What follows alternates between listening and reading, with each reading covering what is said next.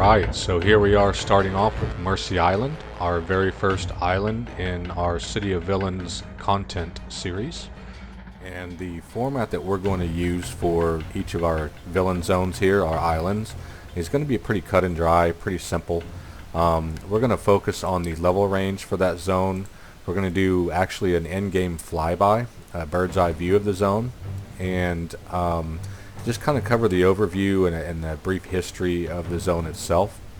And as far as exploration badges go and plaques and all that good stuff, that is going to be a video in itself for all of the exploration badges, because there are a lot. That would be a really long video, and instead of breaking all of that up by zone, I decided I'm just going to do one video for that. So we're going to focus on the contacts in the zone itself, and of course the storyline behind it and whatnot, and we'll do the badges another time. Okay, so real quick, we're going to go with the level range here. So it does say that it is levels 1 through 8, and while that is technically correct, that was as of 2012. And using the homecoming page, which are the people who have unofficially resurrected the game, they just pretty much copied and pasted from the wiki that we're going off of here. So this is not updated, even though they have done updates to the game. This page has not been updated. The fandom page that I usually cross-reference with also, it was so incorrect on the information for Mercy that I didn't even include it in this video. So so 1 through 8 is technically correct. You have a few contacts that are available through level 9, but there are 4 contacts that cut off at level 7. And if you get to level 8 and you have not picked up those contacts, you're going to have to wait till way later in the game in order to come back to them and be able to redo them through a kind of a time warp type thing. So as far as that's concerned, I highly suggest that when you hit level 6 in Mercy Island, you turn off your experience, your earning experience, and so that you can do their content. And that's if you want to, if you're wanting to play for content. But a maximum of level 7. I wouldn't go past level 7. You're not really missing much with 1 power and whatnot this early on in the game. So as far as that's concerned, definitely want to do that, shut your XP off, and we'll explain that with our first contact, Kalinda. I'll show you how to turn off your XP, or pause it really is what I call it. Alright, so we're going to do the overview here, and so Mercy Island is your very first zone. This is where you log into when you first create your character, and while that's technically true, if you elect to skip the tutorial, you will spawn into the game in the same spot every time, and begin basically right in kind of the central hub of Mercy Island.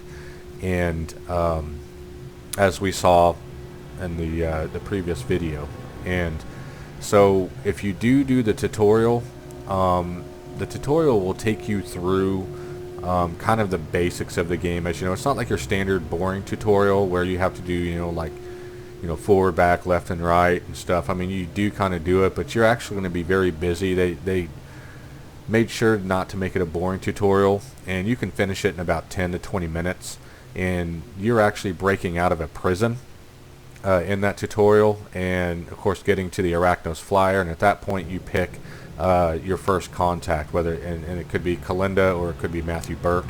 Now you have the availability of both of them, so you don't really have to choose one and lose the other anymore.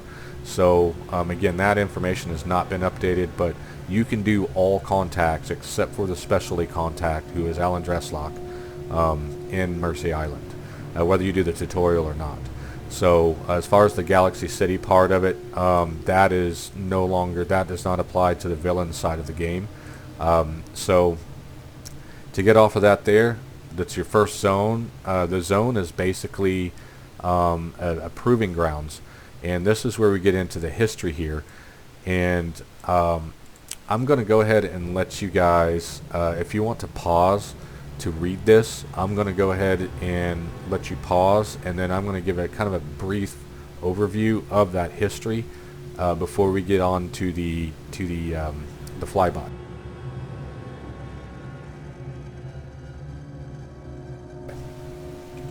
Alright, so hopefully you've had a chance to pause and read the history here. And all in all, it's a pretty simple zone. It's obviously a zone that's not really well upkept or kept up by Arachnos, except for one little section, the bases there. It's kind of a proving grounds for your superpowered beings, and these snakes have taken over a big part of it, or been allowed to take over a big part of it. And I've decided to just go ahead, as we're doing the flyby, to just kind of explain this history a little bit as we're flying over, instead of sitting here staring at a video of a web page. So let's go ahead and jump on into the flyby itself. Alright, so here we are in game in Mercy Island, and as you can see here, I've got the map extended out, and I usually like to keep the map pretty clean and clutter free. But we're going to throw the names up just for a moment here, just to kind of let you see what I'm talking about as we go through this here. So here's Darwin's Landing, and when we read in the history about Arachnos and Lord Recluse kind of letting the snakes have a certain portion of the island, this is that portion here. This is the kind of the proving grounds. There's a lot of factions here. Arachnos doesn't really maintain much here. This is left to the Rogue Island police, and they're not doing the greatest job down there. Fort Darwin, at the very end of that history section there, we saw that Longbow had just begun an invasion into Mercy Island. Longbow being your primary enemy to Arachnos. They're from the United States. Well, most of them are, and they're part of the hero's little army. So they have set foot here and taken over Fort Darwin, which was previously an Arachnos base. You'll spend most of your time here doing your missions for your contacts. This is kind of, I like to say, this is the nicer area of Mercy Island. This is the maintained area by Arachnos, as it is connected directly to one of their major forts, their fortresses or military bases. So as far as the color coding goes, that is reminiscent of the level enemies you're going to be facing. Like, you know, these are the lower level enemies, 1 to 2, 1 to 3 or 4 here in this whole section, 1 to 5 or 6, and then of course 7 through 10, I believe, over here. So let's get this flyby started off here. So when you first spawn into the game, whether you finish the tutorial or you decide to skip it, this is exactly where you spawn in this spot right here. And you'll be spawning right in front of a trainer. That's where you go to level up, and of course you're right next to all of your necessities. If you joined a super group, this is the base portal to get you into your base. Your hospital is here in case you die. This is where you respawn. Your pay to win vendor, we'll cover her later. She has some kind of special things like XP boosters and temporary powers and stuff. So so we'll go ahead and get rolling here. So as you can see, there's a wall built around that kind of separates this whole section here. And the reason for that is because Arachnos has taken control, or they have control of this area. They maintain this section, and that's why it's a lot cleaner. You obviously have a working industry. You of course will always have open world enemies to deal with here, but everything is just a lot cleaner, well maintained and whatnot, and it's kind of a protected area. And I always like to think that this is where the soldiers live, the scientists and the employees, who all the people who work here in Mercy. This is where they live, in the protected walled-in area from Darwin's Landing. And I like to kind of think that they're all a part of Fort Cerberus here, which is your Arachnos garrison. And as you can see, they maintain a pretty big fortress here. And Ghost Widow, who is a signature villain in the game, one of the primary villains, this is the Ghost Widow Tower. This is where this is kind of her base of operations. And as you can see here, it basically would overlook the entire island. You can see our patrols. I don't want to get too close because I don't want to accidentally pick up an exploration badge. There are a couple of them over here. So that is your inside section there, and of course, back in the old days, you didn't get your travel powers until level 14, and so you're running through the city here with on sprint. So you're encountering a lot of everything that's down there. Of course, we're doing a flyby. The billboards are so cool. There's so much stuff in this game. Even 18 years later, I'm still finding all these little tidbits and Easter eggs built into the game.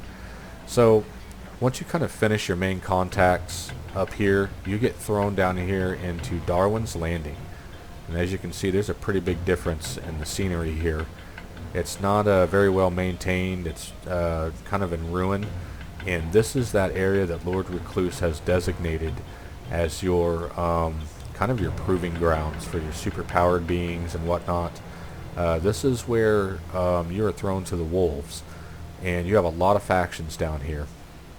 There is a big population of people here. Obviously, life is very tough down here because there's this constant crime. The Rogue Island police, they're not doing the greatest job maintaining everything, but that's kind of how Recluse wants it. He wants the strongest survive type mentality here. And you'll spend a lot of time down here too as you're leveling up. And again, the enemies are tougher. You have the skulls, longbow, legacy chain, snakes. The infected are down here. I think some hellions are down here. Rogue Island police. All kinds of enemy factions down here to run into, and you're going to run into a lot of enemies down here. They're everywhere. Even the Rogue Island police are your enemy, so keep that in mind. The infected is a faction that you kind of will only see here in Mercy Island, and it's because it has to do with this water. They've been drinking out of this water and kind of become infected, and some of them have developed some superpowers. So again, we'll get into that through the storylines, through our contacts. I'm not sure what the history is on this Flying V Industries, but they've obviously contributed to the industry here. But if you really think about it, man, if half of these places are occupied, and they are, at nighttime lights will start coming on in the windows, and not all of them obviously, but yeah, man, there's a big population here, and for this island alone. So obviously you've got at least a good 100,000 people or so that live here on Mercy, so on Mercy Island. So that's going to do it really for the flyby. I was going to go to Fort Darwin here. It's got all of your longbow. They're all garrisoned out here, but you'll see that whenever you go on into some of the missions. Obviously we just had a new guy spawn in, probably a brand new character, or maybe even a new player who's found the game. So as you can see, everyone here is probably training up to their new powers, and these are other players in the game. So alright, let's get on with our first contact, who is going to be Kalinda.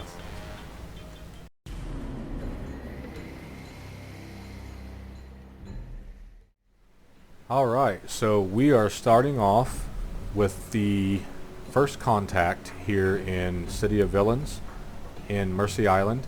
And before I get started, this intro is just going to be a little bit longer. It's going to be, well, considerably longer than my normal intros, because I'm going to explain the format of how I'm doing this video and these contacts, and then just a slight little bit of history here. But as a disclaimer, so my microphone broke, my good one, so I've got a little bit of static on this one, so I apologize for that. But my format that I'm going to be doing on these contacts, on every contact in the game when we get to them, I'm going to be focusing on the level range, because a lot of them need to be corrected, because a lot of this information is over 10 years old, and some of it's about 15 years old. So some of that stuff I'm going to have to correct, but the level range is very important if you are playing this game for the content and for the storylines and for the lore. So that's what I'm going to focus on. We're not getting all down into this stuff down here. This is all the dialogue from their missions and all that stuff. We're going to be right here. So the main things I'm going to focus on these little intros before we get into the missions are going to be the level ranges, and they're going to be who they're introduced by and whatnot, and kind of lay that out, and if they offer a badge or not, which is also very important if you're wanting to get accolades and stuff like that. So again, this first contact, Kalinda here, is going to be much longer on this intro because I'm kind of introducing how I'm going to do this. So I use Paragon Wiki for most of my stuff. I also use the fandom, but I'm not a huge fan of it because it is extremely cluttered with ads and pop-ups and stuff like that. And I like a nice clean format, but sometimes the information is a little more updated here, a little easier to get to, sometimes, not all the time. But as you can see here, this one's missing Alan Dresslock. So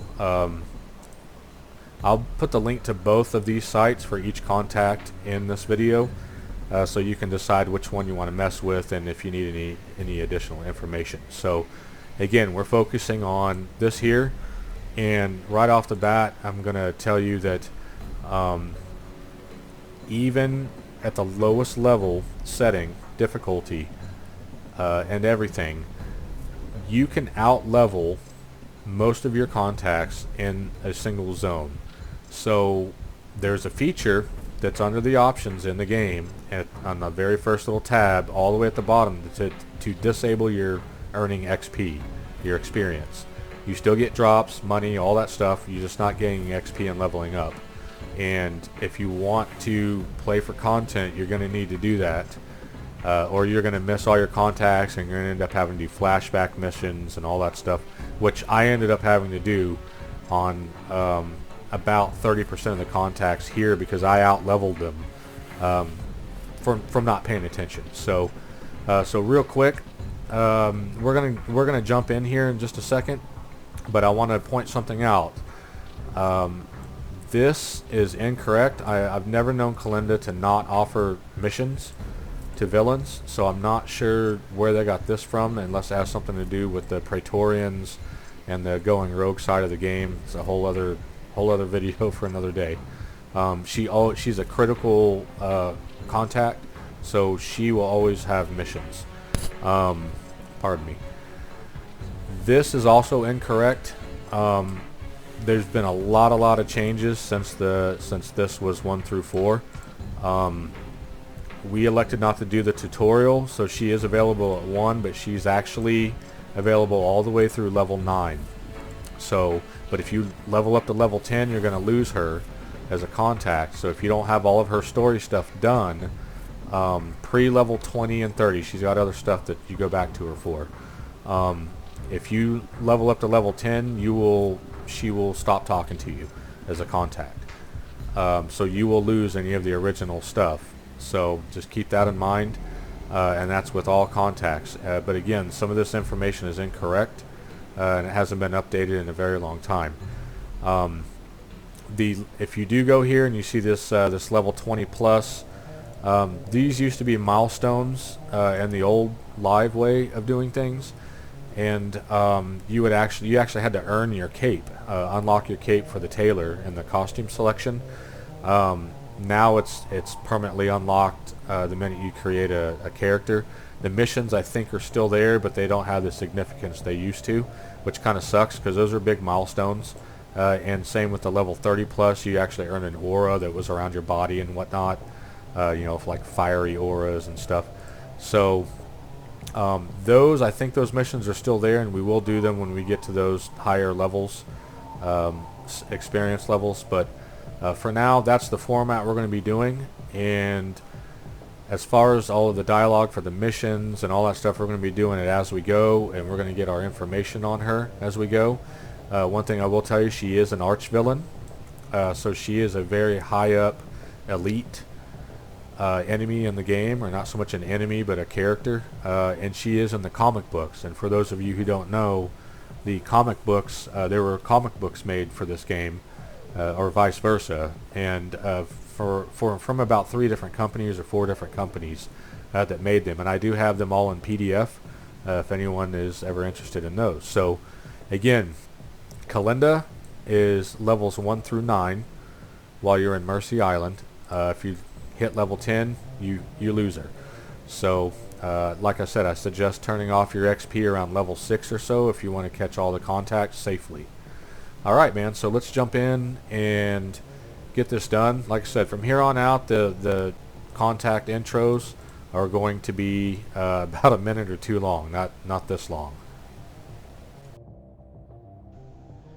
Alright, so here is her kind of rundown information here, taken from her in the game. So I'm going to let everyone read that on their own there and do about a 10-second pause.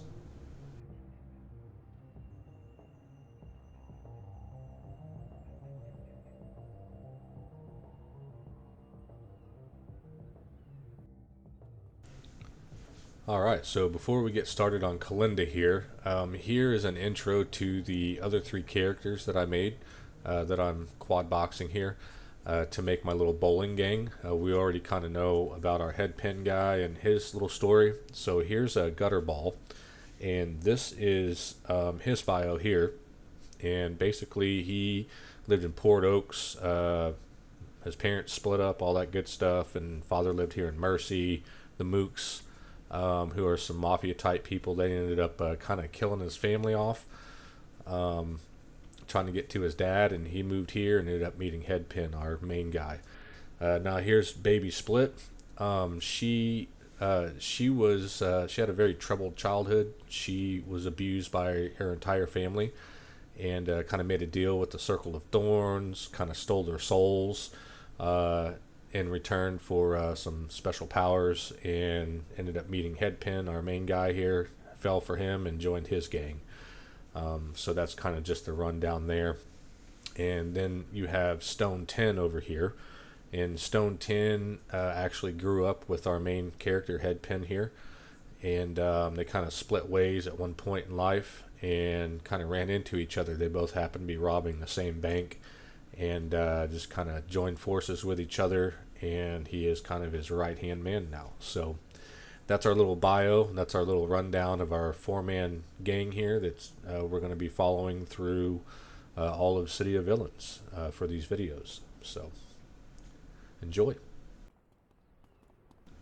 All right, so we've got our little gang on follow here. They'll be following me around, and here's the intro again to Kalinda, her information. What I'm going to do is let you guys read the mission dialogue, and if you need to pause it, go ahead and pause it if you don't have enough time to read it, and we'll get started.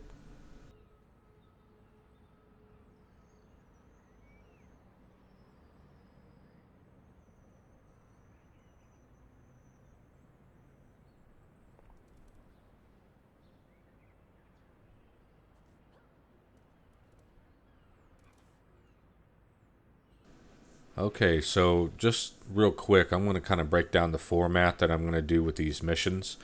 And what I'm going to do is kind of give the story as to why we are in the mission and what we're doing here in relation to a story arc, if there is one, or if, we're just here for a single mission. In case you missed the dialogue from the contact or didn't feel like reading it, I'm just going to give my brief little summary as we're fighting. And then the other thing is, while we're fighting, it gets real repetitive sometimes, fighting mob after mob after mob in these missions. So what I'm going to be doing in most cases is speeding up through a lot of that, but stopping in key points like where there's dialogue, boss fights, areas of interest like clicking glowies and whatnot, just to kind of speed up the process a little bit. It's unless we're in some kind of a maze or you have to do something special in the mission as far as running around or some kind of order. I'll of course play the full mission for that, but just running around killing mobs until it's time to get to the end. Like for instance, this one, I'll be speeding those up, and the same goes for the setup for all of these masterminds. The further along we get into the game, the more thugs and more items and powers they have to buff their players or their pets, and it takes a little while to set up four of them. So sometimes I'll speed up or just skip that entirely, but you're not losing any content out of the mission. So here we go.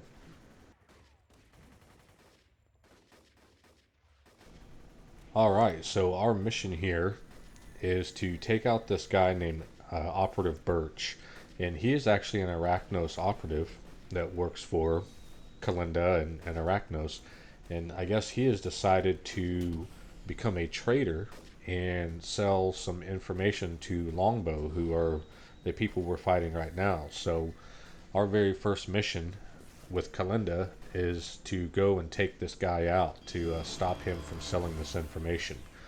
So that's what we are about to do and get some levels as we're going. And that's another format also that I'm going to add to this is anytime we level up, I'm going to usually do every 2 levels. I'll go see the trainer until we get into the higher levels and kind of let you guys walk through with me with our character headpin here on leveling up and actually building this character as we go through his entire life cycle in the game. So here, as soon as we drop this warden, this boss here, and they get pretty tough later on in the game, I'm going to speed things up to Operative Birch because it's pretty repetitive here. We're just killing baddies until we get to our end guy. So here we go.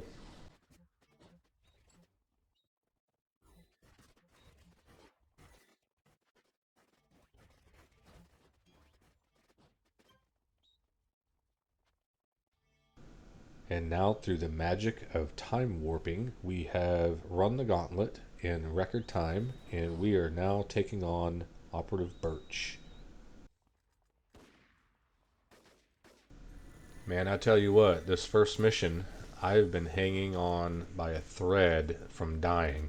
And luckily, you can't pick up any debt in this game, XP debt, until level 10.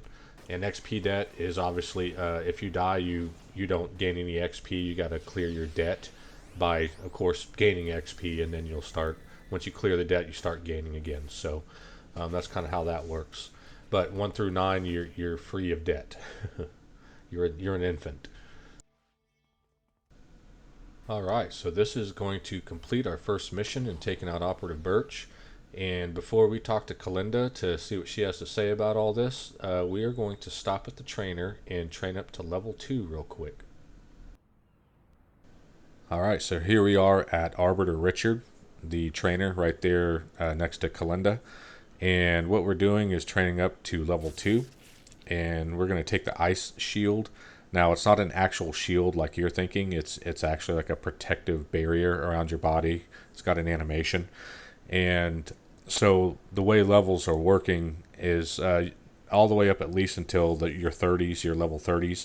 Your even number levels, you're awarded a power to choose from. And then your odd levels are you're awarded 2 enhancement slots to put into a power, which you can slot with enhancements to enhance the power. So we took the Eye Shield, which has some defensive capabilities, and we'll talk about that here in a minute. So now we are going to do our debrief from our Operative Birch mission we just did. And if you need to read the dialogue, go ahead and pause now if you need to.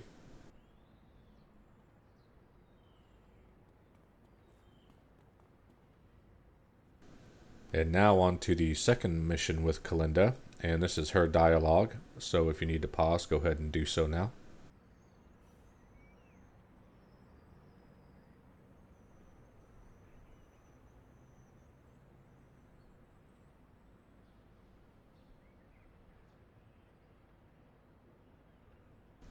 All right, looks like we got our mission, and we're going to head on over to this snake hole and take this Saphis guy out.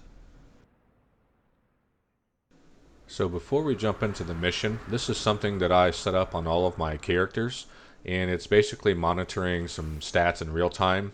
And so what you're going to do is you're going to go to the powers tab down on your power tray there, and then combat attributes.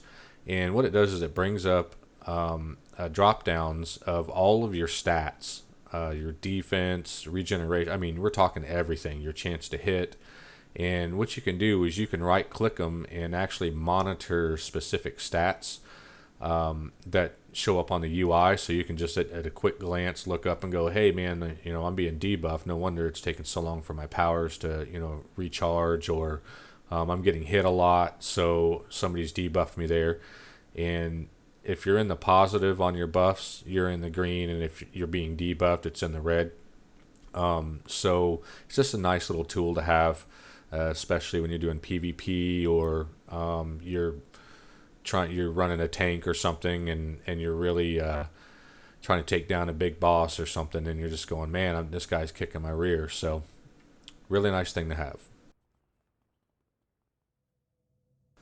All right, so we have just jumped into the mission here, and here's a little bit of dialogue that it's kind of like what's on your mind when you walk in. They kind of pop up a little box there.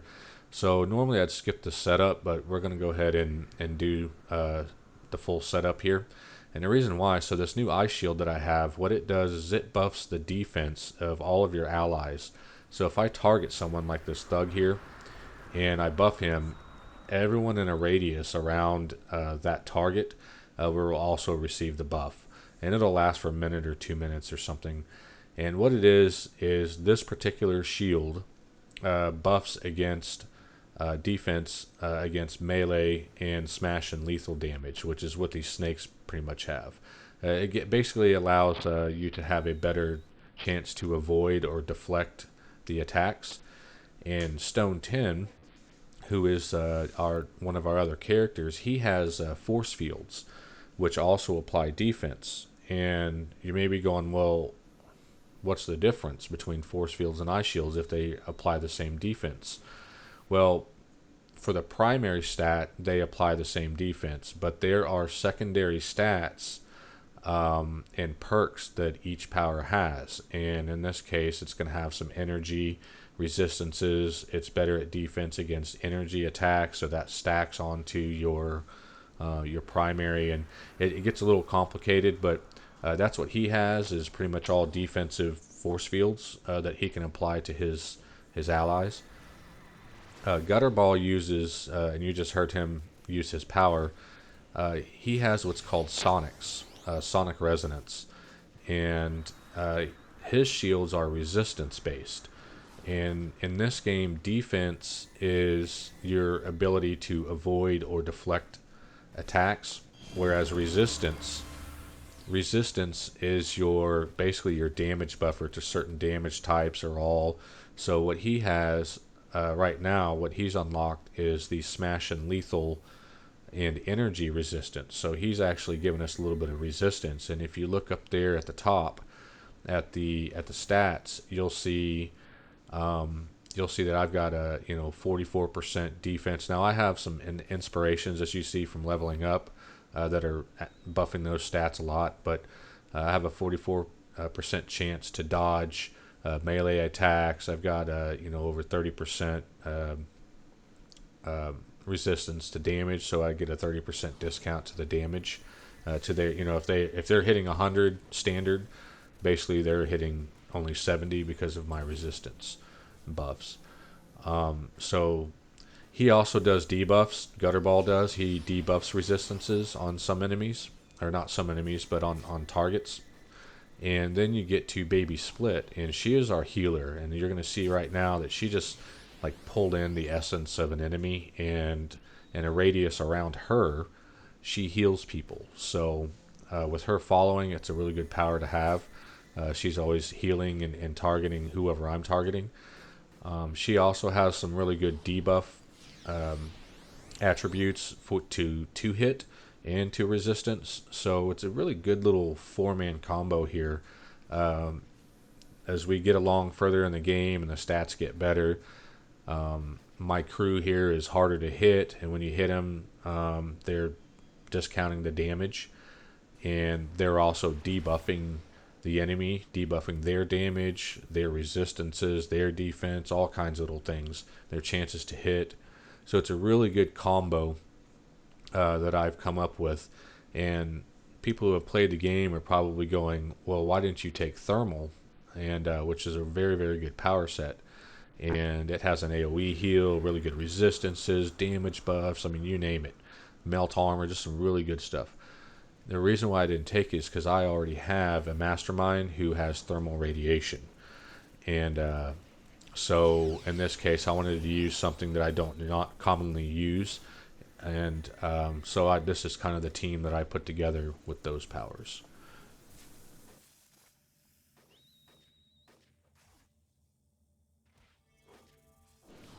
All right, so the power you just saw me use there was called the Nemesis Staff.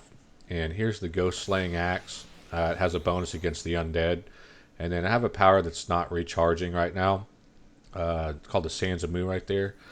And those are called veteran reward powers. And on live, you were every 3 months that you paid for your sub, you received some sort of a power or a perk or something like that, as well as a badge. Well, since obviously we no longer pay for this game, and it's not live, the new devs have put all of these little perks and powers and badges and all that good stuff.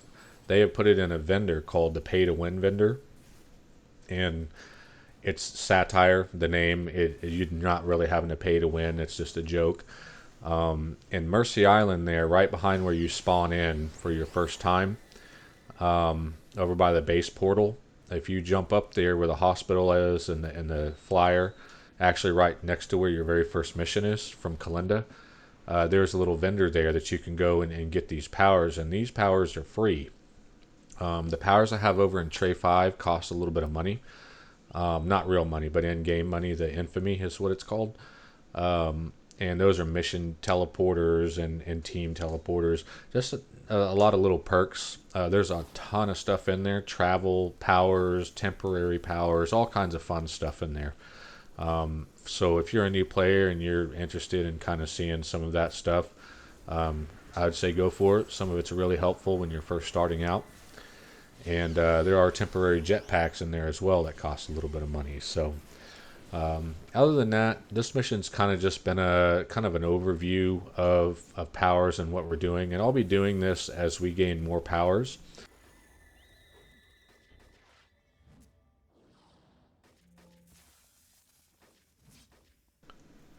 Yeah, those veteran powers really do speed things up, especially when you have a team of 4 with them. All right, so now I'm going to speed us up to the last guy here and kind of get this mission over with.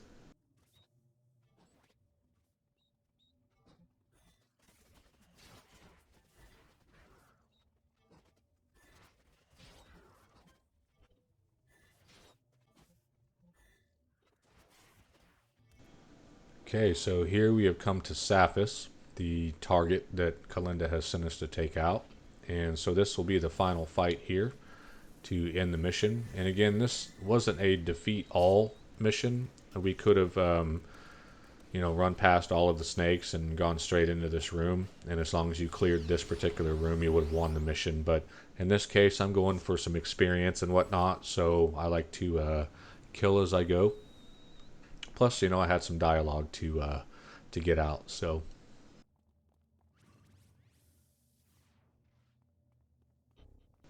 all right. So we have taken Saphis down here, and we are going to head out and go debrief with Kalinda and pick our next mission up.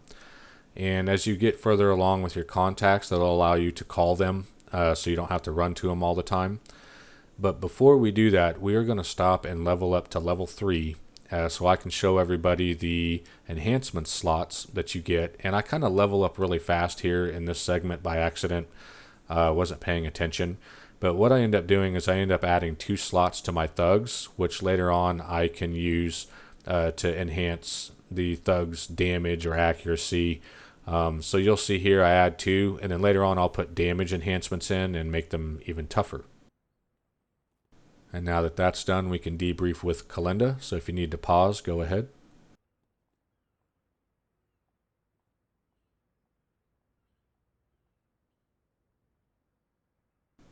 And now for our third mission here.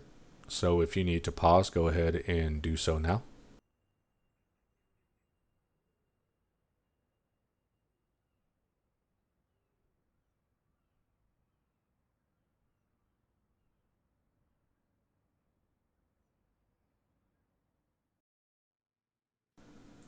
So we are all the way on the other side of the map here at the warehouse, and Kalinda has sent us here to take out the infected. And there's an actual storyline behind these guys in this faction that explain how they came to be. But they are essentially infected humans, and some of them have developed some special powers through these infections. And again, we'll get into the storyline through another contact later. This is a defeat all mission, so we have to kill all of them in this mission.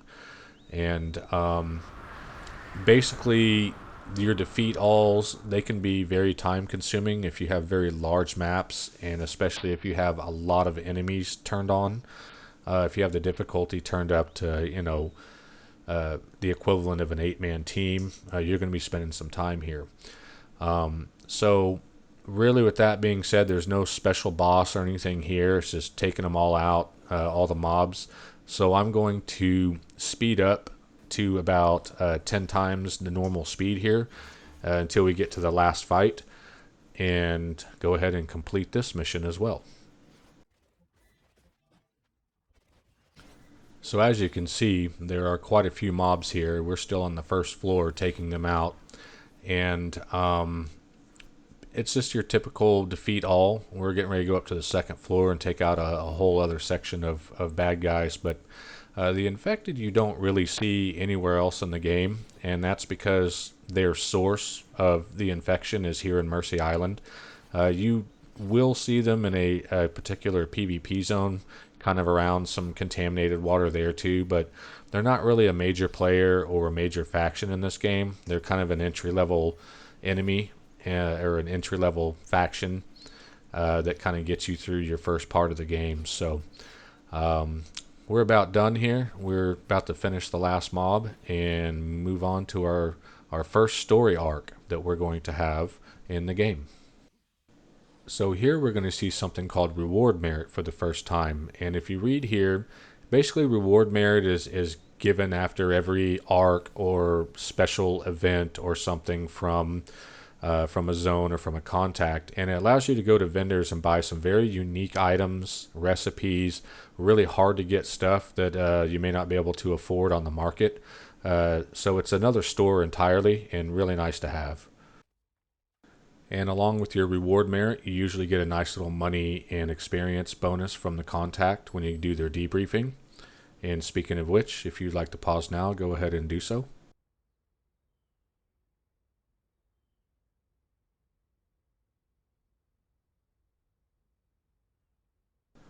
Alright, so we are going to train up to level 4 real quick before starting Kalinda's first arc.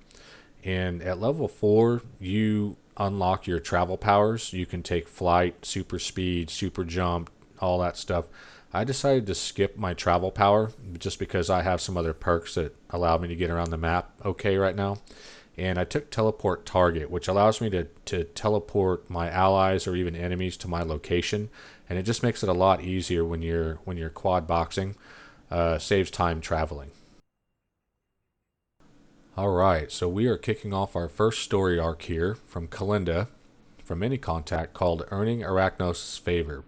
And if you want to go ahead and read here the intro to it, and you need to pause, go ahead and do so now.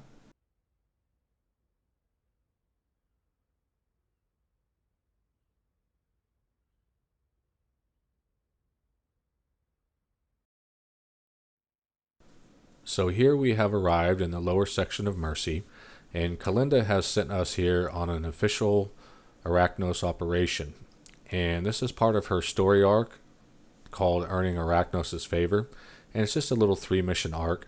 And here what we're doing is we are assisting Arachnos in cleaning up a snake problem down here.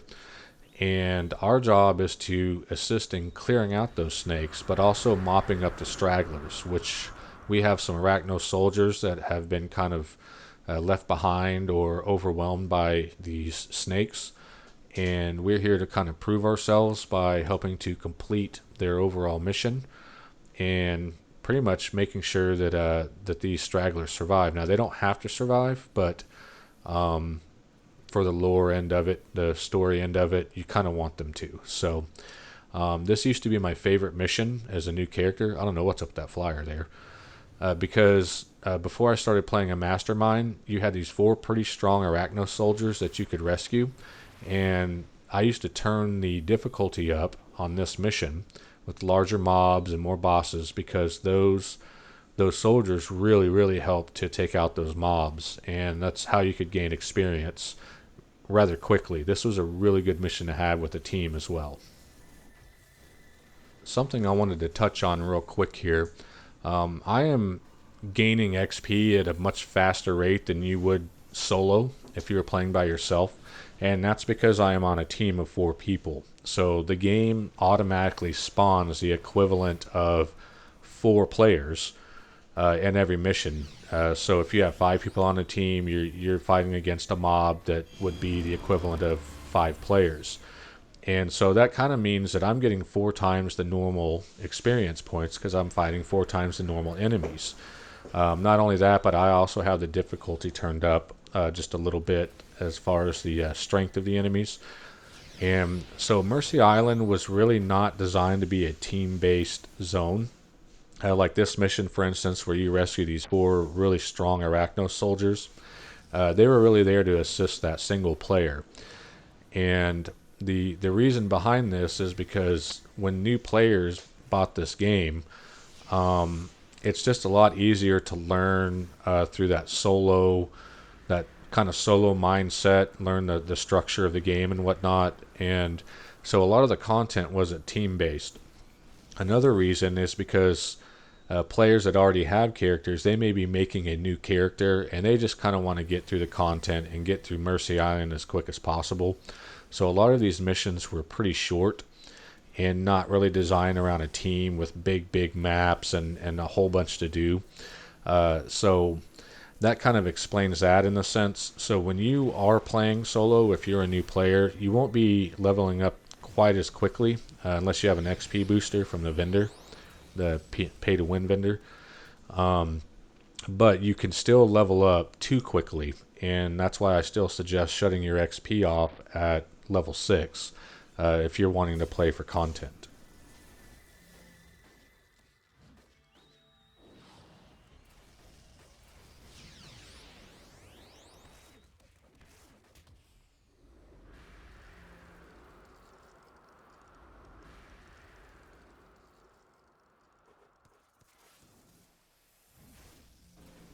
So here we're about to rescue our last 2 soldiers, Arachnos Soldiers, and then from there I'm going to speed things up, and because we pretty much have to clear out the rest of the snakes on this whole map, and it's a pretty decent sized little map area, and just kind of get this mission over with and get on to our second mission in the arc.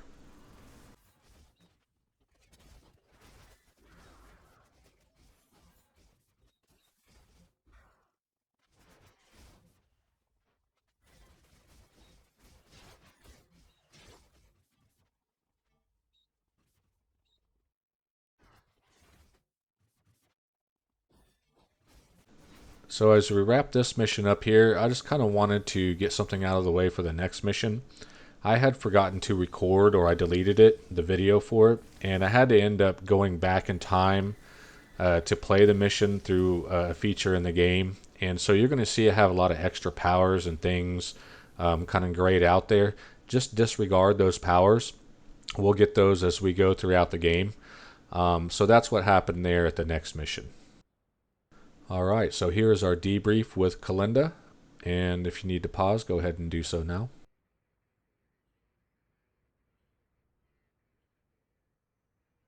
Alright, and here we are in the second mission. This is the dialogue, so go ahead and pause if you need to do so now.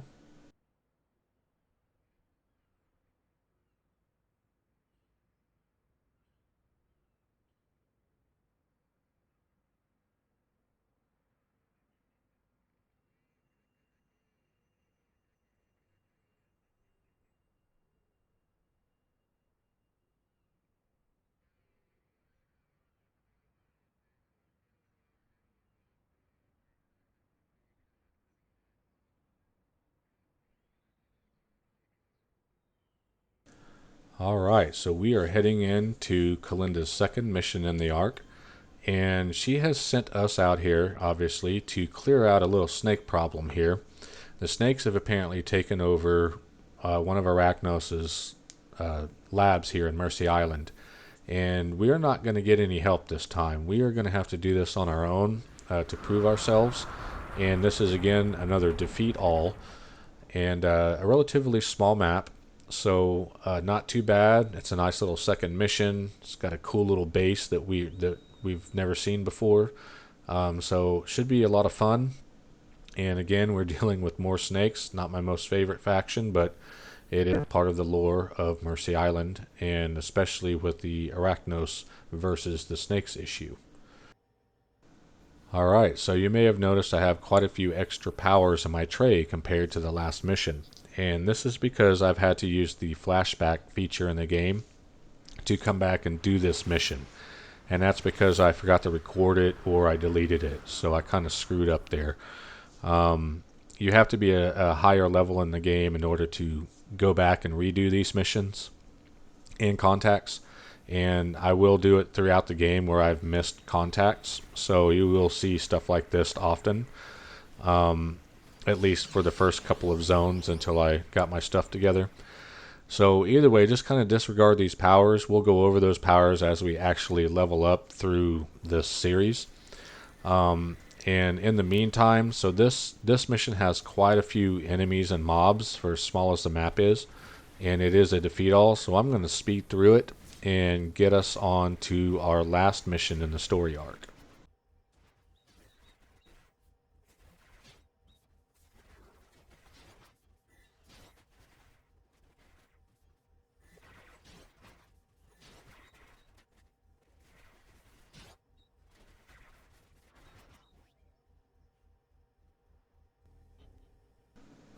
And yeah, I totally whiffed that guy.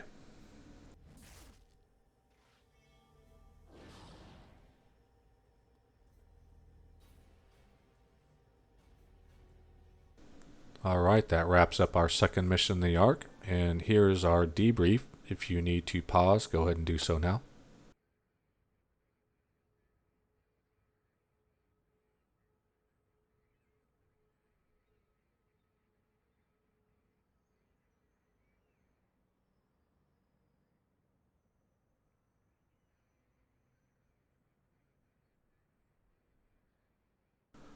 Alright, so we are back on track, and essentially we had achieved levels 5 and 6, so we're going to go level up 5 and 6 before we do our last mission with Kalinda.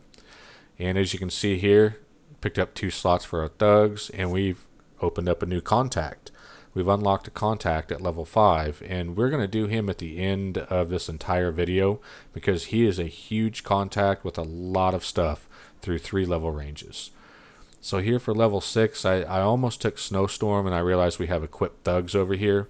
And what that does is add extra abilities to your thugs, thus raising their DPS. Also keep in mind, I have not yet put enhancements in those slots yet, so they are still empty. So now we do our third and final mission here with the Earning Arachnos Favor arc. So if you need to pause, go ahead and do so now.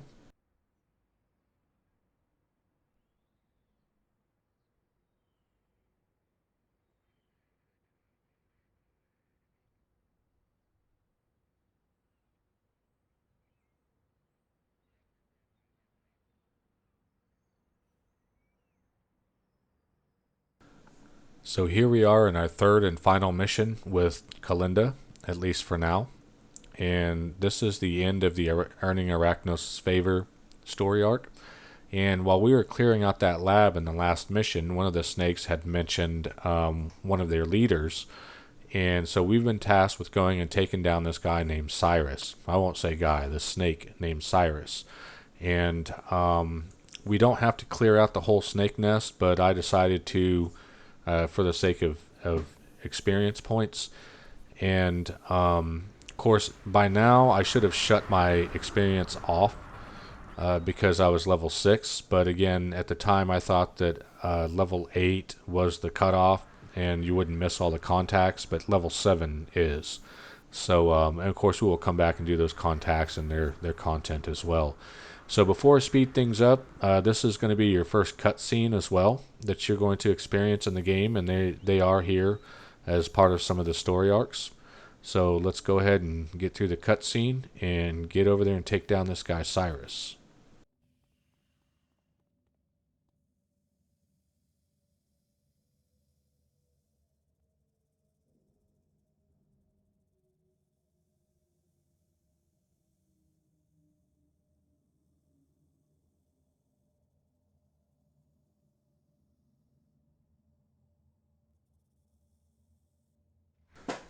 Alright, so this little snake guy is calling us out. We're going to go take him out. But before we do that, we're going to speed things up as we run through the map here and wipe out all of his little snake friends. So as far as the snakes are concerned, while they are mostly limited to Mercy Island, they are kind of considered a major faction in the game. You will experience them way later on, and you're going to experience a way more evolved snake, which is a very difficult snake to take down. But that's way later on. So the snakes are a pretty big deal. They're a big part of the lore in the game. So. Alright, so we have achieved our goal here. We've earned a little bit of merit, a couple of, I think 3 merit rewards there. And again, you save those up and you can get some really, really nice gear, really nice stuff. And so here we're going to get our big bonus as well. And if you need to pause, go ahead and do so now.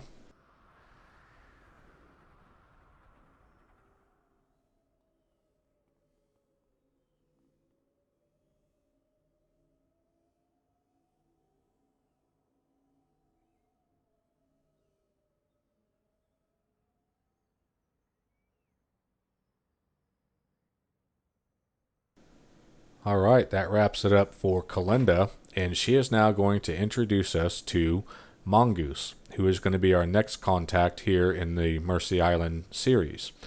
And he deals a lot with snakes and whatnot, and we'll get into his bio and his missions here pretty soon. But for now, Kalinda is done with this, and we've proven ourselves to her.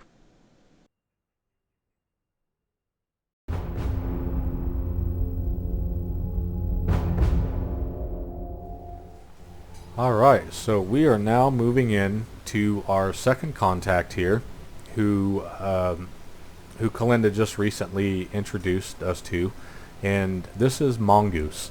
And obviously, going by the name, he deals a lot with snakes. He's kind of your guy that he exterminates the snakes, he keeps them in check. So his level range is actually I believe it is 5 through 8. I think it is correct. And yes, it is correct. So if you hit level 9, you will lose this guy, which also kind of creates the issue of Kalinda or Matthew Burke. If you have them and you are level 9 and you're still finishing up their missions, you'll never get introduced to this guy. So again, like I said in the Kalinda intro, it's probably a good idea to stop your XP earning at about level 8 or maybe even 6 or 7 to make sure that you're not missing out on some of these guys, because this is another original contact in City of Villains, and he is your first big contact after your initial intro. So because everyone gets Mongoose unless of course you out level him. So aside from that, he doesn't offer any special badges or anything, but he does have a couple of arcs. You will be running around quite a bit, and again, this stuff up here regarding issue 21, just ignore it. He will always offer missions. If he does not offer missions, then it's because you out leveled him. And again, this is correct information right here. This is incorrect information right here. So on the fandom page it says 5 to 9. I am looking at Ouroboros right now on my other computer in the actual game, and your power is limited to level 8 when you do a flashback, which means if you hit level 9, he is not available. So, and like I said, I'm double checking all these right now, and yeah, he is, if you hit level 9, you're going to lose him. So this is incorrect, and this is correct. And the only way you're going to get him is if you complete Kalinda's arc. So let's go ahead and jump in and do a little bit of Mr. Mongoose's story arcs. Alright, so like before, if you need to pause to read some of the information here on Mongoose, go ahead.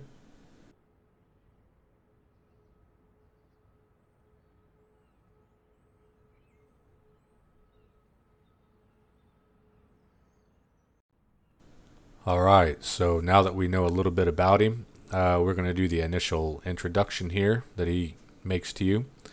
And we're going to go ahead and get the first mission's dialogue. So if you need to go ahead and pause, do so now.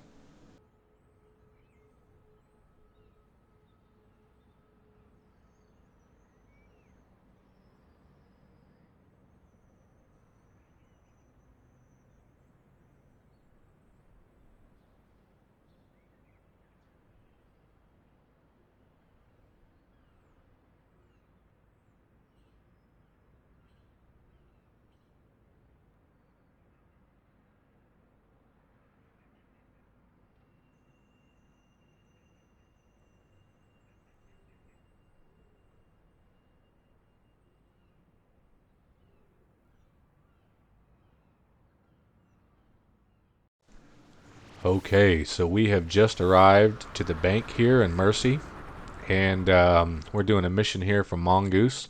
He has sent you to go rob the bank here, and apparently he has some very expensive tastes, as he said, and needs a little bit of extra money. His excuse for not doing it himself is because he's too well known around here, so he's kind of sending you out for a couple of reasons. One, he needs the money, I guess, and two, it's kind of a way to get you in the door with him. So, uh, bank robbery missions are very common in City of Villains. You'll be doing quite a few of them.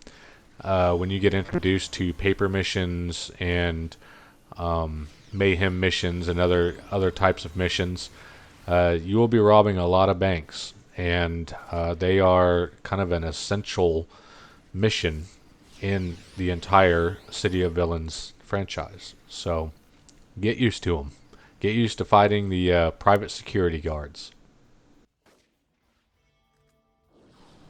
And since there isn't really anything special to do here, I'm going to go ahead and fast forward us up to the vault.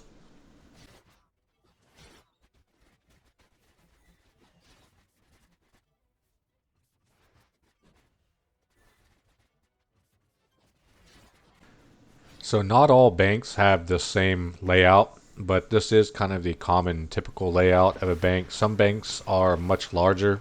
Some of them have two stories in them, depending on where you are. So, but this is kind of the typical format of robbing a bank. You fight your way into the vault.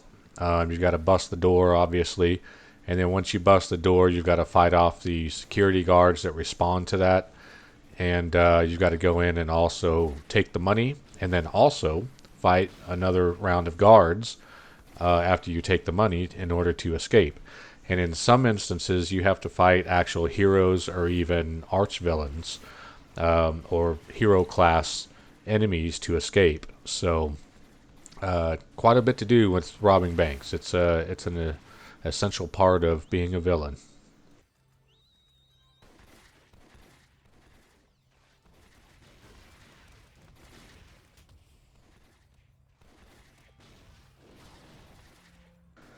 All right, so all we have to do here to finish off the bank robbery is to take down these hordes of guards who are swarming us right now in response to us taking the money. And once that's done, we're going to head out and go back to Mongoose, have a chat with him, and get our next mission. And the way we're doing it here with Mongoose is very similar to Kalinda. He's going to have us do a few missions first, and then he's going to offer us his story arc, which is about 3 or 4 missions long, last I remember. And then, of course, we'll get our big bonus and all that good stuff and be introduced to another contact.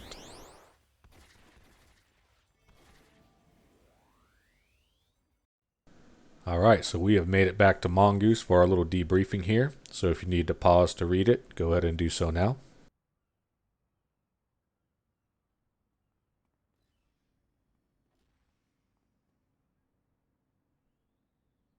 All right, so here in just a second, we are going to have something we've never had before, which is a choice between missions.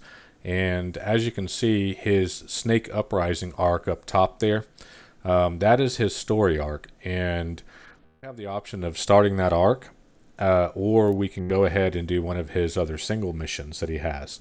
We are going to actually do the single missions first and then finish out with that story arc up there, which is, as I said, the Snake Uprising arc. So if you want to read that dialogue, you've got it there, but this is the dialogue down here under the or part for the mission that we're going to do next here.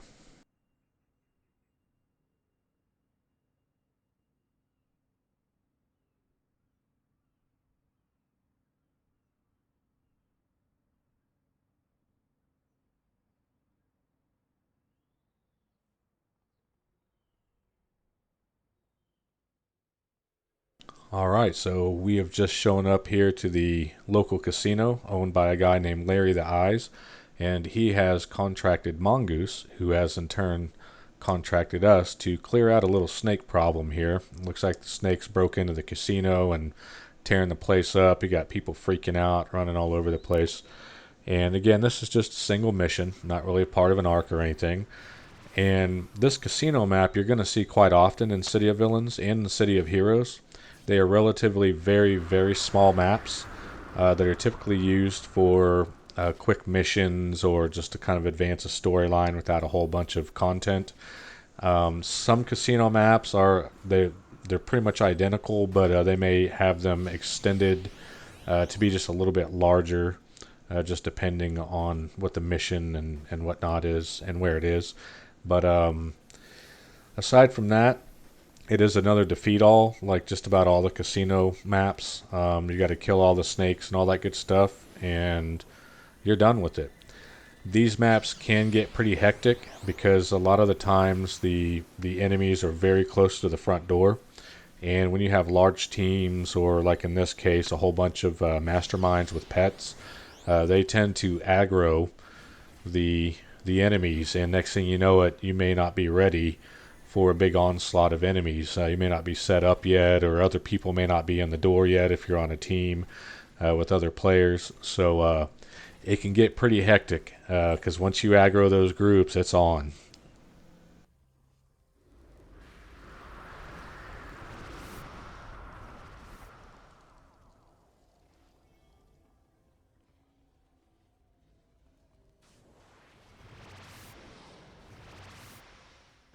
So we're going to let this mission play out because it's only a couple minutes long here.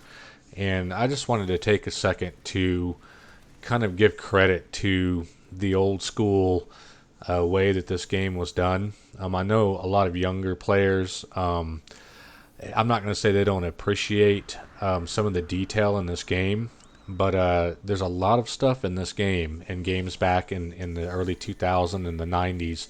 There are a lot of things that were overlooked. And just some simple scenery or textures have little Easter eggs or really cool little things that you just don't see in modern games anymore. And I mean, you can go over to those slot machines and actually might be able to see, little Easter eggs hidden in there. The card tables and the roulette tables, they even went down to as much as, or went as far as making actual hands that you can see that were last played. And they could spell out something, or just some really, really cool little details in there that are all over this game that make you kind of want to double check everything just to find those neat little things. Even after all these years, I am still finding little things in this game that I've never noticed before. So that wraps up the casino mission there, and here we're going to have the closing, the debriefing here, if you want to go ahead and pause.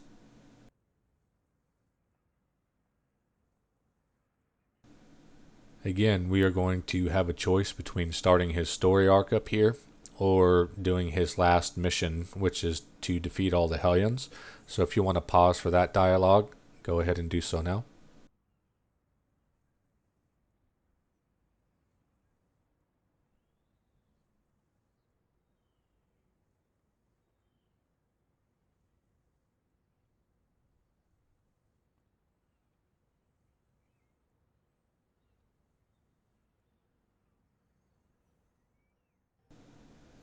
So Mongoose here occasionally does some extra stuff for Arachnos, as we read, and apparently the Hellions, which is another faction in the game, and we're going to see a lot more of them pretty soon. And apparently they have broken into an Arachnos base and set it on fire. And Arachnos has contracted Mongoose to clear out these Hellions and get them out of this base here in Mercy.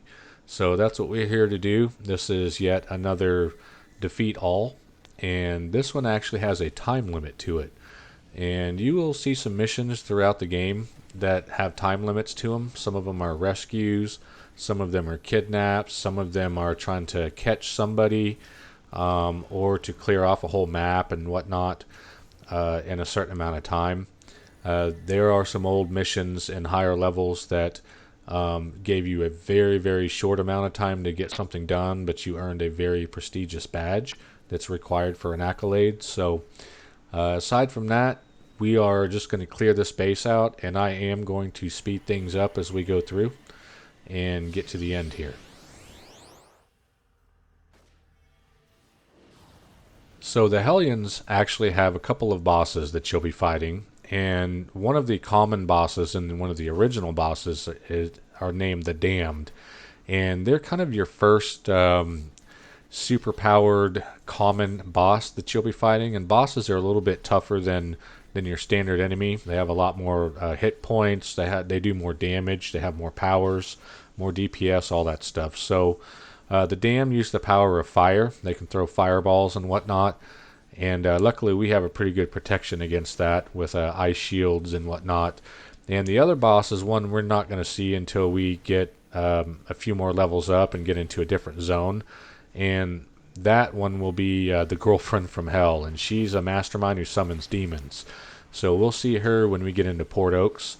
But aside from that, we have just cleared the base out, and we are ready to go start Mongoose's arc.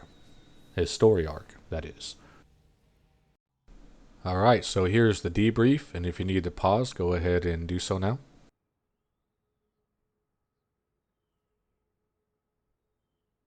And we're ready to start Mongoose's story arc, his little 3-mission story arc called Snake Uprising. So if you need to pause, go ahead and do so now for the dialogue.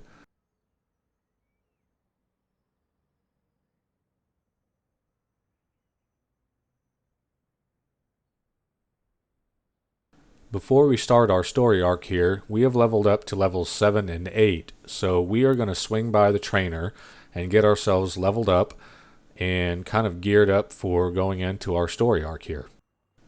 So for level 7, we get awarded 2 enhancement slots to put in any power, and our summon here, our Call Thugs, we're going to max it out because you can have 6 slots per power, and that's maxed out. And then we're going to do our Ice Shield here, and we'll fill these slots in later with enhancements, and you'll see how those work. And as far as level 8 goes, we're going to go ahead and finally take our travel power.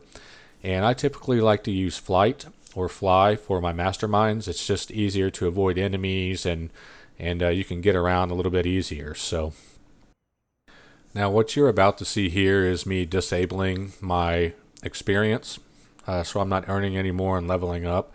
And unfortunately, at the time I was doing this, I thought level 8 was the max you wanted to go, but it turns out level 7 is for 4 contacts. But here I was disabling the XP. Alright, so now we are finally going to fill those slots that we have leveled up with enhancements. And right behind the trainer there is a quartermaster where you buy that stuff from. And you see the enhancements down there at the bottom. They're all red. Red means you've out-leveled those enhancements, so they will no longer work for you. So we're going to sell those off real quick. And just here for the list on the right, those are your enhancements that you can buy. And I'm going to pause the video here for a second to explain something real quick. So this list on the right here, you have dual and single origin enhancements, and when you created your character, you basically chose if you were magic based or natural or science or technology, and it doesn't really have that much of an effect on the game, but your enhancements are tuned to those bases. So a dual origin enhancement is exactly as it sounds. It will work for magic or say mutant if you hover over them and see. They are cheaper, but they have a little bit less on the stat boost. Your single origin is designed for just that one base and does double the stat boost of a dual origin. And they're also a lot more expensive. So here I am buying some accuracy and damage enhancements, single origin, and I'm going to put these in my Call Thugs. And as you can see here, this boosts the stats by 36.7% each, effectively doubling my accuracy and damage on my Call Thugs, my pets. So now this does not mean I can just keep putting 6 damage in, because you have diminishing returns. You don't really want more than 3 of these kinds of enhancements in a single power, or else you're just wasting the slot. Not all enhancements have the same stats that they boost, depending on the tier level and the type. Defense, I think, only does like 12% to the power, not 36. And then, of course, if you get into recipes, that's a whole different system, which wasn't available till level 10 anyway. And the recipe system is, in my opinion, one of the greatest additions to any game you could have. It is so awesome and unique, and I wish more games would have incorporated it, instead of doing the gear and the gear loot thing and all that stuff. Here you're actually creating a unique character. Even a character with the same power sets that you have and the same powers may not even be the same character or do the same thing because of how they slot their powers with that recipe system. So originally your dual origin and single origin weren't available till 12 and level 22, but recent changes made them available now, so take them if you can afford them. And now that I've got you confused, I guess we'll start our first mission in the story arc. Alright, so this mission type we're about to do here is a kind that you'll encounter quite often throughout the game, and it is an open world hunt. No mission doors or anything, and what it is they basically give you an area to go find the specific enemy and kill a certain amount of them, and then it progresses you on to the next mission or whatever. It took me 25 minutes to find 5 stinking snakes in Mercy that's supposed to be crawling with them. So in this case, we got the last one here. I cut out that 25 minutes. We're here to the debriefing, so if you need to pause, go ahead and do so now.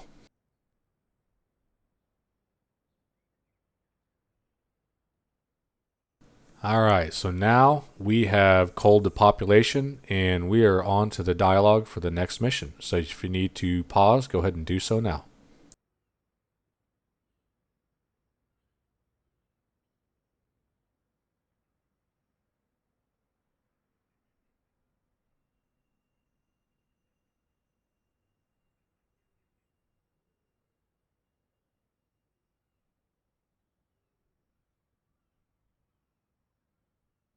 So here we are in the sewers of Mercy Island, and Mongoose has tasked us with clearing out a rather large snake nest that has become so large that it's broken into the sewer system.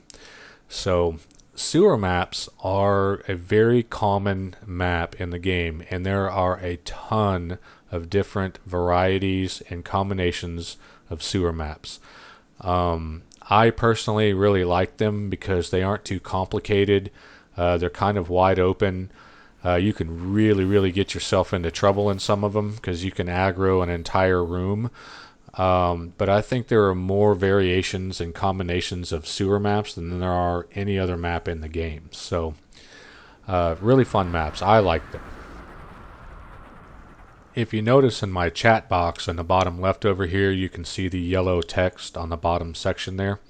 That is another player who sent me a private message asking basically to if I was taking team members and stuff. They were wanting to level up rather quickly, and in this case, I told him that I have my XP turned off, but he would still gain XP and all that stuff through the conversation, and it turns out he was already level 10, and he had also gotten on another team, and he was wanting to kind of speed level through here, as opposed to me wanting to play for content, so he kind of declined joining the team here. But on any given day during the weekend, you can have 1,500 to 2,000 players online playing this game, so you almost always have a chance for a team. You just have to find somebody and see what all's going on. There's all kinds of stuff to do here. Alright, so since this is a pretty good sized map and we're just going to be killing snake after snake, we're going to go ahead and speed things up till we get to the end chamber here, the last section. Something to note here on the spawns for maps. So whatever you have the difficulty level set at, it will spawn the majority of the enemies at that level that you have set. But there will always be a set of groups that are set one extra difficulty level higher than what your setting is. So in this case here, I don't know why I did it, but I had the enemies set to +2 over my level. So they were level 10s, which meant that I had a couple of level 11 mobs in there as well. So keep that in mind when you're doing difficulty settings, that you are going to have a few mobs that are going to be +1 of your setting. So you may end up getting in over your head on some of these mobs. Like you saw with me just a moment ago where my health was practically 0. I almost got wiped out. Alright, and now we are being debriefed from the mission, so if you need to pause, go ahead and do so now.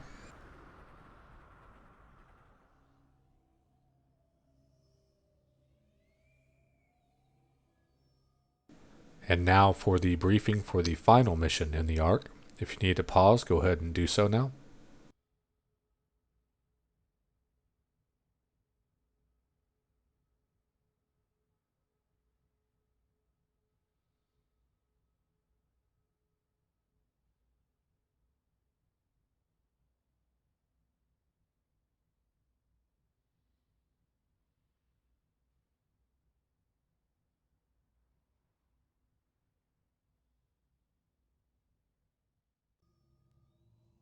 Alright, so Mongoose has sent us out to take out the snake leader here, who has been apparently directing the troops, the snake troops, against Arachnos lately. And this has been a very active area. So this is a major play for Mongoose and to help quell the snake population a little bit. And this is a really cool map. The main chamber is a really cool chamber, and you'll see it here pretty soon. I am, of course, going to speed through most of this until we get into the final chamber.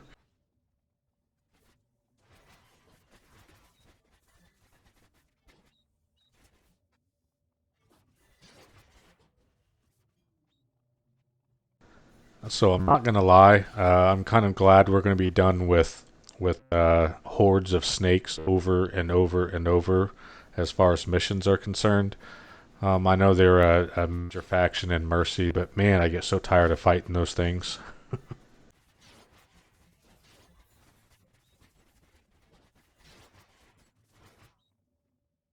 So I'm going to go back to normal time here. This is something I usually set up on my characters from the get-go, but I kind of forgot. And that's adding chat tabs. And for anyone who's not familiar with it, it's basically you can create your own tabs that only display the information that you want and not be cluttered up with everyone else's broadcasts and chats and looking for groups and help chats and all that stuff taking up all of your chat box. And I always make a tab called drops. And what I put in there is just the NPC dialogue, so I know what the NPCs are saying for the content, and then it only shows the XP gained because I have rewards put in there. Anything that you're rewarded, money, stuff like that. Really good feature to have, and you can do like looking for group chat only, just stuff like that. So good thing to have, good thing to have, and we'll cover that more later. So here we're about to hit our next cutscene.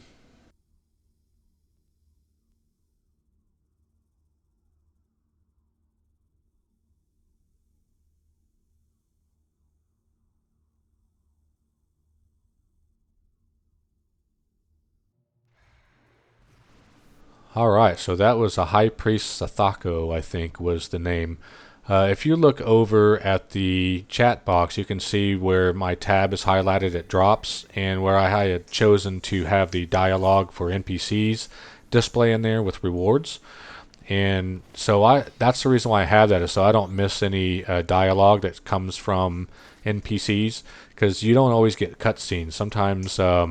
Sometimes you'll be in a room close to your main objective, and an NPC could be talking in there, and you won't see the chat balloon, but you'll see it on your chat box there, and know that you're not too far away from your objective. So again, here's that really cool chamber coming up. For some reason, I stopped and decided to try and name my pets, which added a little bit of time, but we're going to skip through that here in a minute and get this mission over with and get this arc done.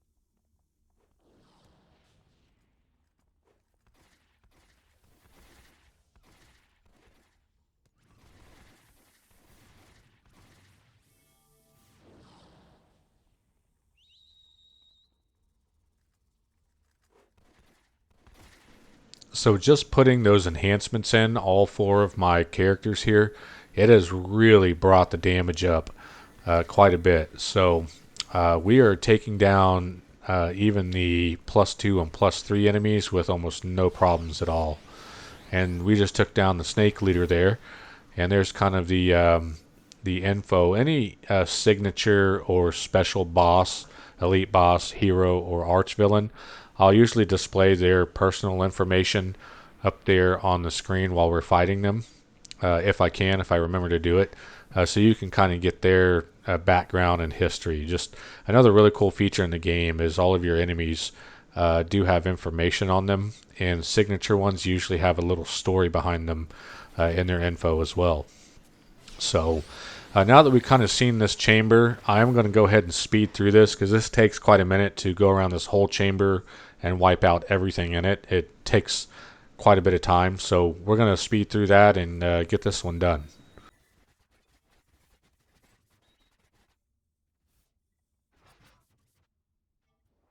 So here I was trying to name my pets after bowling ball companies, and ironically, you cannot name anything that has to do with Marvel or anything like that. That was the way it was coded on live. So I tried to name one of my pets Storm, and it won't let you do it. So because it's kind of a copyright thing. So all right, so we have received some reward merits, 8 more merits, and we have completed the arc. And we are going to go talk to Mongoose and get done with him. And here's the debriefing for the story arc. If you'd like to pause, go ahead and do so now.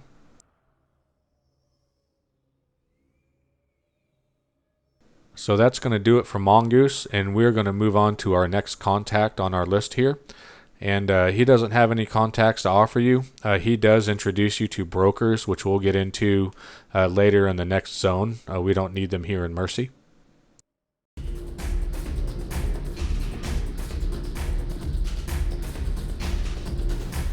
Okay, so next up we have Matthew Burke, and he is an original character that you got to choose from when you completed the tutorial, which is why he's introduced by the Arachnos pilot here, it shows. So you had a choice between him or Kalinda when you completed the tutorial and you talked to the Arachnos pilot, and you could start your career with him or start with Kalinda. And really things have been updated since then, and you actually have access to Matthew Burke and Kalinda, so you no longer have to choose between them. And so that makes this level range 1 through 4 completely incorrect here.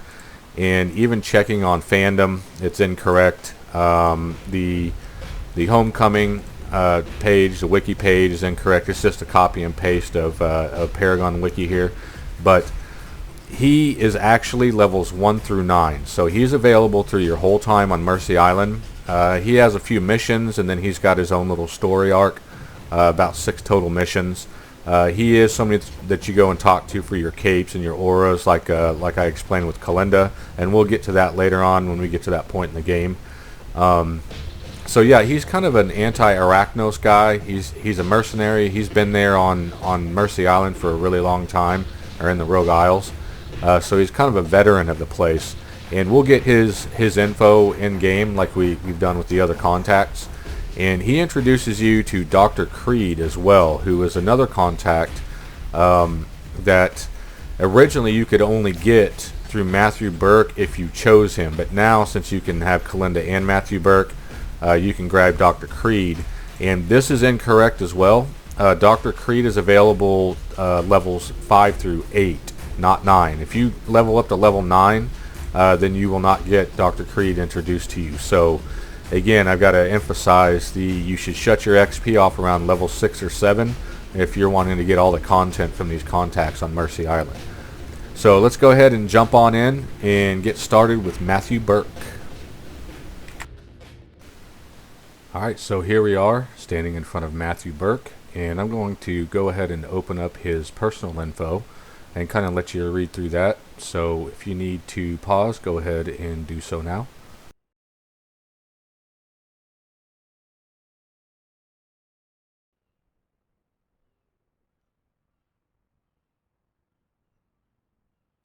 So we've essentially learned that Matthew Burke has been around at least since the 60s if you've seen Arachnos grow in power here in the Rogue Isles. And he's obviously clashed with them quite a bit. They seem to be interfering in the work that he had going on.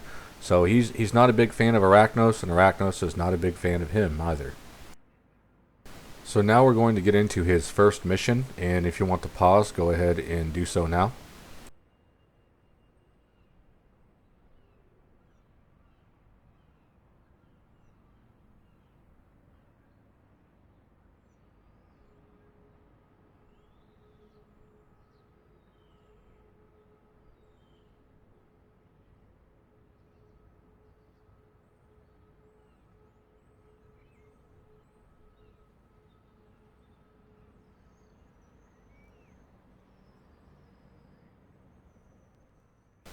So Matthew Burke appears to want to keep tabs on Arachnos, and he has tasked you with following their invasion force to Fort Darwin and planting bugs on their flyers just to kind of see where Arachnos goes and what they're up to.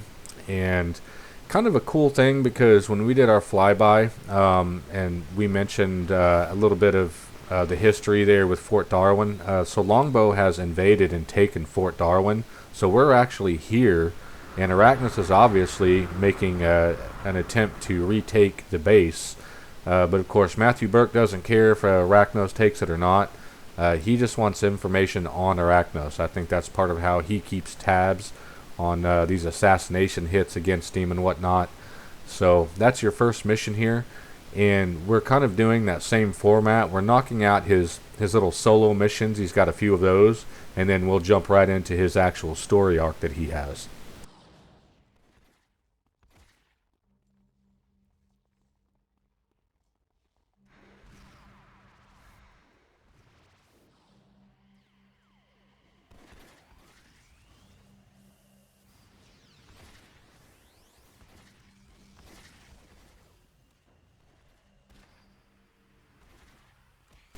So our objective is to plant tracking devices on these Arachnos flyers, and they have what are called glowies in this game. We call them glowies, and when you have an objective where you need to click something, they glow as you saw here, and they also make a very distinct humming noise when you get close to them.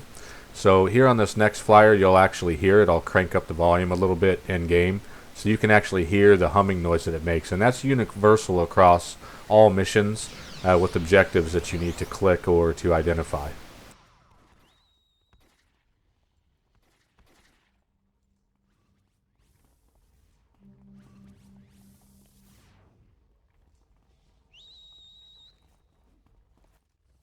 So as you heard, it had a very distinct homing beacon type sound, and the further away from it that you are, obviously the more faint that it is.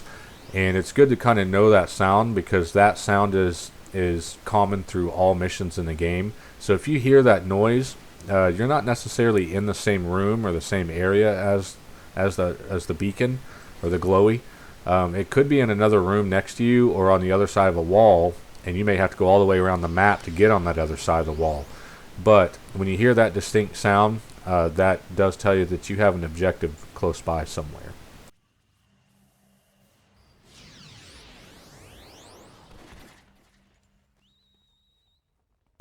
Okay, so at this point I'm going to speed us up to the last fight here, as it's kind of repetitive.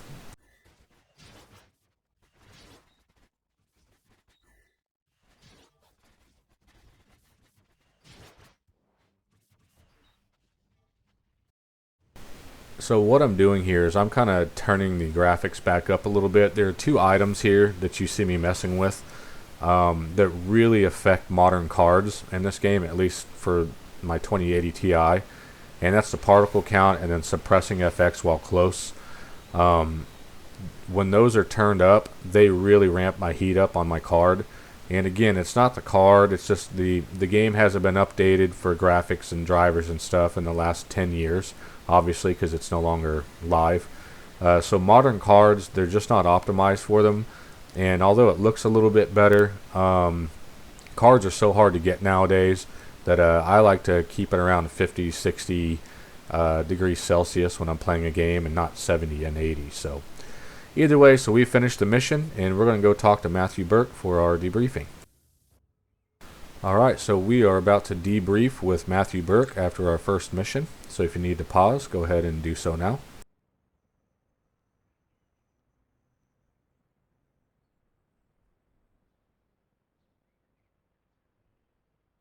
Alright, looks like Burke wants to jump straight into his story arc and skip his other two missions for the time being. So if you need to pause, go ahead and do so now.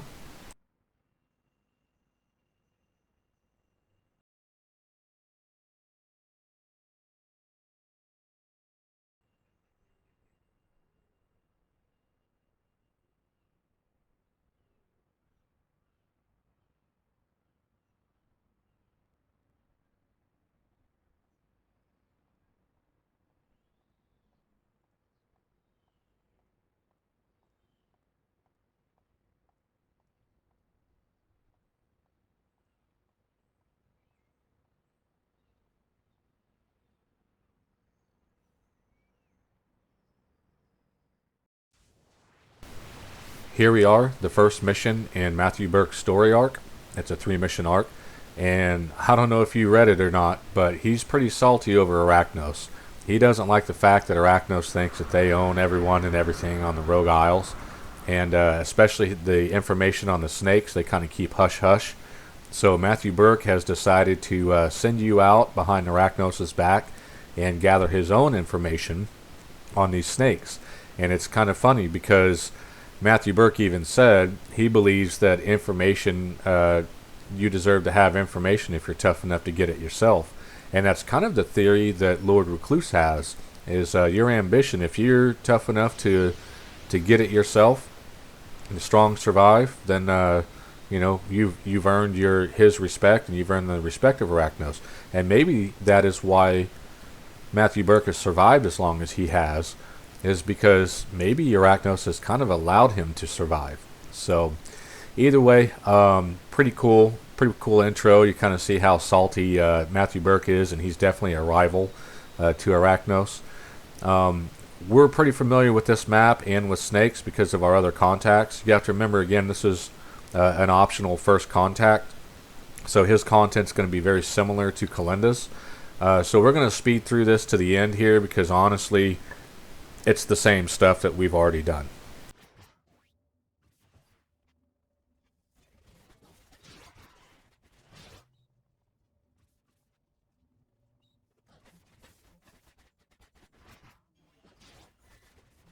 So if you watched the other videos on the other contacts, you saw that I had set up an NPC dialogue in one of my tabs in my chat box. And that's to catch any information on a storyline that you may miss. Say if I didn't get a chance to see that chat balloon, I can at least look down and scroll up in my box and see that there was something mentioned about the Sathino guy. So he is a part of the story arc. So we'll go talk to Burke about it and check it out. Alright, and we are now debriefing with Matthew Burke, so if you need to pause, go ahead and do so now.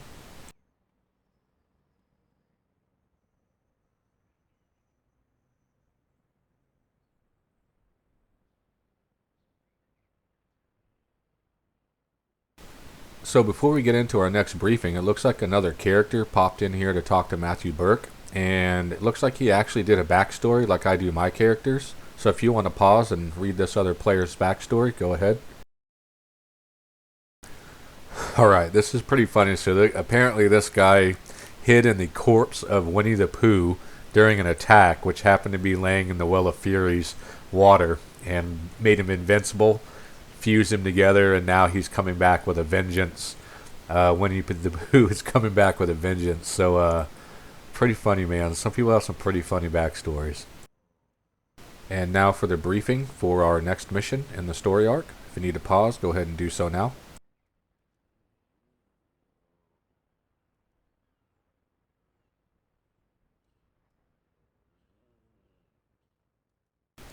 Alright, so what we read from the last mission is our final guy there has mentioned something about Stheno. Matthew Burke really didn't know who or what it was, but he did some research, and it turns out that Stheno is a snake leader, and he figured more information on this guy would be important to one of his clients. So he has sent you to get more information on the Stheno leader. And again, this one is a defeat all with snakes, so we're going to speed through to the end here.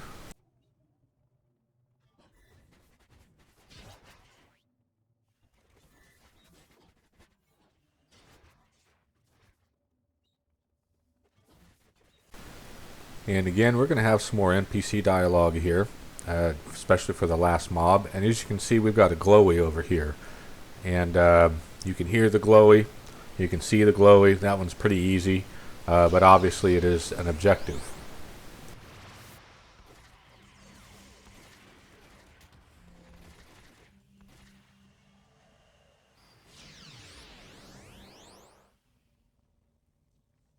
And that's going to do it for our second arc. So let's go debrief with Mr. Burke.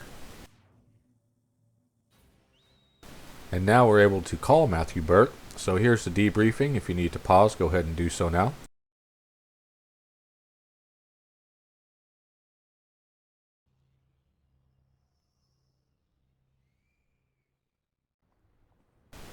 And now for the briefing for the finale of Matthew Burke's story arc. If you need to pause, go ahead and do so now.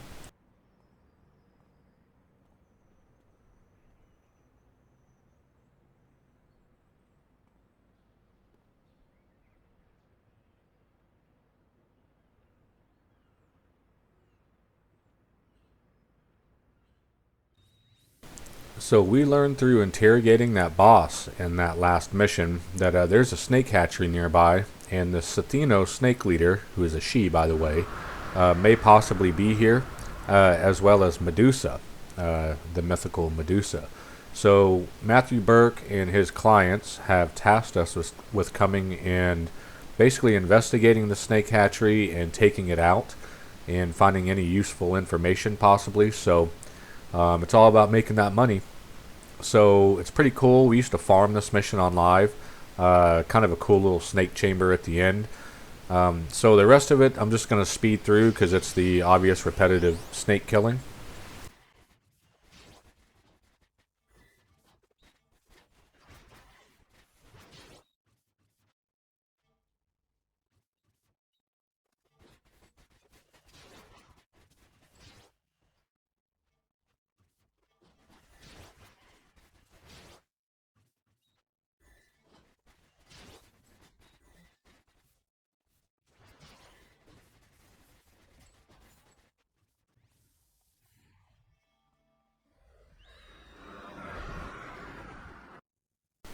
And now, of course, a nice little cutscene.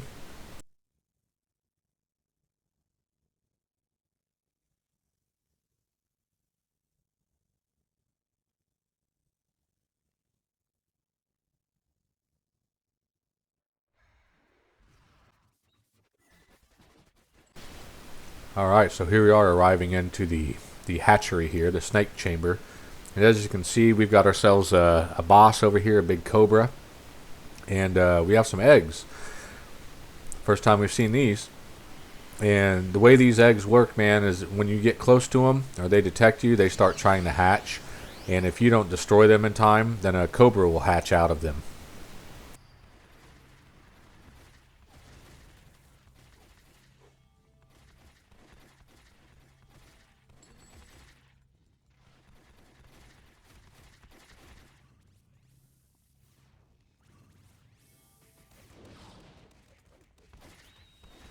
So from this point here, I'm going to go ahead and speed through the hatchery here. It's just very repetitive, and there are a lot of enemies in here, and get to the end of the mission.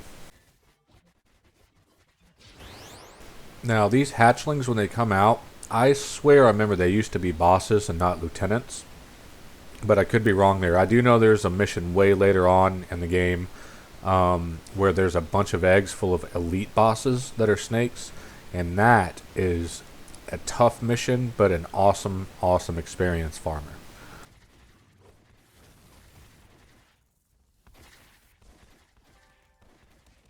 Alright, so that'll do it, and we're going to go talk to Matthew Burke. Alright, so here we are with the debriefing for Matthew Burke's story arc. So if you need to pause, go ahead and do so now.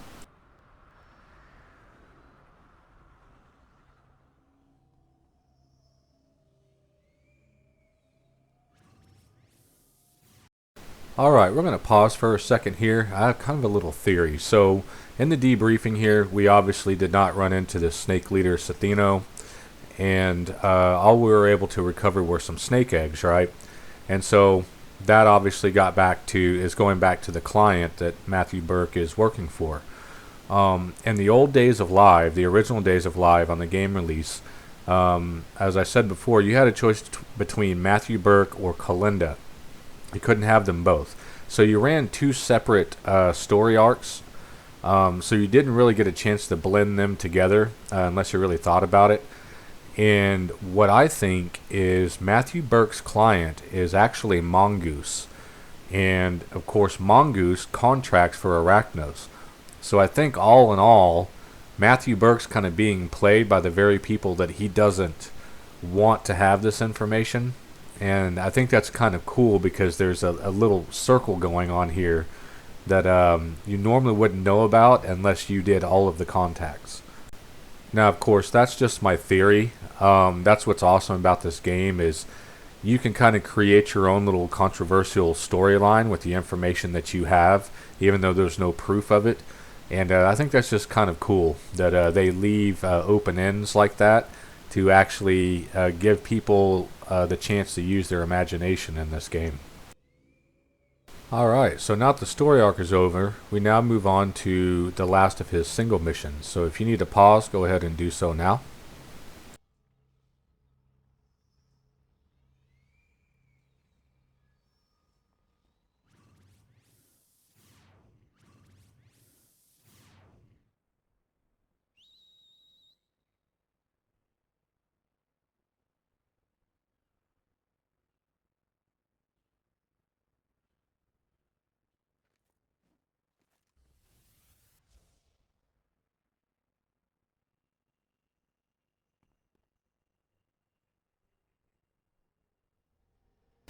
So here we are starting one of Matthew Burke's single missions, and he's put you in kind of a risky spot because he's actually got you breaking in to one of Ghost Widow's bases to steal a book called the Mu Codex.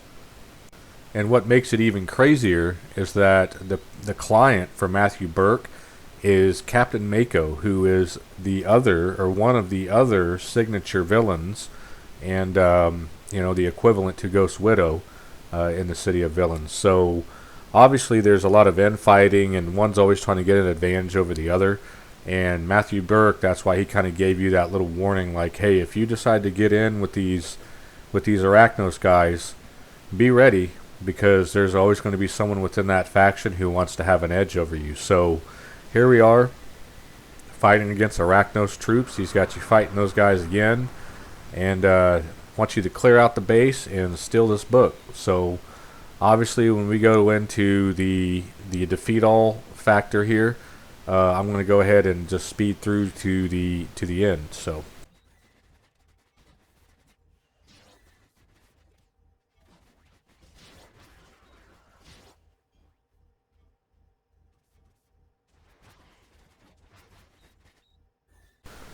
For being such a small base, there definitely were a lot of bad guys in this one. And if you look on the map there, you can see that little star-shaped splash explosion looking thing. That is also your objective, and that will show up when you get to your last mob or you defeat your last mob. So that is also something else that kind of helps you track stuff down, especially when these maps start getting much, much bigger throughout the game.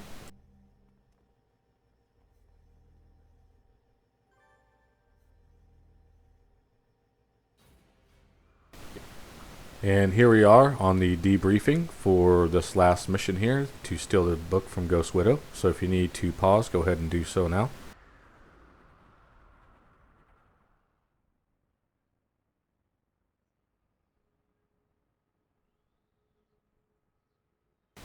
So after all that work, he decides to keep the book for himself, and he's going to sell it. Not give it to Captain Mako and have Captain Mako think that Ghost Widow was able to retain that book. So he makes fun of all the petty squabbling amongst themselves in Arachnos, but he does have respect for the Arbiters who do not squabble amongst themselves. And so now the briefing for our final mission with Matthew Burke. So if you need to pause, go ahead and do so now.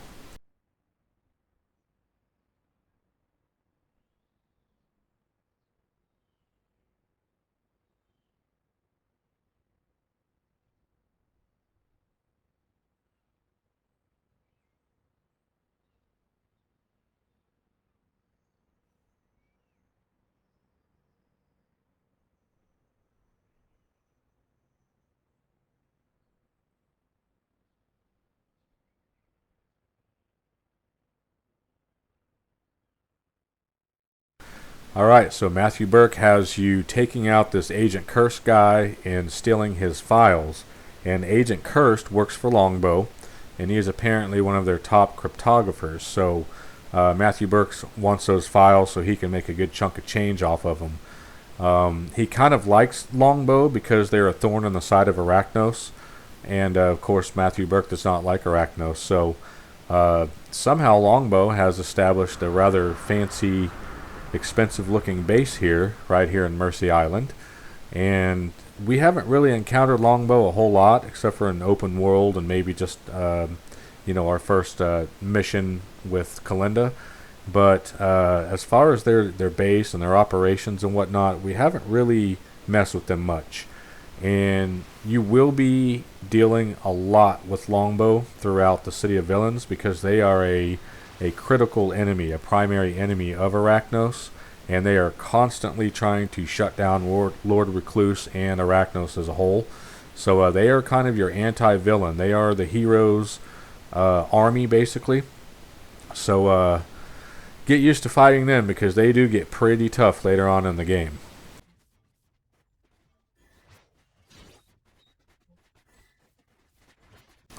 Alright, so one thing about these Longbow bases, now this one isn't very big, but they do get really big. These bases, I think, were intentionally designed to be aggro fests, and what I mean by that is it is very easy to aggro another group or another mob of Longbow, because the way these bases are designed, there's always another mob like right around the corner from another one. And one of the things we used to hate about, like this room right here is an aggro fest because you aggro people from the top and from the side. We used to hate masterminds that could not control their pets. I can't tell you how many times we booted a mastermind off of a team because they wouldn't keep their pets under control, and their pets would go chasing just some random Longbow guy or an enemy who that enemy would run and go and aggro a whole other group. And next thing you know it, well, we're trying to recover, this pet gets killed, and then here comes this massive mob, sometimes two mobs of enemies, while everyone's resting and trying to buff up from a big fight. And oh man, it's it's funny now, but back then, man, those guys caused so many team wipes with their pets. it was pretty bad. It was pretty bad at times. So learn to control your pets, because people still get pretty frustrated when mastermind pets go off and piss off half the map. So, and that kind of reminds me. So even in the options or the advanced controls for the pets, I do not see the go-to and all the little. There used to be some special commands where you could actually order your pets to go to a certain position and stay. Because I used to make little ambushes and stuff like that, and I don't think I've seen that in a long time. And if I have, I must be missing it somewhere. Okay, so this is going to wrap up our final mission with Matthew Burke, and wrap up Matthew Burke as well as our contact. And now for the debriefing with Matthew Burke. And if you need to pause, go ahead and do so now.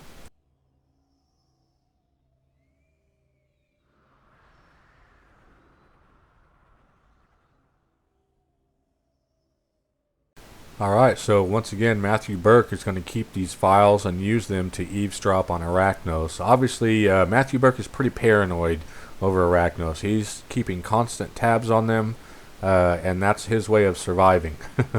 So, aside from that, Matthew Burke is done, and here at this point, he's going to actually introduce us to our next character, who's going to be Dr. Creed. And Dr. Creed is going to be our next contact that we are going to do here in Mercy Island.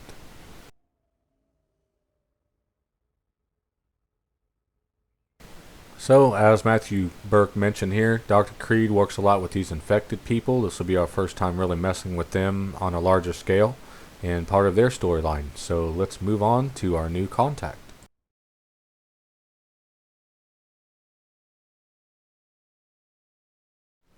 Alright, so here we have Dr. Creed, and again, this is incorrect information up here. So he is available from levels 5 to 8, and this is correct. His cutoff is level 8, so that means if you level up to level 9, you will lose him, or you'll never get him, be introduced to him in the first place. So he is introduced only by Matthew Burke or through Ouroboros, but through Matthew Burke. And again, Matthew Burke will let you do his missions through level 9. So if you do not cut off your XP or put it on pause basically, and you level up to level 9 and you finish Matthew Burke's stuff, he will not introduce you to this guy. So again, I know I say it every contact video so far, or intro, pause your XP if you want the content. I know it kind of sucks because you're using the same powers over and over, and new players really want to get all those superpowers and use them all and all that good stuff and progress. But if you're wanting content and to learn the lore of the villain side of the game and some of the major characters, you're gonna have to pause your XP. There's just no way to get them all without doing that. So so aside from that, nothing really special about him. He deals with the infected, and again, we'll get his information like we've been doing as we from the contact himself, not through the website. And when he finishes, he used to be kind of the last guy you dealt with in the zone in Mercy Island, and he would introduce you to the brokers here.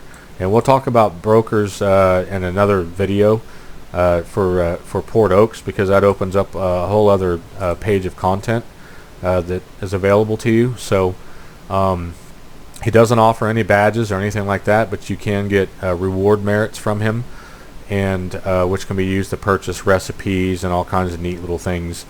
And so we'll go ahead and jump in and start working with Dr. Creed here, and we will see you in the game. Okay, something else I wanted to add real quick that I caught here as I was moving out of moving into the game, and pardon all the ads, this is why I don't like this site. The information on fandom is incorrect. He is not available through level 9. If you go to level 9, you're going to lose him. I'm actually looking in the game right now and at the contact info through Ouroboros, and he is limited to level 8. So do not go to level 9 or you will not get this guy. So fandom is incorrect on that information. So if you're based off of that, keep that in mind that that's incorrect. Alright, so here is Dr. Creed's info here, his little bio. So if you want to pause, go ahead and pause now.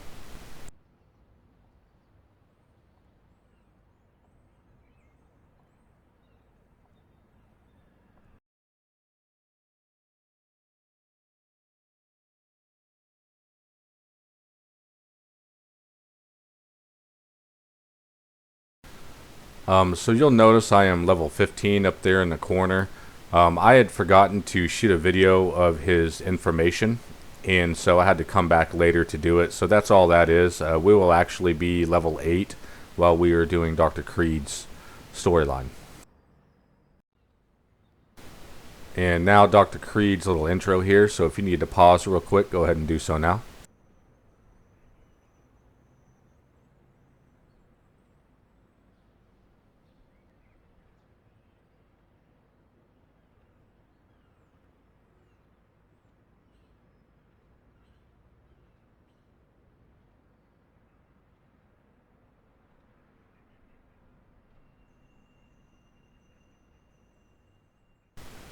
Alright, so here's the briefing for our very first mission with Dr. Creed. So if you need to pause, go ahead and do so now.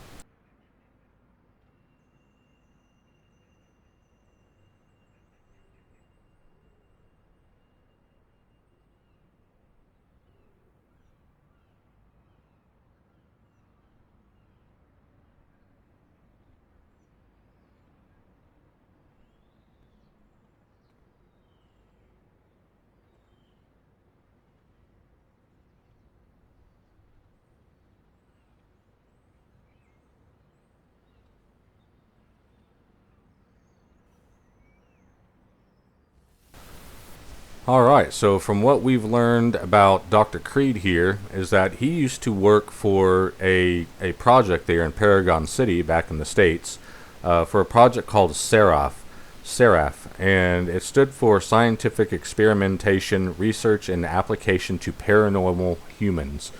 In other words, they did experimentations on paranormal humans, superhumans, stuff like that. And Dr. Creed was kicked out. He was cast out because he was very inhumane, unethical, immoral. He did some pretty nasty experiments, and so he decided to pretty much exile himself here to the Rogue Isles, where he's taken a big interest in these infected here, and he's been running experiments on them ever since. So he has taken interest in one particular infected named Biopulse. And this guy Biopulse has developed some really strong superpowers, and has decided that he wants to contact Longbow and join up. He wants to become a hero. Well, Dr. Creed doesn't want that to happen because Biopulse is an extremely rare anomaly within the infected, and so he has contracted you to stop Biopulse from joining Longbow and then capturing Biopulse so that he can start dissecting him and running experiments on him.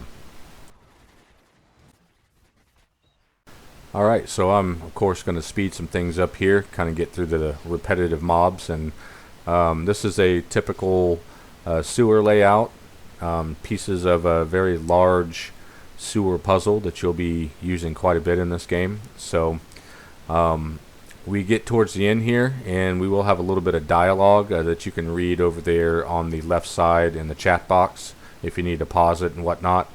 So let's go ahead and get in there.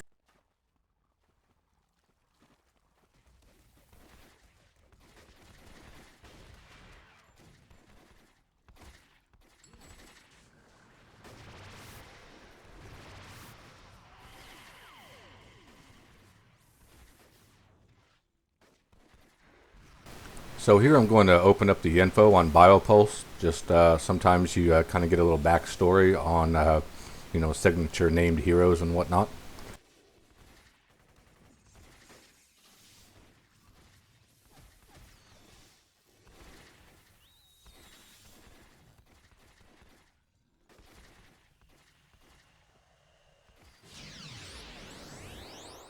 And he sure didn't last very long, did he? And now for the debrief with Dr. Creed. If you need to pause, go ahead and do so now.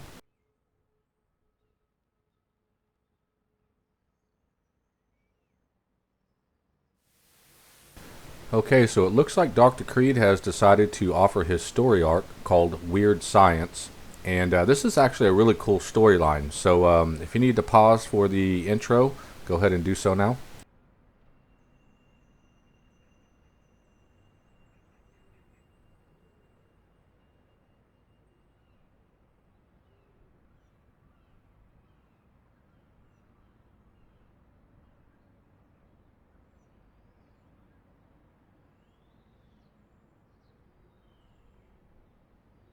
Alright, so it looks like we've been given a little temporary power here to use in our first mission against the infected. Alright, so Dr. Creed has revealed a little bit of his master plan. This is why he's been experimenting with the infected. He wants to control them. He wants to create more of them and basically build a world-dominating army of zombie men. And of course his mad doctor scientist paranoia kicked in, and he has created an anti-serum just in case his army were to turn against him. He needs to have a quick means of shutting them down. So he has sent you into a warehouse where he knows there are some infected, and wants you to test this anti-serum on them to see if it works.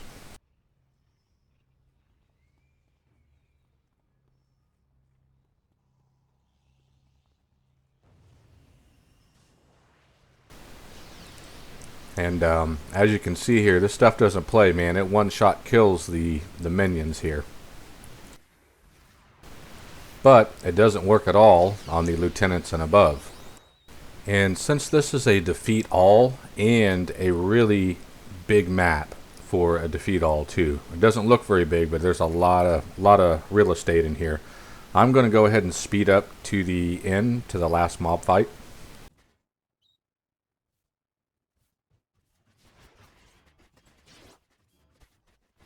One thing you don't encounter a lot of while you're in Mercy Island or these low levels are bosses.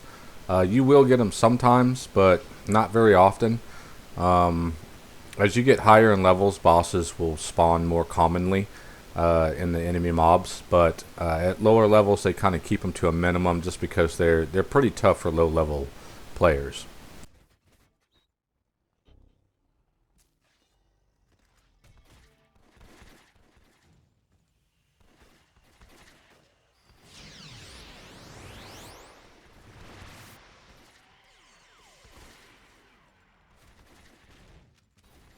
Alright, that's going to do it for our first mission in the Weird Science story arc.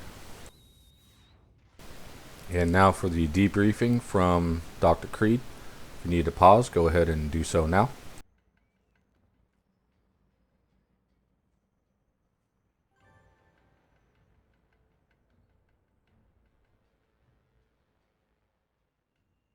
And now for the briefing for our second mission in the Weird Science arc. If you need to pause, go ahead and do so now.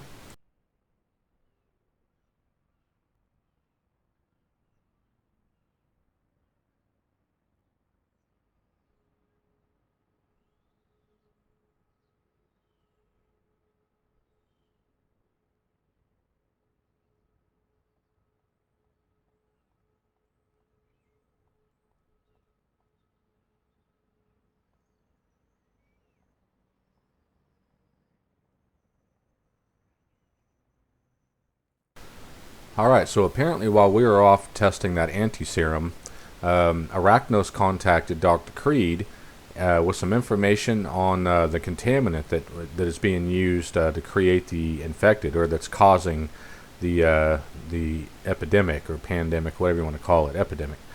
And unfortunately, that Arachnos agent got captured by Longbow. So Dr. Creed really wants that information from that agent. So he has sent you to go and rescue this Arachnos agent. He has found the location of Longbow and all that good stuff. So you are now here to rescue the agent and extract that information from him. And of course, I'm going to speed things up because this is a very large map.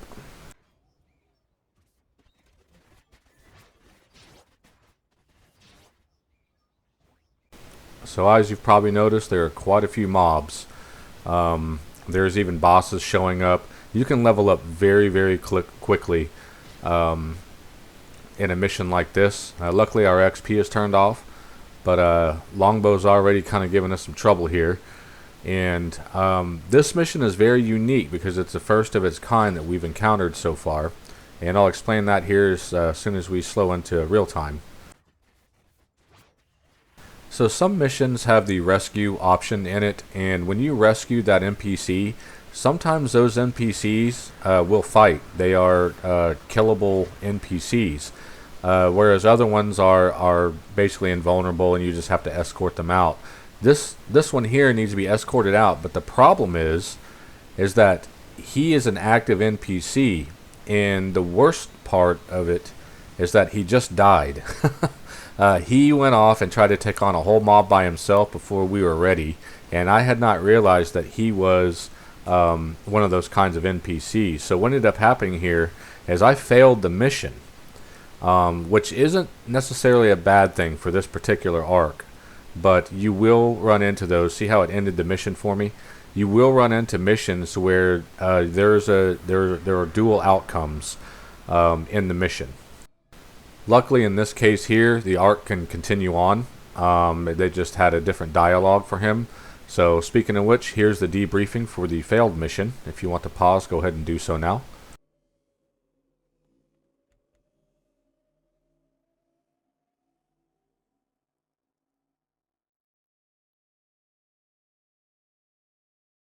So as you can see here, we failed, but we were still able to continue on. Some arcs will not let you do that in this game. Alright, so we get to continue on, and if you need to pause, go ahead and do so now for the briefing for our final mission.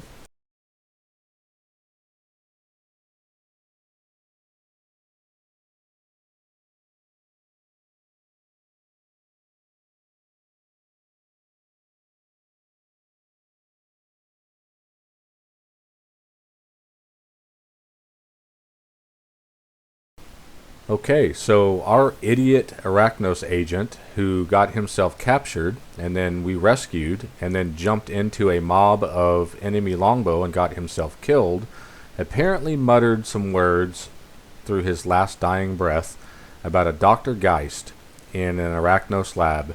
And as it turns out, Dr. Geist is a rival of Dr. Creed, and he has been running secret experiments in, of course, Arachnos funded experiments in an Arachnos lab, and the results of those experiments and the waste from those experiments have been the reason why the infected have been getting infected. It's been pouring into the water, apparently.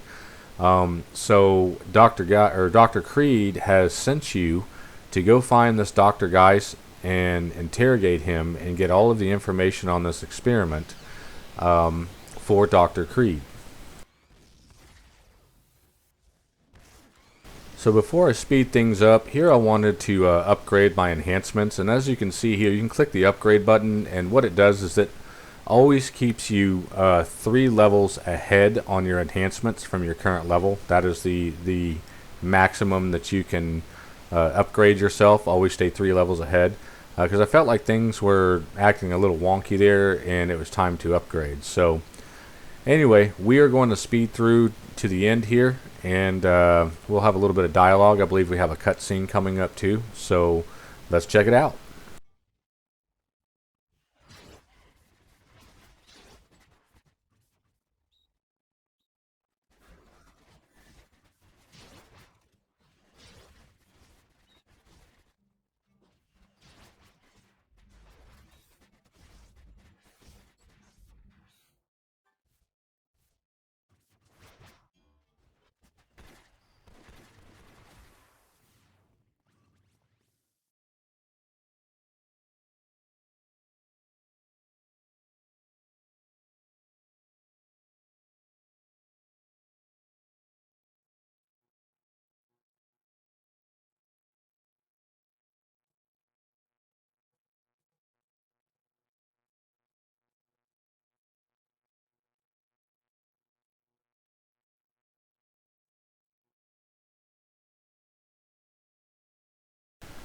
Ah, yes, your typical mad scientist.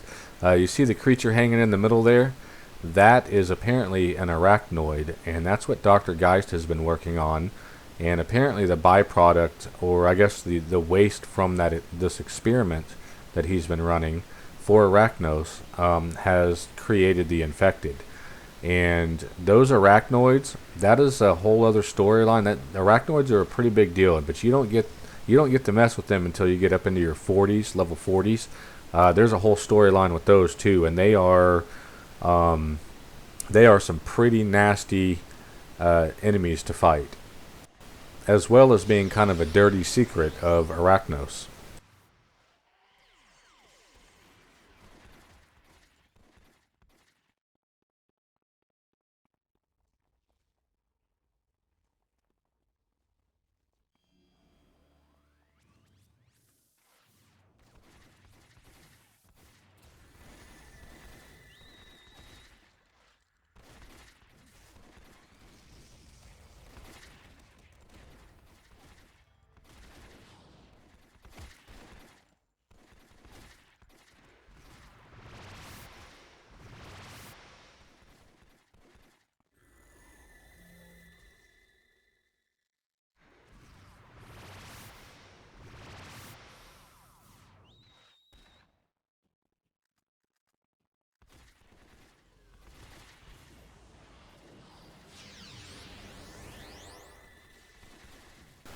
Dang, that guy was weak.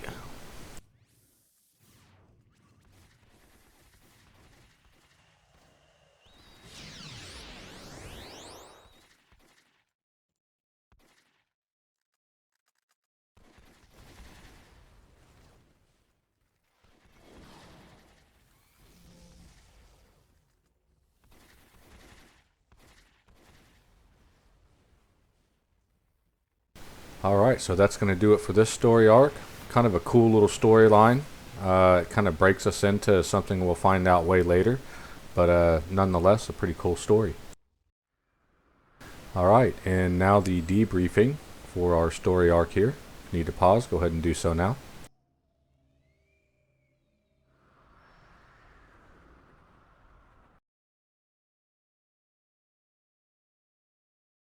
Alright, so this is the first we actually hear of Granville 2, which is another villain zone. So all these arachnoids are being shipped off to Granville.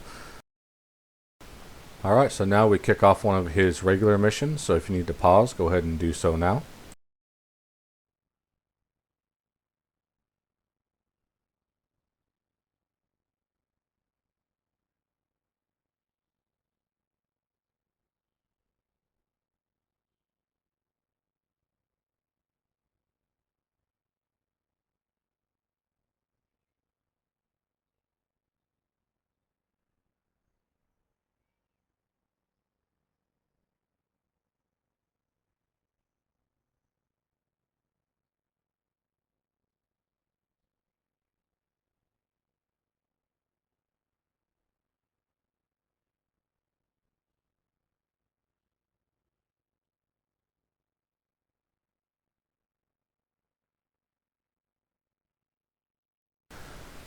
So Dr. Creed wants you to go and kidnap 3 homeless people to test a serum that he's developed that apparently can create the infected, infected under his rule, a different kind of infected. So here you're going to basically kidnap 3 homeless people.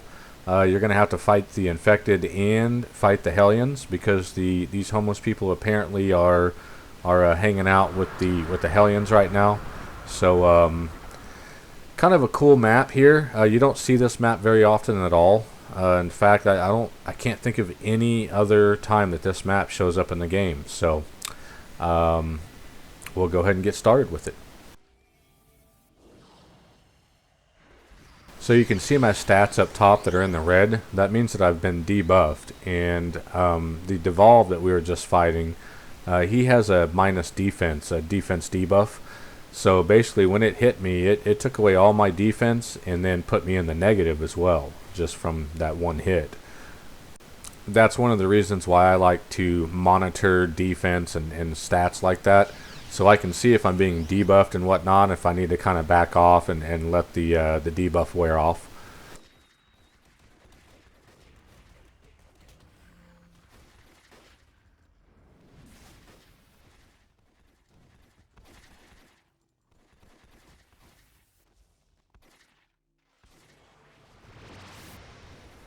Alright, and we're going to speed some things up here real quick.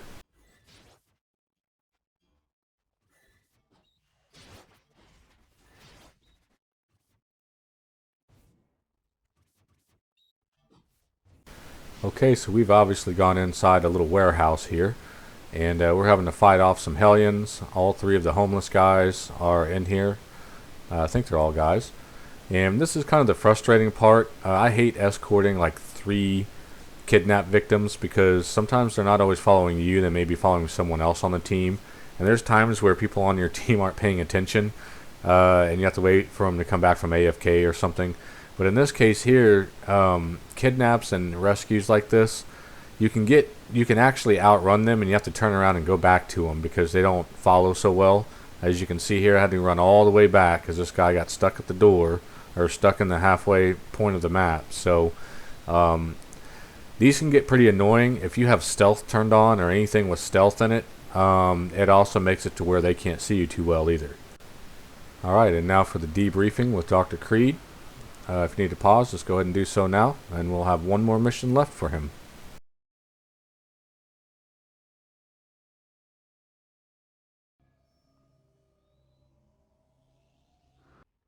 And now for the briefing for our last mission. If you need to pause, go ahead and do so now.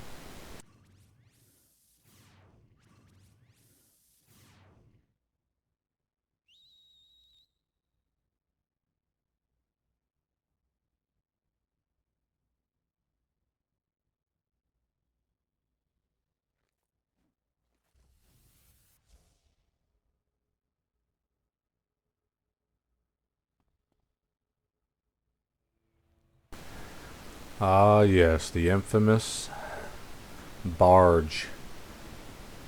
Man, this map.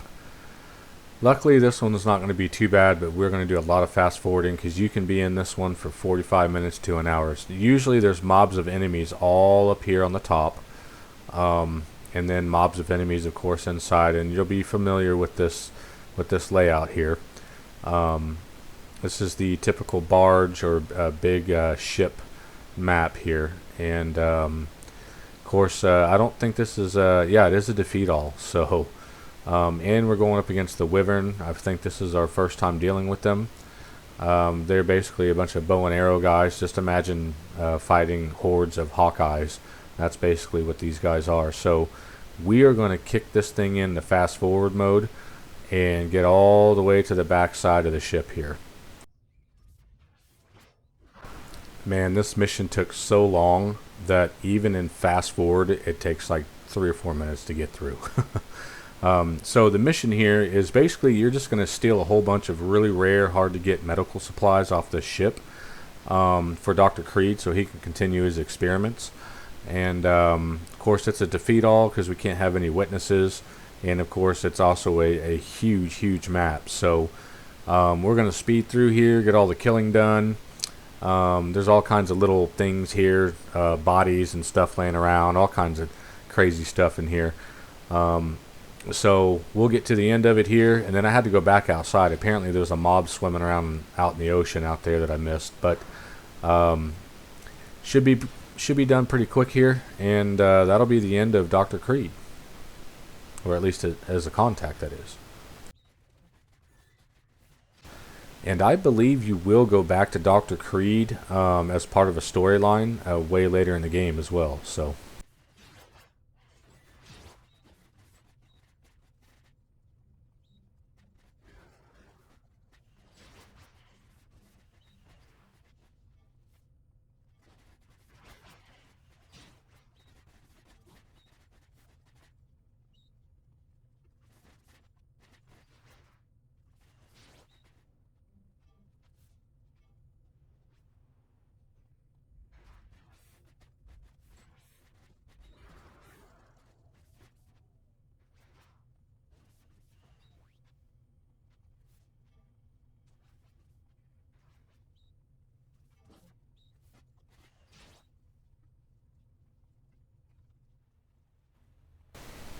Alright, man, so here's the last mob to take out before we finish this one up. So just to give you an idea, this mission alone in real time took 17 minutes to complete.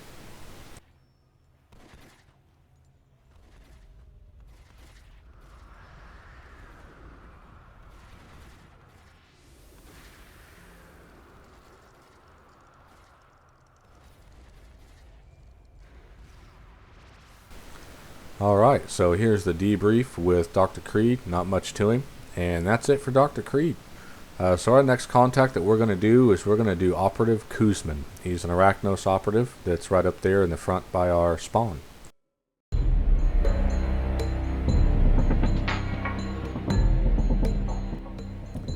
Alright, next up is going to be Operative Kuzmin, and he's an Arachnos operative. He's a villain liaison, obviously.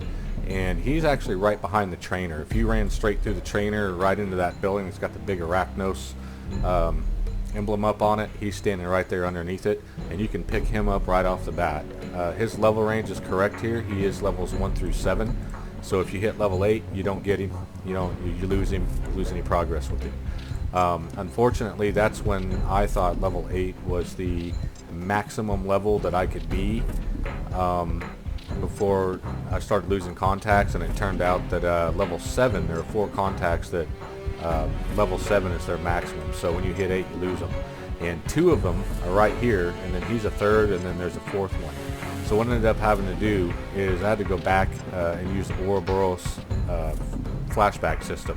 And again, the whole Ouroboros arcs and all that stuff, that's all going to be its own video, so I'm not going to explain all that. But where you're able to do contacts that you missed if you out-leveled them. So that's what I did here, and that's what I did for these 2 guys as well. So he doesn't offer any badges or anything. He has a very, very short story arc. Most of it is just killing, doing some open world stuff that's just right around him. You can complete his whole arc in about 25-30 minutes, maybe even faster than that once you get a system down. So still kind of a cool little story arc. The only people you're really going to deal with are Longbow. He's all about taking down Longbow, and that's about it. This one's going to be a real quick one here, so let's go ahead and move on with him. So here is Operative Kuzmin's bio, his personal info, so if you need to pause, go ahead and do so now.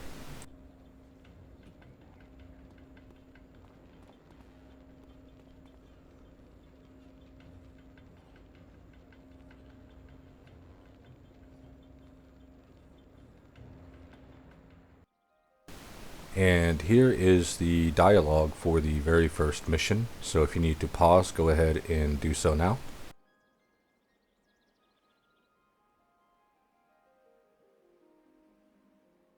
So for anyone wondering where in the world I'm at, I am in Ouroboros doing the flashback feature of the game. You don't get it till later on, but I had out-leveled this contact and had to kind of go back in time to do him.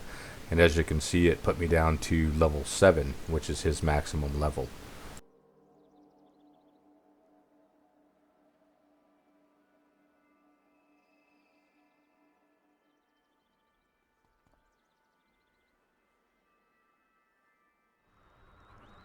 So our first task here with Kuzmin is to go around and just kind of thin the numbers of the Longbow, who are the enemy of Arachnos, obviously.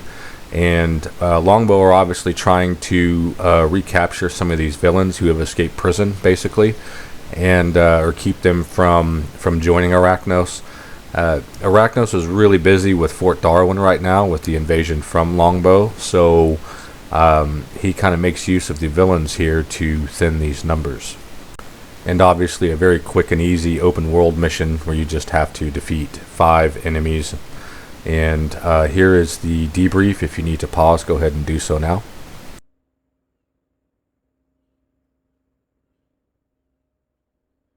And now for the next mission in his story arc. If you need to pause, go ahead and do so now.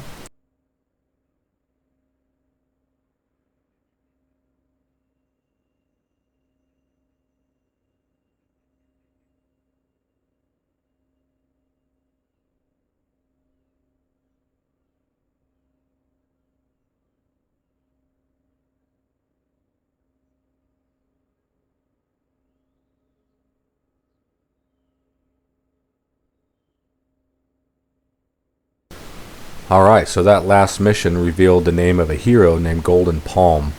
And Golden Palm apparently has a little hit list, or a list of villains that he wants to take out to keep from getting any stronger and being a blight to the world. So Kuzmin has now tasked you with going and basically interrogating a captured longbow agent and getting information on the local bases and finding a little bit more about this Golden Palm guy.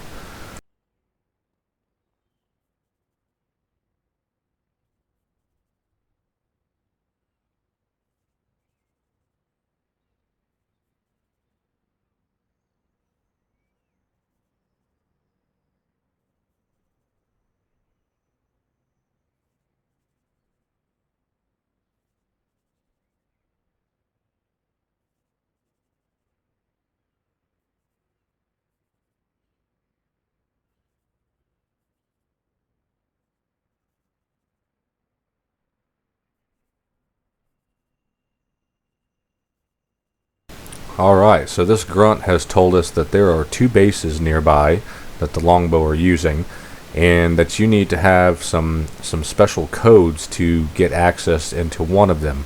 So we have now been tasked with going and finding these longbow technicians and basically beating them up and stealing their access codes to one of the bases at least.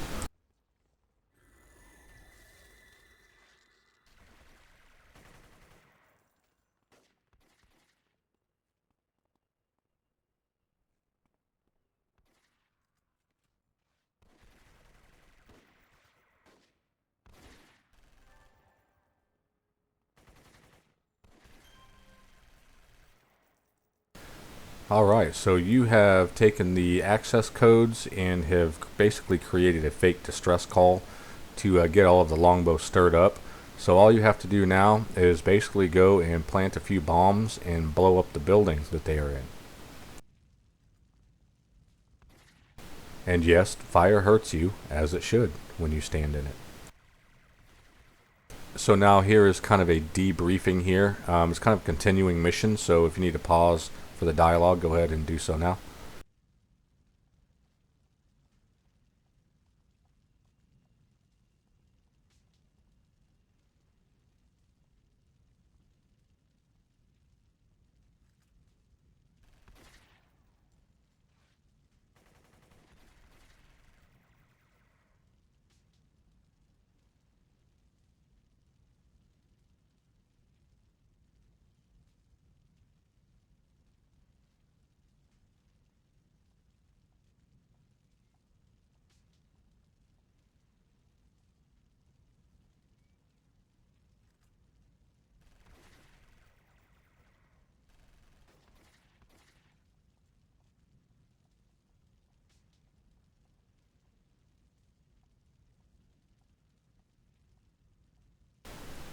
Alright, so we have now taken out one of the 2 bases, and apparently when we blew it up, this base sent a distress call to the main base, and Arachnos was able to trace it down, and we are now being sent to infiltrate this main base here.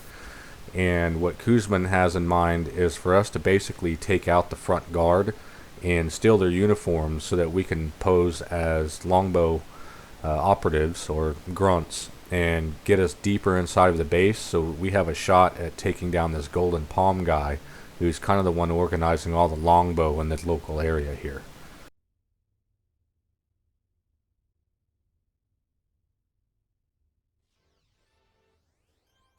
So all in all, this is a pretty unique mission, a unique story arc. It's kind of cool. You're basically going to disguise yourself so you can infiltrate a base, and just kind of some cool content that was added later on in the life of City of Heroes and Villains. You can see the inspiration tray spawn in the middle of the screen. I think that's just a little UI bug. Some missions and some content, when you zone in, it causes this to happen, and all you have to do is just move it over. But you know, it's very rare to see a bug like this in this game, and it just shows how much quality went into the quality control that went into this game. And I think some companies and a lot of these game developers really need to spend more time, and we all know this, getting a game set up and and debug before it actually releases. You know, content is king, but when you have constant bugs and stuff, and I don't want to go on a rant here, but you know, this game was very solid. It's still very, very solid and easy to work with. Very few bugs. I see more typos than anything, and they are few and far between as well.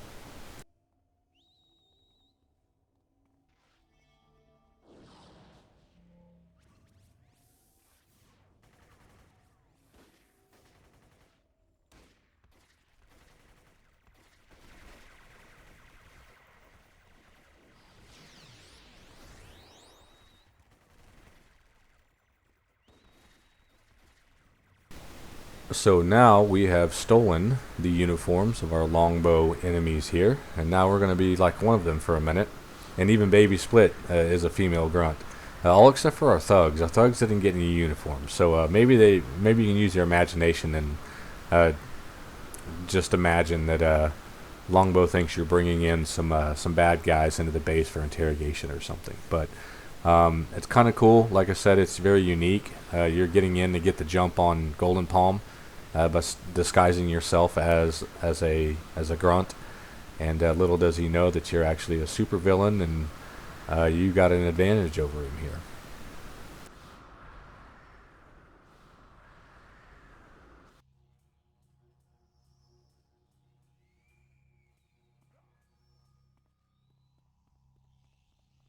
So here's a scene coming up here that's really kind of cool, because I wish there was more of this in the game, but here we have, it looks to be a villain who has been captured by Longbow, and I'm going to open up his bio because he has a little backstory and all that stuff.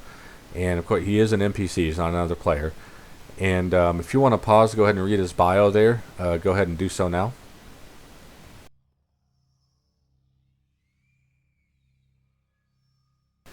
So if you kind of look at the scene here, you got these three Longbow guys who kind of look like they have this villain guy that they've captured. They've got him in a corner here back behind some crates and stuff, and he's all in the fetal position. Looks like he's been knocked out, or had the crap beat out of him. And it kind of makes you wonder if these do-gooders, these good Samaritan hero soldiers who have this image of these perfect little princesses, might be doing some pretty mean stuff, man. Might be abusing a prisoner here, because I mean, it almost looks like these guys are kind of looking out to make sure nobody's coming. They've barricaded in, obviously for you, but anyway, that's just kind of the scene that I got, or the image I got from that scene there.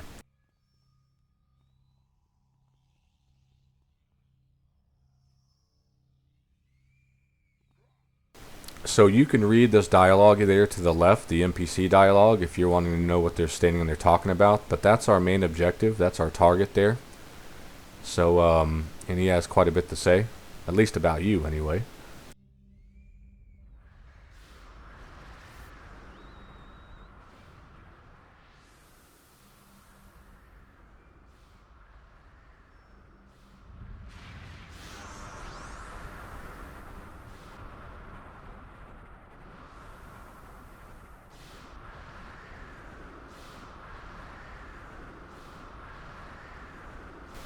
So here's the information on this Golden Palm guy. This is your target. This is the guy with the hit list on villains, and we're going to go ahead and set things in motion here. We're going to fire off the distress and all that stuff, blow the place up, overload all their stuff, and basically we're going to wipe this guy out, man, because he's got no chance against a whole team of thugs here.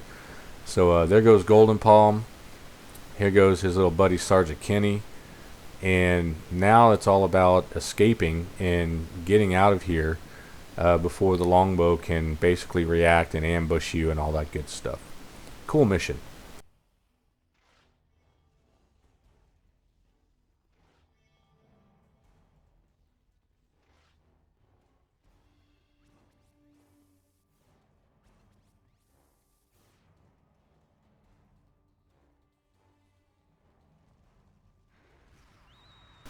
Alright, so it looks like the guards all got wiped out, and here's where you get to kind of choose this guy's fate, this other fellow villain of yours. And you can choose to leave him to die or kill him yourself. or rescue him. And of course I chose to rescue him, and we'll see if that has any effect on the mission or anything like that later, or even later on in life. We'll see. So now it's all about getting out of here and completing the mission.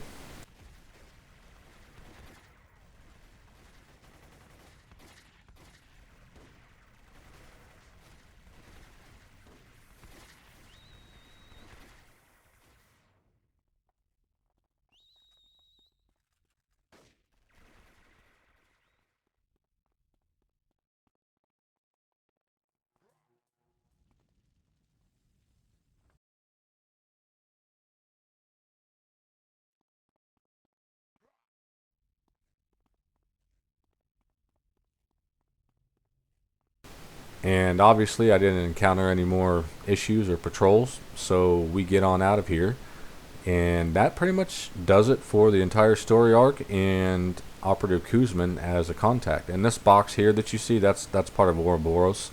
Again, something we're not going to get into right now, but we finished everything in about 15 minutes. So here's this debrief. If you want to pause, go ahead and do so now. So that is going to do it for Operative Kuzmin, and under normal circumstances, he would normally be introducing you to a new contact at this point.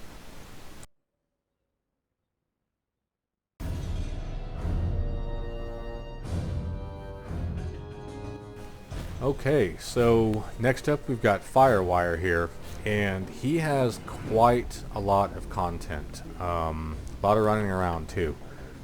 So you are dealing with Arachnos and with the Rogue Island Police as well, and he is another contact who has a cutoff of level 7, and it is legitimately level 7, that's correct. So again, if you hit level 8, you're going to lose this guy. You're not going to get him at all. So again, I would cut your XP, I would turn your XP off at level 7 at the most if you want to catch all of the content for Mercy Island. Not much else to him. He's introduced by Operative Kuzmin when you finish his arc, and he introduces Lieutenant Harris to you. So we'll go ahead and get started in there. Don't worry about this part right here, because I think the Galaxy City tutorial is long since gone. So he is still a character or a contact in the game, and he still has plenty of content. So see you in the game. And like always, here is his information, his bio. So if you want to pause to read it, go ahead and do so now.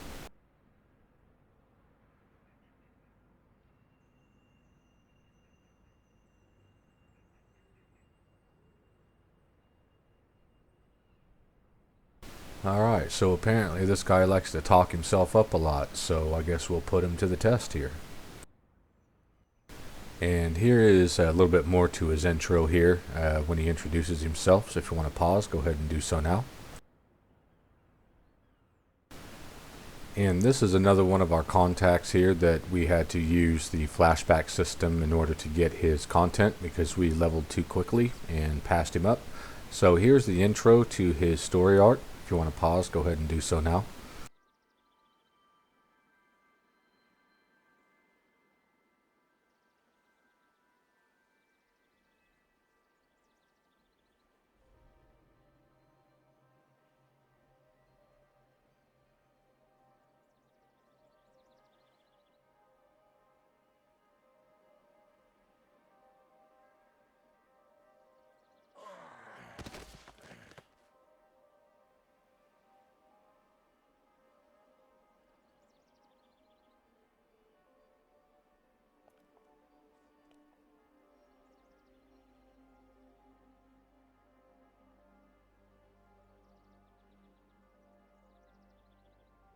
So our first mission is going to be robbing a bank, but apparently this bank has been hit so many times that they've really upgraded security here.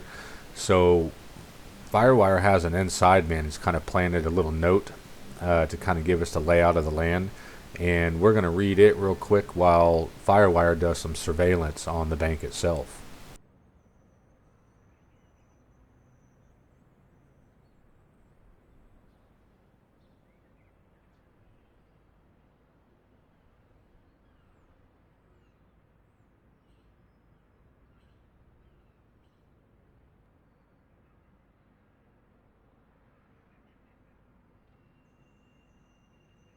Okay, so what we learned here is that the bank is pretty hopped up on security, pretty advanced stuff, but they're about to do a big upgrade soon, and that might be our window of opportunity.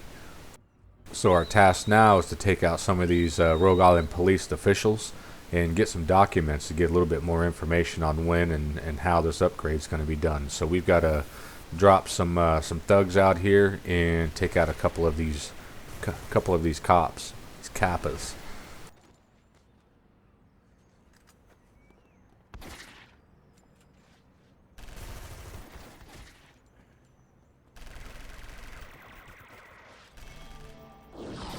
And again, just kind of your typical open world defeat mission. There are a lot less enemies to defeat at lower levels, but when you get in higher levels, you're going to be having to take out like 20, 30 open world enemies. So sometimes it does get a little bit annoying. So now we're going to debrief with Firewire here. So if you need to pause for the dialogue, go ahead and do so now.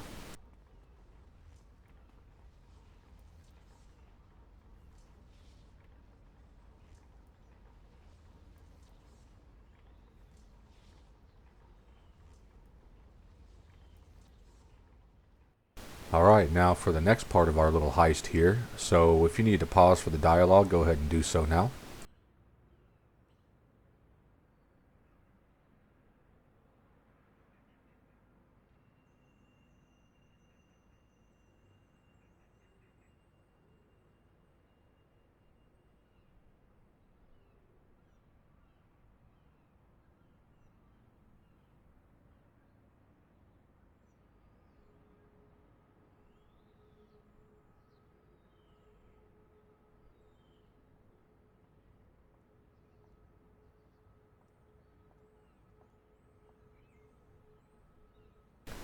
Looks like another open world defeat here of the Rogue Island police, and they're very abundant in Mercy, so not hard to find these guys. And apparently what we're going to be doing here is we're going to get some information from these guys, basically run some interference while Firewire tries to hack into their security systems, and then we got to run over to a warehouse where they're actually storing documents that show what's in the vault. So we kind of have several parts to this second mission here. So we'll be running around. Again, we do some open world running around, but not a whole lot. We're not going too far. A lot of defeat alls and whatnot. So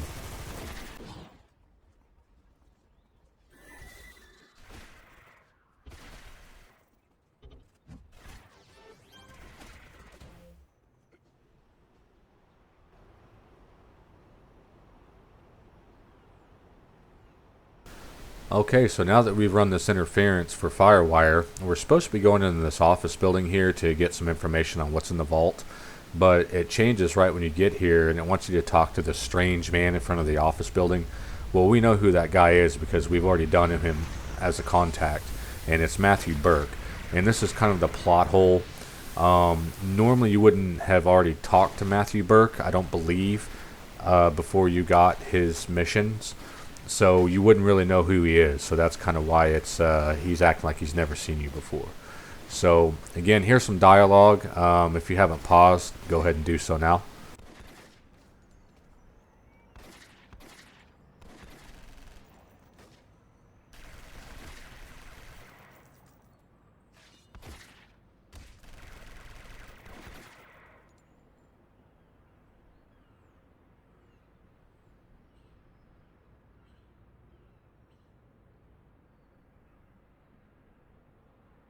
So according to Matthew Burke here, we're going to be betrayed by Firewire. He's wanting to gain some favor with Arachnos, so he's setting you up to take the fall on robbing this bank. And so basically Matthew Burke has said, here's some disguises. Disguise you as an Arachnos soldier, an operative. And you can see for yourself by going in and talking to this Arachnos agent that's taking care of this. He's got this little setup with a Firewire here. So that's what we're doing. We're just kind of confirming what Matthew Burke has just told us. And kind of cool. We're disguised as a huntsman. So here's the dialogue from Operative Viola. If you want to pause, go ahead and do so now.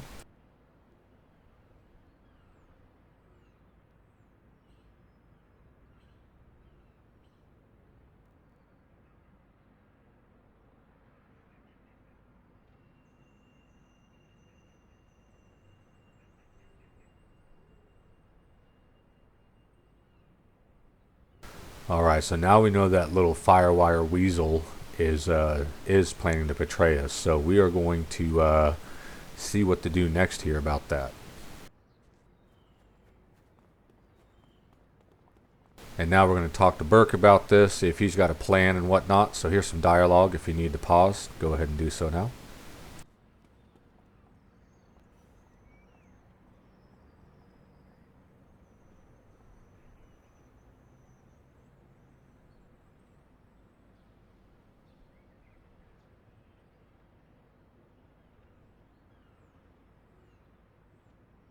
Okay, so now the plan to kind of get this to backfire on Firewire is to go around. So you've got some skulls who are kind of the local bad guys, the local gang, and Matthew Burke thinks that if you rescue some of these guys that are being shaken down by the Rogue Island police, that they will come to your aid when the time comes, when Arachnos and Firewire come together to try and take you down. So what you're doing here again is, there's Dr. Weber, by the way. He's another contact we'll have in a little bit. So like I said, we're kind of rescuing or freeing these busted punks here with hopes that they will come to your aid briefly. They're not supposedly the most loyal of friends, but there's a chance that they may help you. So.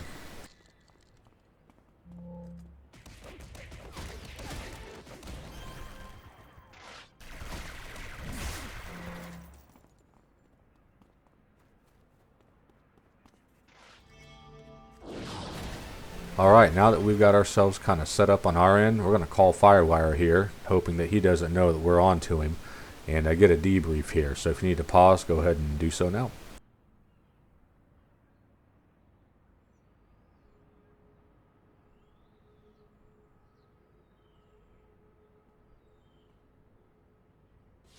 Yeah, man, he was totally in shock here. He was expecting you to get busted there in that office, and it didn't happen. So he's playing it off, man. He's playing it off.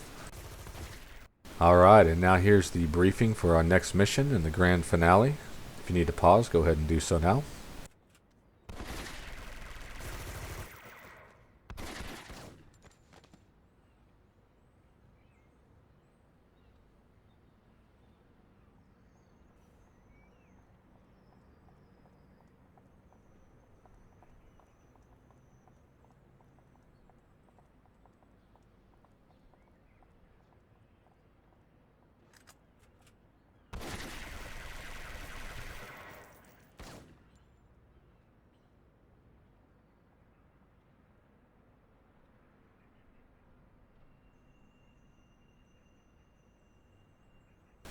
Alright, so he says he's going to pop the turrets with the virus he planted, and you just go and take out the guards, pop the vault, and make out with the loot. And of course you asked him if he was going to help bring the loot out, and he's like, yeah, of course. So we are actually going to go into our first mission here, which is another bank, and this will be the finale of the entire contact for Firewire. So again, this is kind of another one of those little weird instances where your inspiration tray spawns in the middle of the screen. Again, very rare bug. It's only in certain missions, maybe stuff that was added later on before the end of the game and just wasn't quite tweaked in yet, or tweaked out, I guess you could say. So again, nothing serious.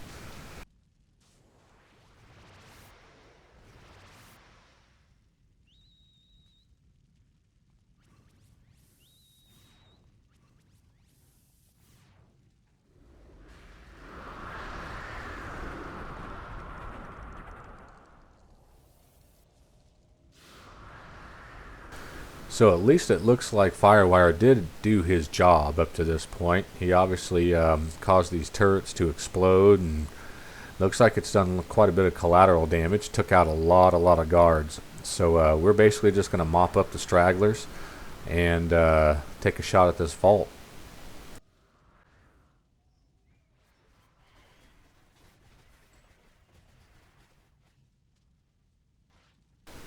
All right, so at least the guards don't really know the plan here from Firewire or from us, but they've already started blaming you. So you definitely need to take these guys out now that they've made you.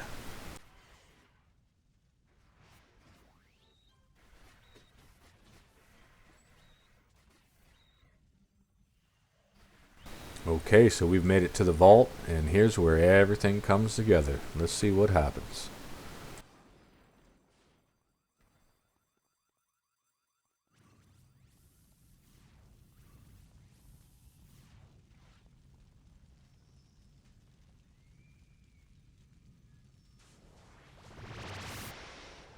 So I thought it was kind of funny here, since they aren't bad guys yet. I accidentally buffed them, so they're actually harder to kill. But as you can see, man, these skulls showed up and kind of ambushed Arachnos and Firewire himself. So basically, all of our witnesses are the survivors are at our mercy.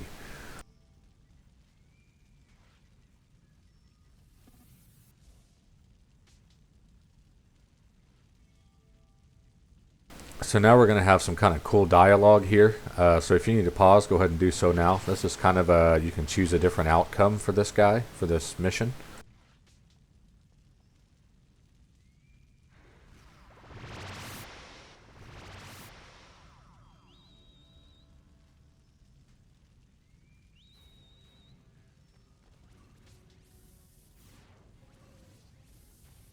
And of course, I'm a villain. I don't like being betrayed, so I took this guy out for good.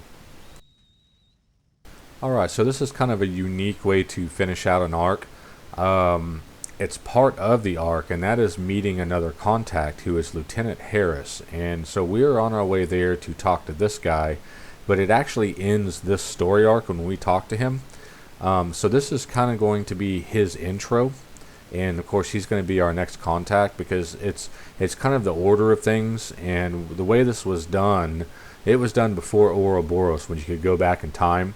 So they didn't cut this out and make this part the beginning of Lieutenant Harris's arc, but technically we are going to make this the beginning of his arc by ending it with Lieutenant Harris's dialogue here. So if you need to pause, go ahead and do so now.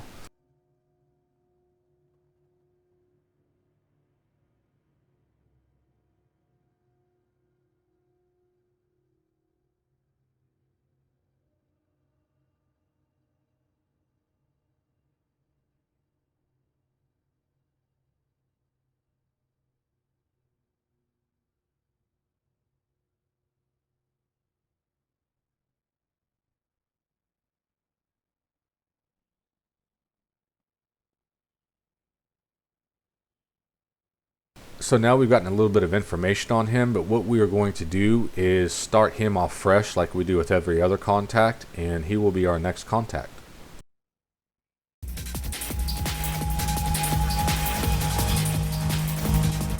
Alright, so now we are going to officially introduce Lieutenant Harris as a contact here. And if you happen to skip over the last contact, just go back about a minute or so, and you will actually meet Lieutenant Harris and get his official dialogue. He's kind of unique because he is introduced through Firewire's story arc or through Dr. Weber's story arc, but in this case Firewire's story arc. And that's how you end the arc, is by meeting him. And I kind of consider that dialogue that he's got there to be important. So just real quick, so he is located in Darwin's Landing, kind of down in the slums of Mercy Island. And his level range, this is correct here, is 5 through 7. So you're going to miss him if you get to level 8. As I've said before, if you haven't stopped your XP. And this guy has a very narrow window, so you can miss him quite easily. He deals mainly with longbow and the legacy chain. He has a real interesting story arc. I think it's pretty important to what's going on in Mercy Island right now, as far as longbow are concerned. And he is one of the first contacts, I believe, that offers us a badge for completing his story arc. So if you're a badge hunter, you definitely don't want to miss this guy. So let's go ahead and jump into the game and get him started, and we'll introduce Lieutenant Harris. So here is his bio, or his information. So if you need to pause to read this, go ahead and do so now.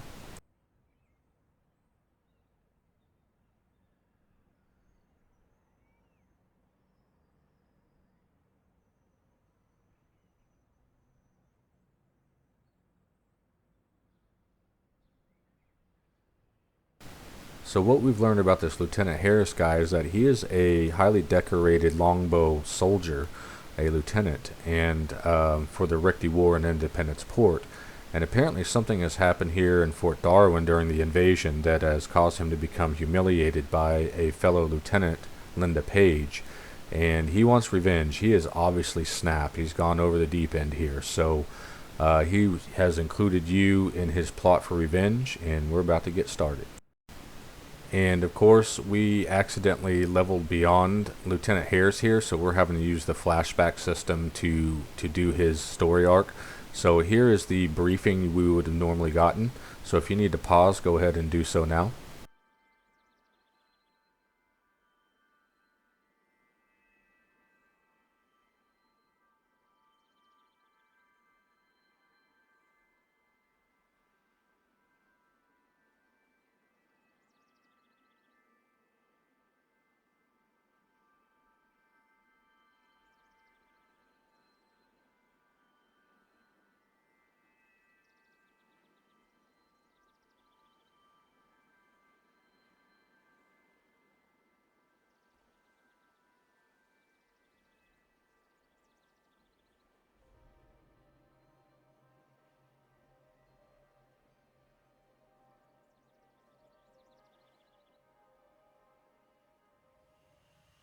So the first mission that Lieutenant Harris has us doing here is taking out these longbow communications experts. And apparently these guys are out here setting up some satellite communications with Fort Darwin. And as we know, Longbow has recently invaded and captured Fort Darwin, and that's kind of their stronghold for Mercy Island here.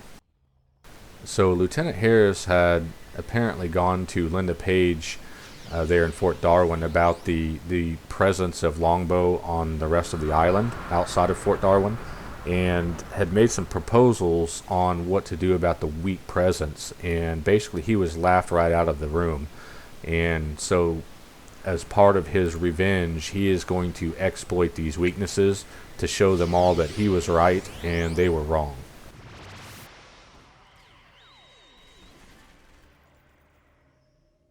So we find kind of an interesting clue here. So it looks like we intercepted a transmission here, and it's obviously Lieutenant Page, and she believes that Lieutenant Harris has been captured by Arachnos and is completely clueless to the fact that Lieutenant Harris has gone rogue. And now for our debriefing. If you need a pause, go ahead and do so now.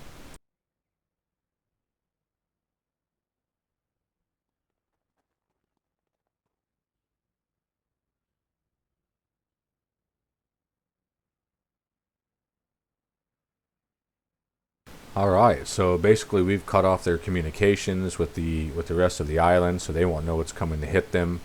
And he obviously believes that Lieutenant Page is just pretending to care by looking for you just so she can save face for her failure so far.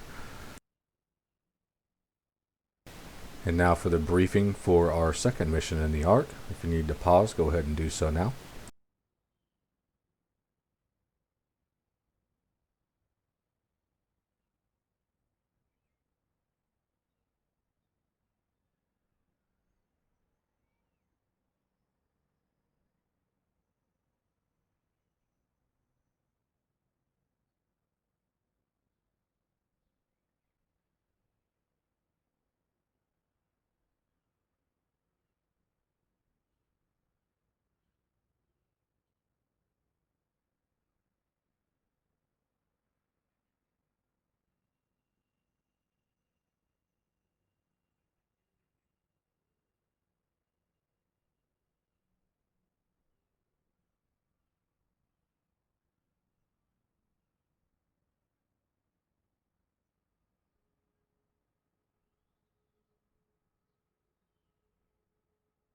Okay, so now we know the real reason why he's mad at Lieutenant Page. So before we touch on that, so our mission right now is to go take out these supply drops from Fort Darwin. And these drops are scattered out for all of the longbow that are scattered across Darwin's Landing. So our job now is to take out the longbow, take out the crates, and then go and jump on these legacy chain guys.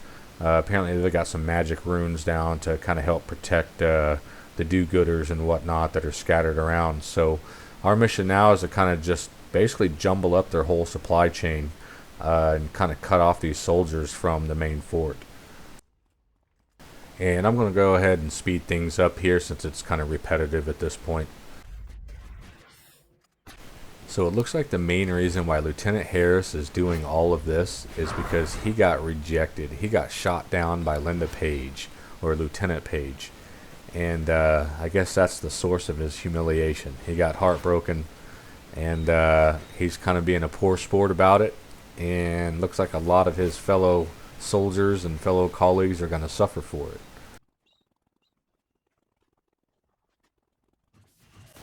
Okay, now to fight these Legacy Chain guys. And honestly, man, Legacy Chain are kind of my least favorite, or one of my least favorite factions. And it's because they're so out of place with the modern world. I mean, they still carry swords and armor against a world of machine guns and missiles and freaking superpowers. I mean, it's kind of like the Wyvern, you know. They use bows and arrows still. So, kind of a weird faction here, So during all the fighting here, we noticed down a little ways that the longbow were taking some Arachnos prisoners with them. So we have been tasked with heading down there and liberating our fellow Arachnos soldiers from longbow.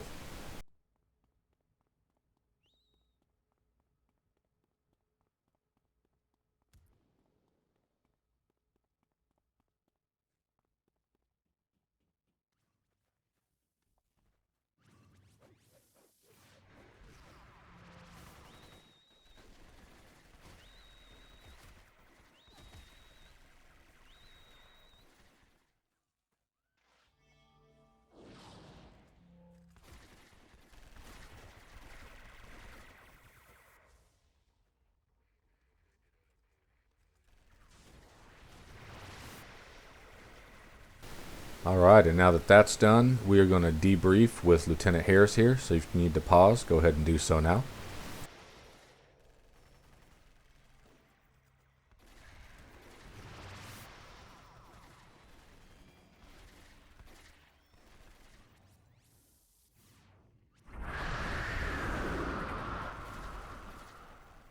And now for the finale of Lieutenant Harris's story arc here. So if you need to pause, go ahead and do so now.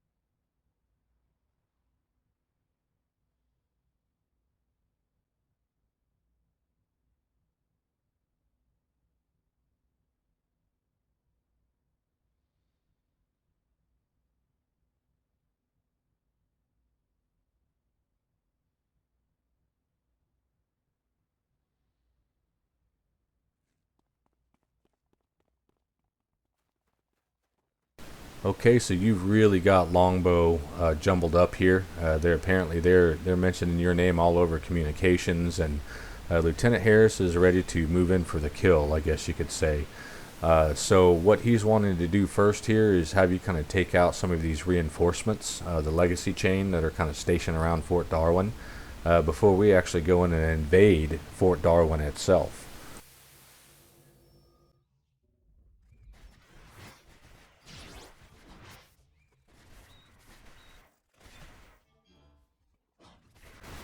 Alright, so we have busted into Fort Darwin here, and we're about to retake it. And if the open world could actually adapt or change to the events that the players do, this would be a major event, a major change, because Fort Darwin is kind of where longbow has broken into the Rogue Isles overall, and you're about to retake that base for Arachnos. So unfortunately, you just have to use your imagination like you've done something there, because the game's not going to change for one player doing one mission. So it'd be cool if it did, though.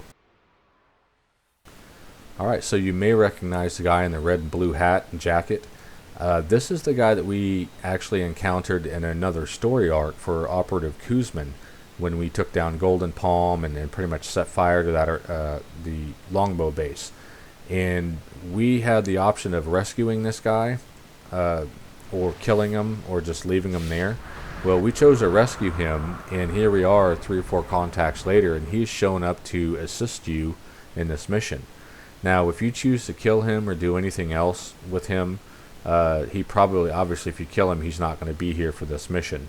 But so you can see it kind of changes the outcome for later contacts, and there are some other arcs that are like that that I really enjoy. So we're going to go ahead and speed through most of this here and get to the finale.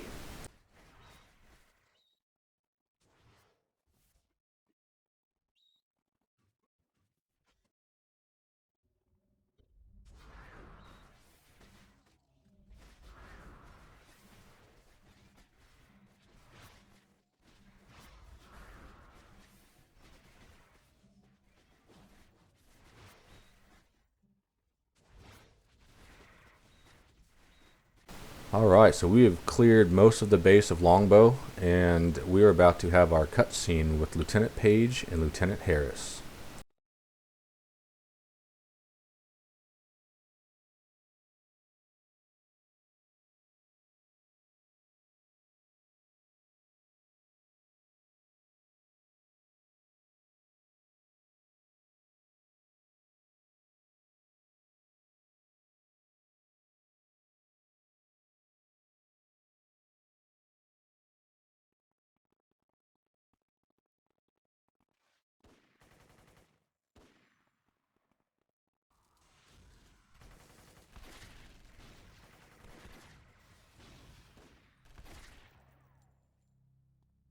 So, obviously, Lieutenant Page pretty much wiped out Harris just about, but she was no match for us. And here's where things get kind of interesting. If you need to pause, go ahead and do so now.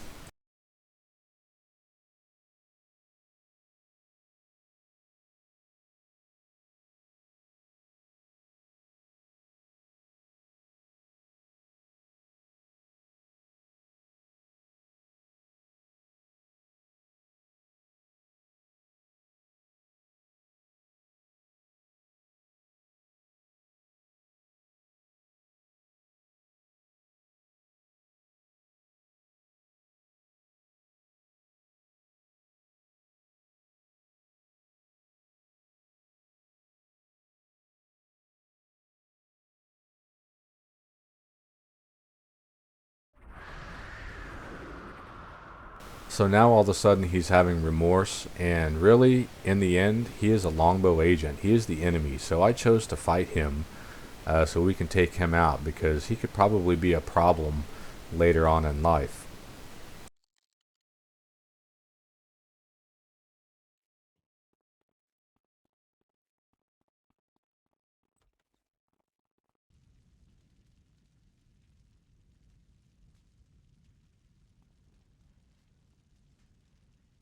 So now all we have left to do is to wipe out the rest of the longbow out here and effectively open up the base to Arachnos for them to take it back. And again, it'd be really cool if this affected the game world. We have done a big chore there. I mean, we've probably made best friends with Arachnos for doing something like this. So this is pretty much going to end the mission and end the entire story arc itself.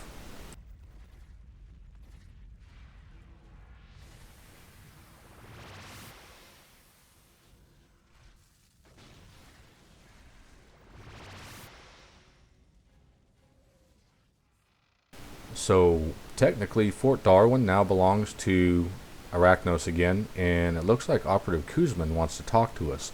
So if you need to pause, go ahead and do so now.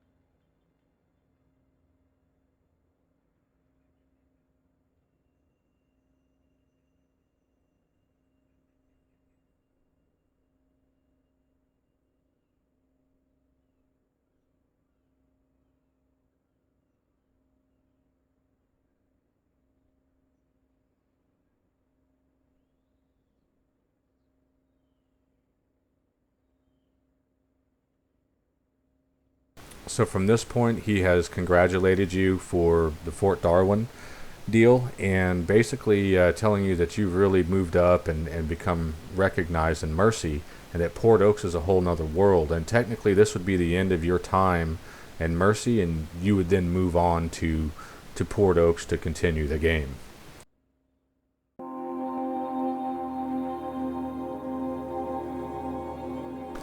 Alright, so our next contact is going to be Dr. Weber.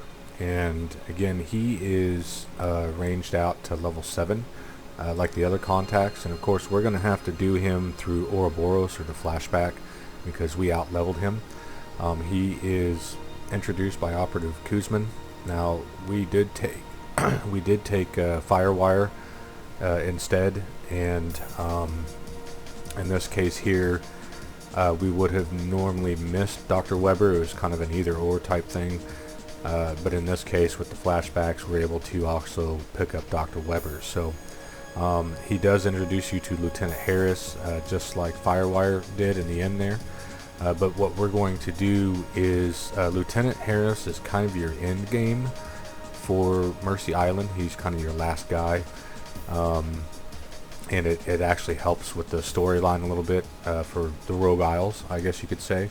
So instead of going straight to Lieutenant Harris after we finished Firewire and that closing scene there in the video, we're going to go straight to him as if we picked him instead, and then we will do Lieutenant Harris's arc, which is a really, really cool arc, by the way. So again, if you hit level 8, you're going to miss this guy. You're not even going to have a chance to pick him up. But if you cap out or you stop your XP at 7 or 6, you should be able to get all contacts. And either way, you could always use Ouroboros. And I'm going to do another video on how Ouroboros works, because there are actually a lot of story arcs within Ouroboros. So it's not just a feature to take you back in time. There's a whole storyline behind it. So we'll go ahead and get started with Dr. Weber here. He does not offer any badges or anything, but he does have a single arc like most of these guys do. So let's go get started on him. Alright, and here's his info, his bio. So if you need to pause, go ahead and do so now.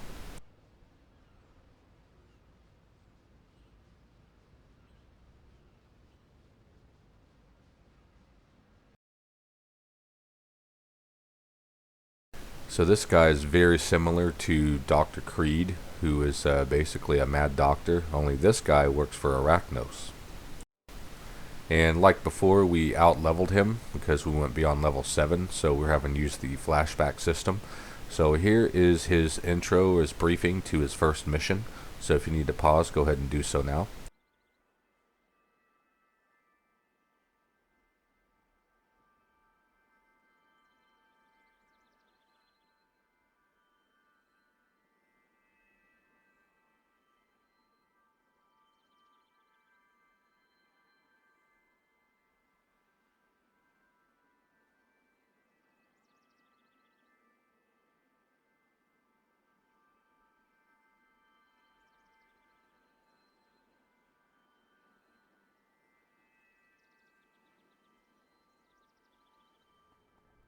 So our mission here is to turn these sick Rogue Island police officers into the infected.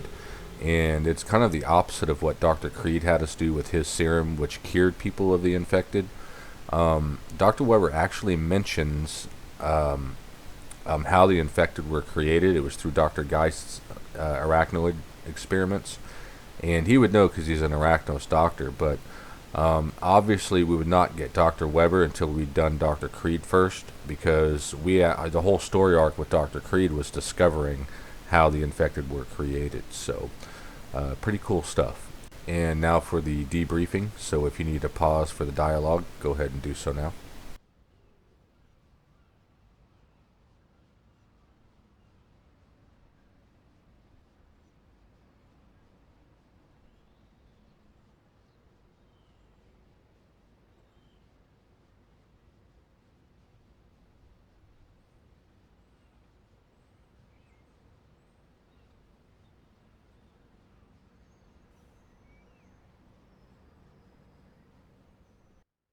And now for our briefing into our second mission in the story arc. So if you need to pause, go ahead and do so now.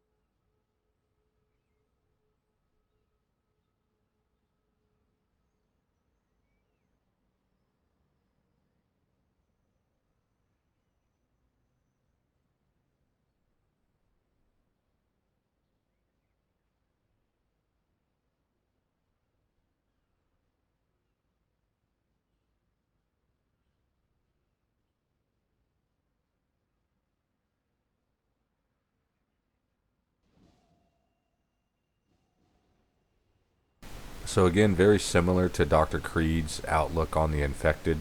They both want to control the infected, their own little private army and whatnot. And there was something through this last experiment that got Dr. Weber kind of concerned that maybe someone else is trying to cure these infected or control them themselves. And he believes there's a chance it might be the longbow, because these infected are being mesmerized. There's some kind of a calling, and so he wants you to basically cure or defeat these mesmerized infected and find some more information on to what is causing them to basically gather into a certain area.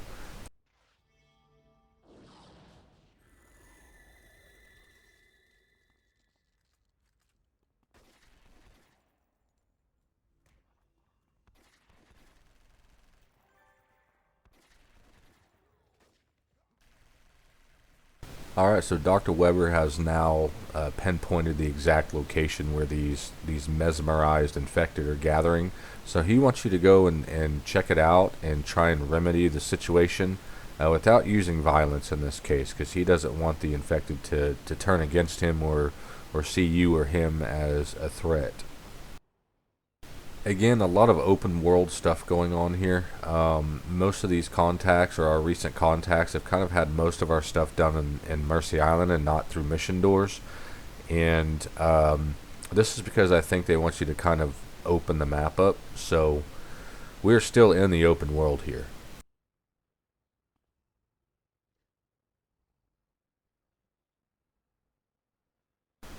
Alright, so we have come up on these gathered infected here, and they seem to be centralized on this one figure here in the middle. So I guess we got to go talk to him real quick.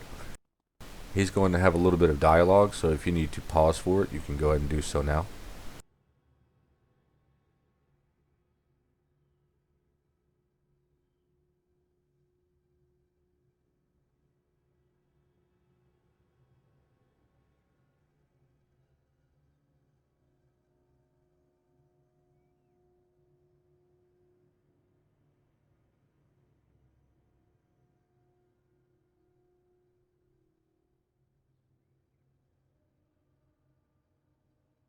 Alright, so we have discovered that this guy, this leader here, is actually being controlled through telepathy and wants to bring everyone in to be cured of this disease that they have. So obviously it's Longbow who's behind all of this.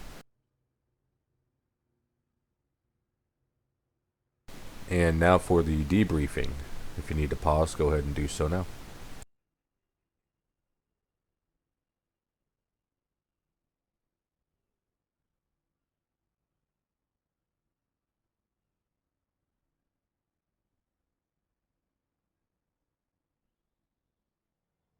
Alright, and now for the briefing on the finale. If you need to pause, go ahead and do so now.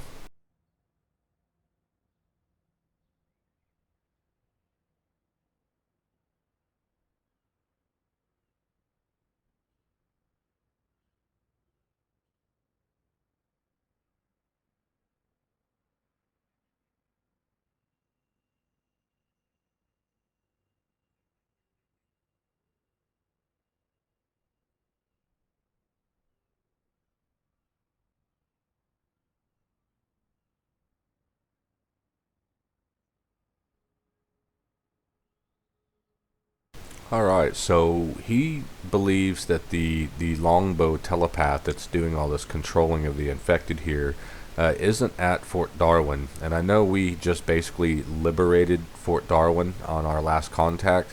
This is where the timeline gets kind of messed up, where when you're able to do all of the contacts. So technically, Fort Darwin has not been liberated yet. It's still a longbow stronghold. But he believes that this telepath is operating from a different location.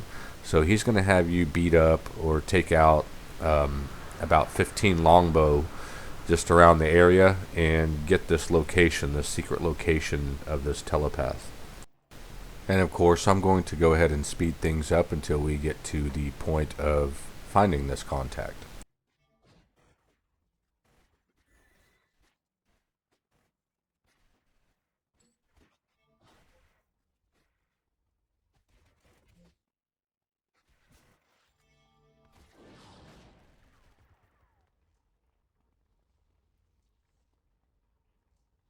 Alright, looks like we have basically intercepted a radio transmission from someone named Silas and have found the location, and we're going to go take this telepath out.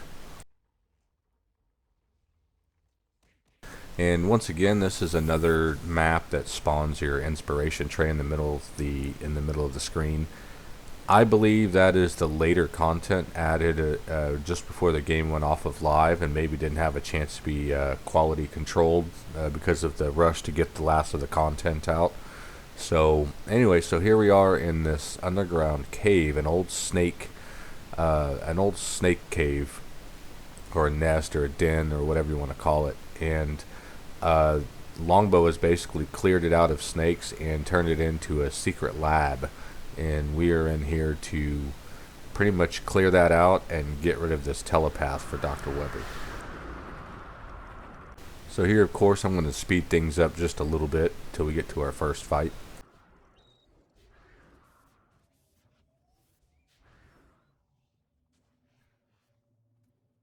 And of course, the longbow here in the cave are starting to wonder where their patrols went. And of course, we took them out. So already they're kind of on to us a little bit, or a little suspicious.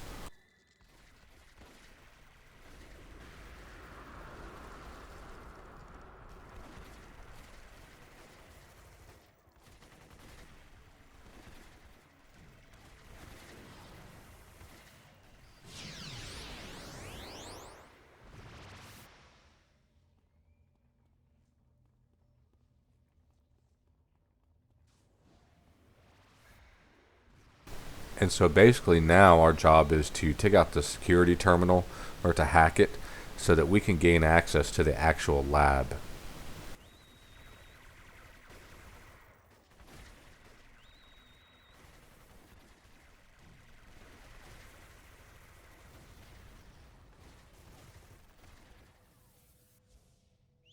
So I'm going to skip some stuff here because I actually had trouble getting into the lab. It kind of created a little map glitch that I spent like 5 minutes trying to get my whole team into the same spot in this map through this door here. So I'm going to skip this and go straight into the lab.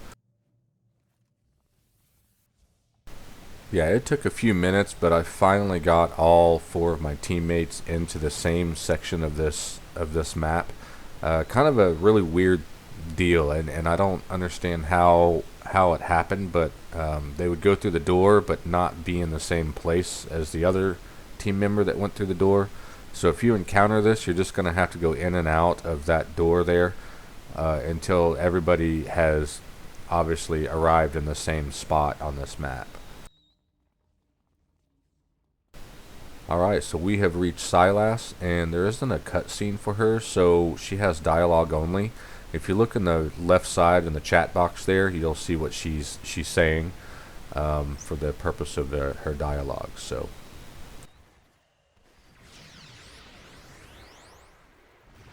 and we have now discovered that she seems to be invulnerable. We can't do any damage to her. So what we have to do is actually go and destroy this generator that's creating this field around her so that we can start doing damage to her.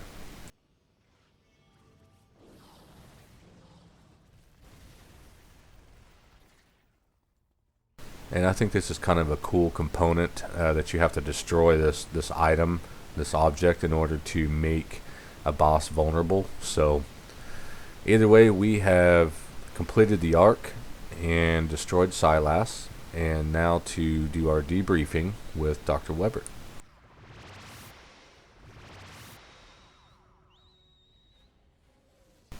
Alright, and now the debriefing. If you need to pause, go ahead and do so now.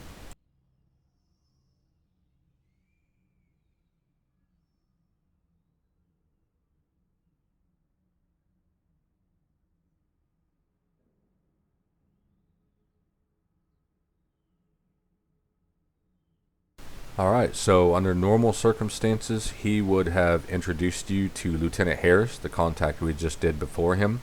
But obviously that's not going to happen now because we had to do a flashback, and we've already done him as a contact as well.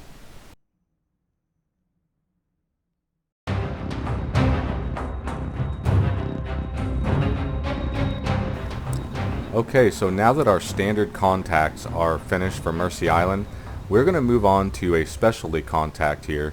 And just kind of as a heads up, pardon my if I do some sniffling or stuttering here. My allergies. I just mowed the lawn, so I'm paying for it right now. So our next contact is going to be Alan Dresslock, and he is a specialty contact in Mercy Island, and he is not available to everyone.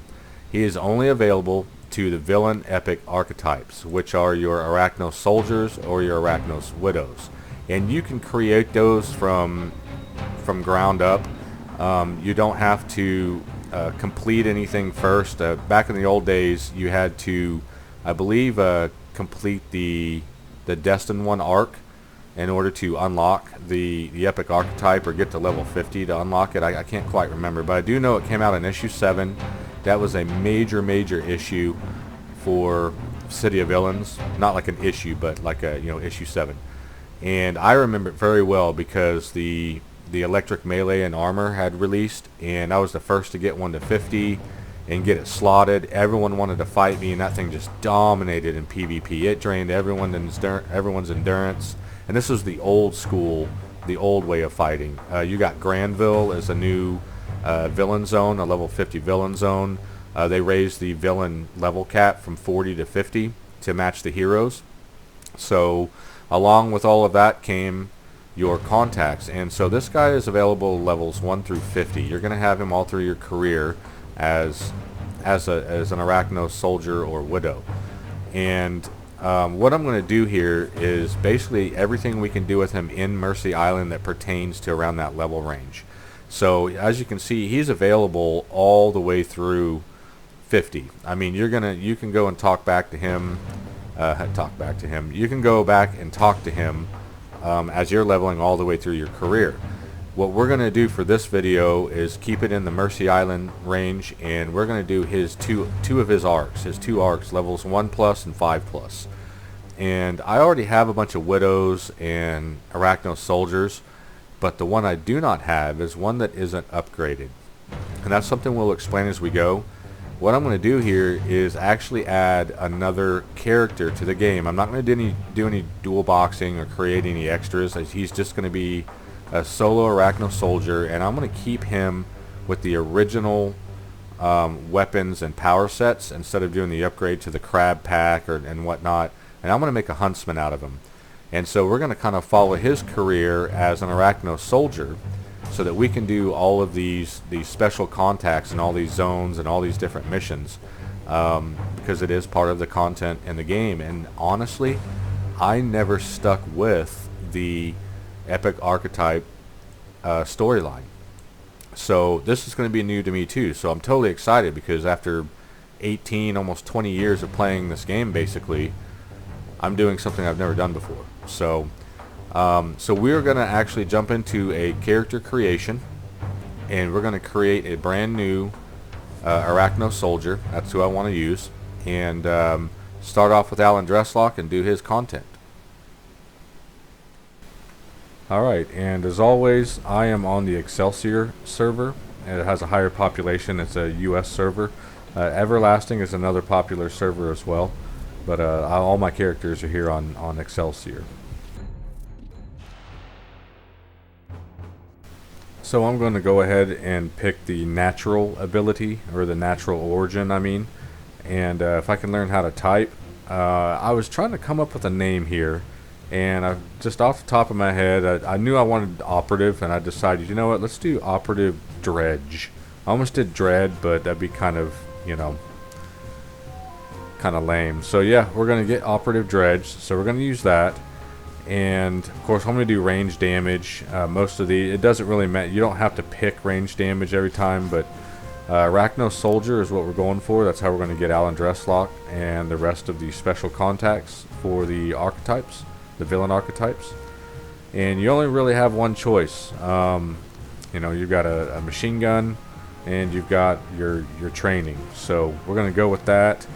Our costume, there is a little bit of a bug with the costume, and we'll get into that as soon as we get to it here.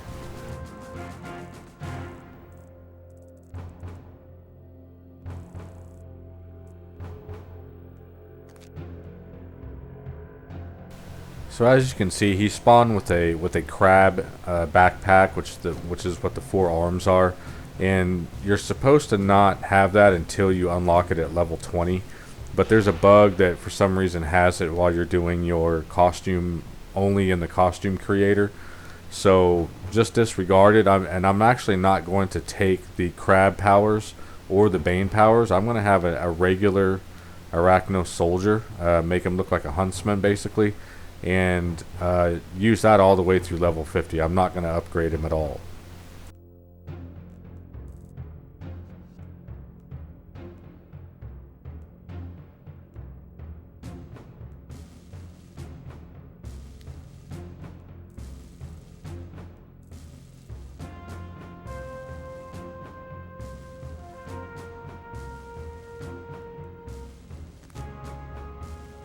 So there are no reasons to do any tweaks to the powers, the colors and whatnot. So I'm going to go ahead and do his bio here, and I'm going to kind of speed things up through the bio.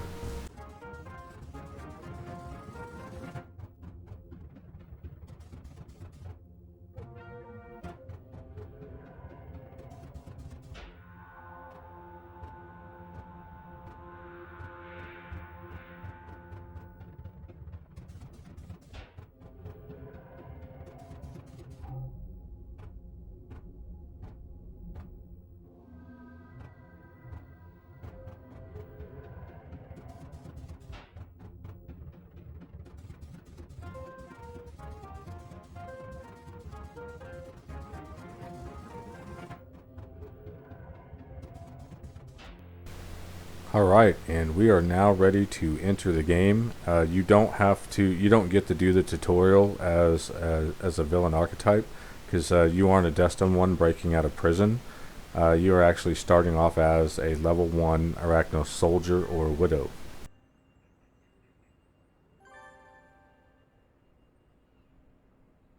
And today is May the 1st, and it's actually the 18th anniversary of City of Heroes altogether. So we got a badge today. 18 years. So we're going to skip this part of the tray setup and move on.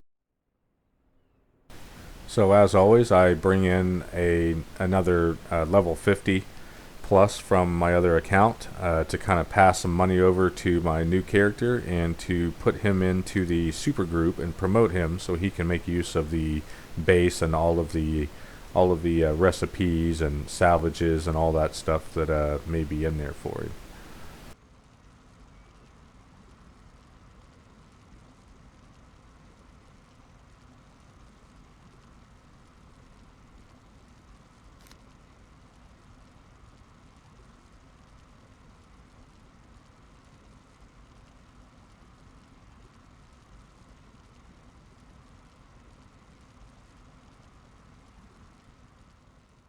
So I'm getting all of my standard goodies here, getting those set up, and I am also going to get the double XP booster so that I can earn XP at double the rate. One thing I did forget to do in these missions was to go ahead and increase the difficulty, but nonetheless I still level very, very quickly. As a matter of fact, I will level faster than it takes me to do Alan Dresslock's missions.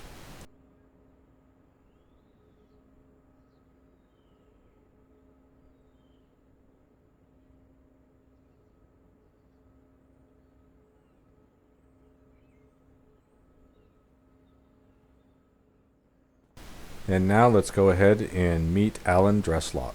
So go ahead and pause through the dialogue if you need to do so.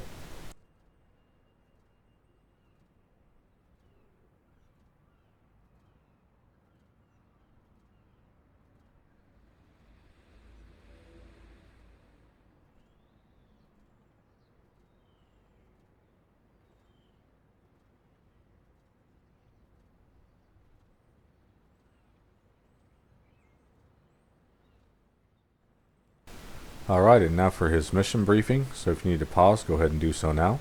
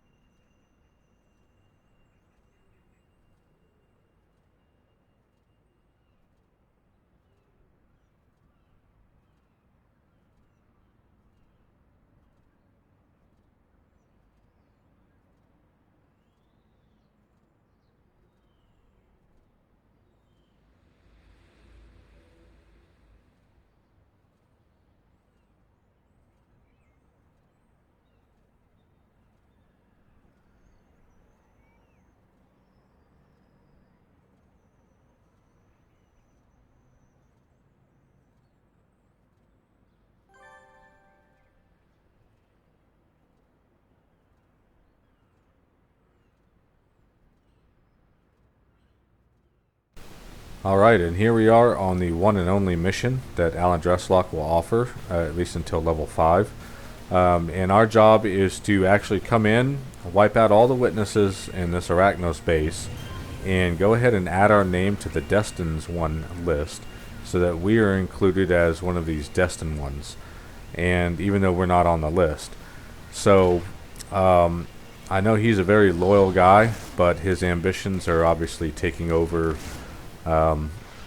his loyalty, so he is willing to take on his fellow Arachnos soldiers. And of course, I'm also going to speed through this as well.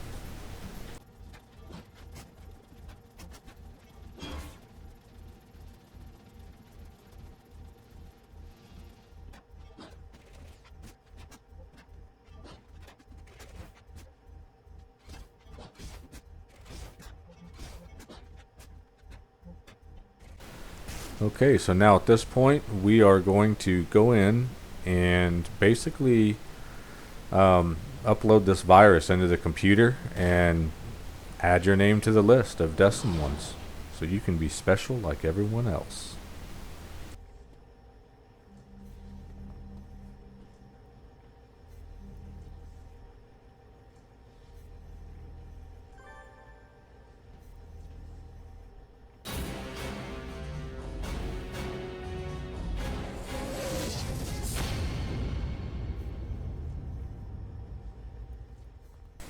Alright, and now for the debrief, and that's it. That's the only mission you're going to have until level 5.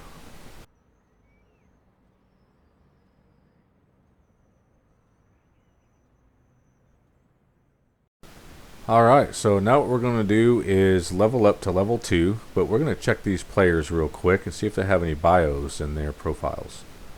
Nothing there for you. Let's check this guy. Nothing there for you. I was kind of hoping we had some cool little bios here. Looks like we have a couple other players. There's one quitting. No bio for you. There's a couple more. No bio for you. How about you? Nothing there. Man, I was kind of hoping for some bios. Alright, well, let's level up here. So we only gained 1 level, but hell, we did that in a really short little mission, and we almost made it to level 3 with that double XP. So what I'm going to do here is I'm actually going to take the burst, because I kind of wanted 1 extra power.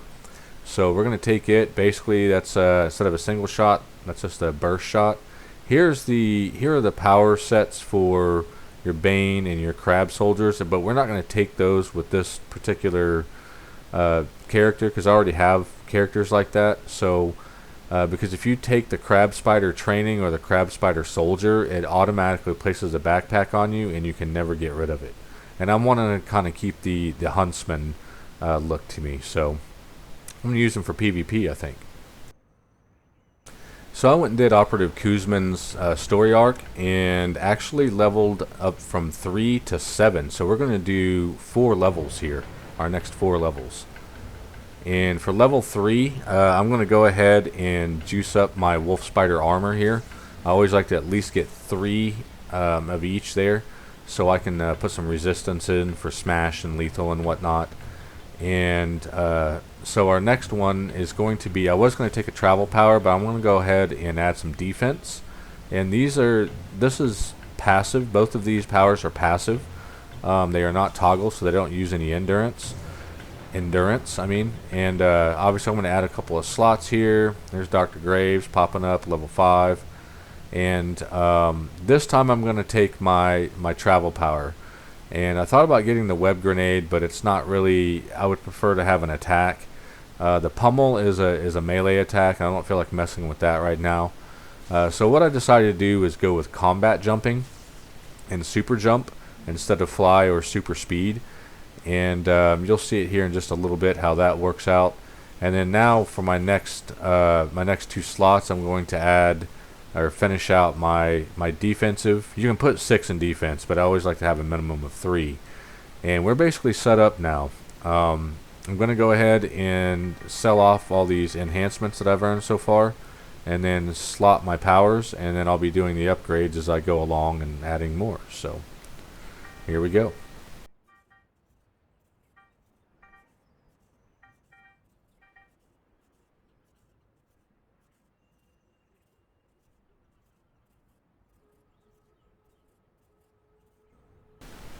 Alright, so now it's time to slot these powers with these enhancements I bought. And obviously I'm going to go with my defense here. I've got 3 defense. And a lot of your passive defense abilities, your powers, they don't offer as much as a toggle does, but they're still essential nonetheless. So just putting in the basic enhancements, and now every time I hit upgrade, when I level up to a certain point, it will keep those always +3 ahead of my actual levels. So I figured I better start that early since I don't have any pets or anything, and I'm running solo. It's all me. So we are now level 7, and that means that we have unlocked Alan Dresslock's level 5 plus arc, or his next mission for the epic archetype. So let's go talk to him and do his mission, and that should be the last one for Mercy Island for now. Okay, so here's his briefing. So if you need to pause for the dialogue, go ahead and do so now.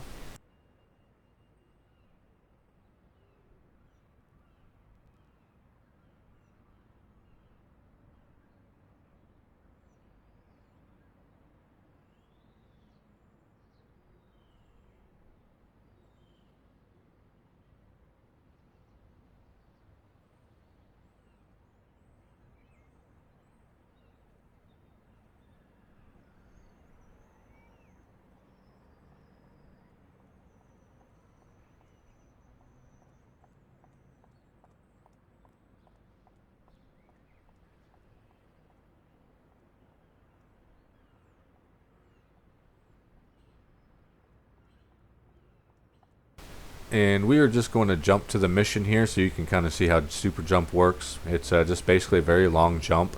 You won't take any damage as long as the terrain you're jumping to is not lower than the terrain you jumped from. Like in this case, I'll take some damage here. So not very much. There's somebody coming out of the warehouse there. But as you can see, you move pretty quickly. So let's head on in. Alright, so we have been sent in to take out Operative Jenkins, or Private Jenkins. He is an Arachnos operative. He's a huntsman, just kind of like we are.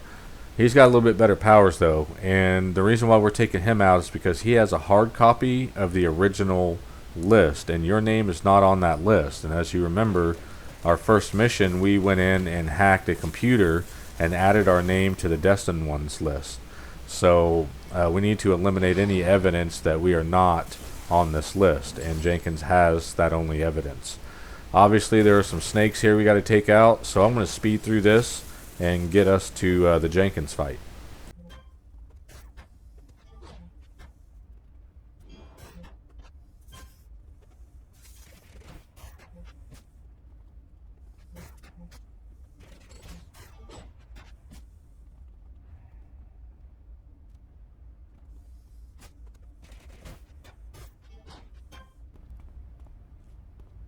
Alright, and we are now coming up on Jenkins, and we're going to have to take him out and grab that list from him. Now, he doesn't know that you're not on the list, so we're not going to say anything, obviously. And when he recovers or whatever, he's not going to be like, hey, a guy that's not on the list took me out, or took my list. So, here we go. And this is a boss fight, too, so... you know, no pets or anything like that, so it can get pretty hairy, man, these one-on-one boss fights.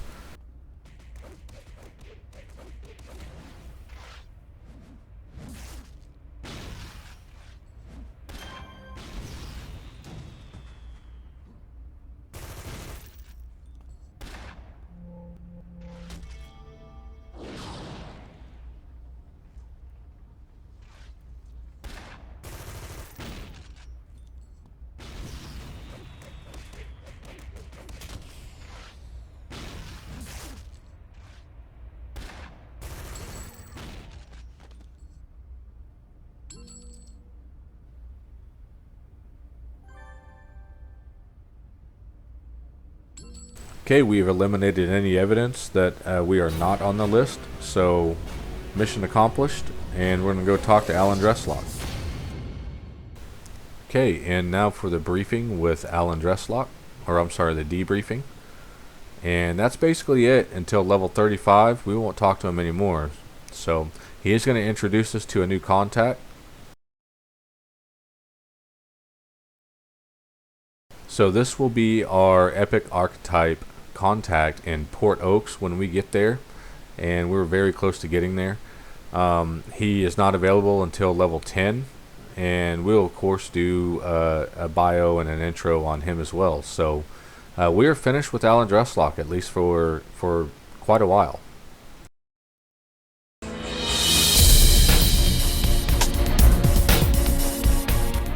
And now for Dr. Graves, and this is going to be a little bit longer intro than my other contacts because he's got a lot of information to give out, so I'm going to go through this pretty much really fast here. I think you'll get the gist of it.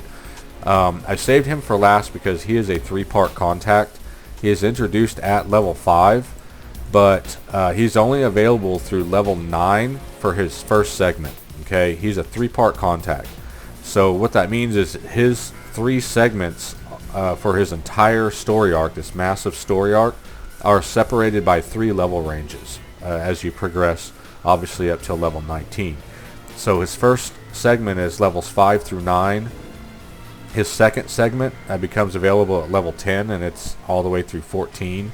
And then his third segment is at level 15 through 19. So essentially, if you hit level 10 and you have not done his first arc yet, or his first segment, you're going to lose him completely. You can't do any of this. So you really need to watch your leveling. Like I said, if you hit 10, you're done. Same goes for if you hit 15 before you finish his second segment, you won't get to continue on with any of this. And if you hit level 20 while you're in the middle of this segment, then you lose the rest of it. So you need to kind of pay attention to all that. He does offer 3 badges, 1 badge for each of his segments. He has some really cool enemies to fight.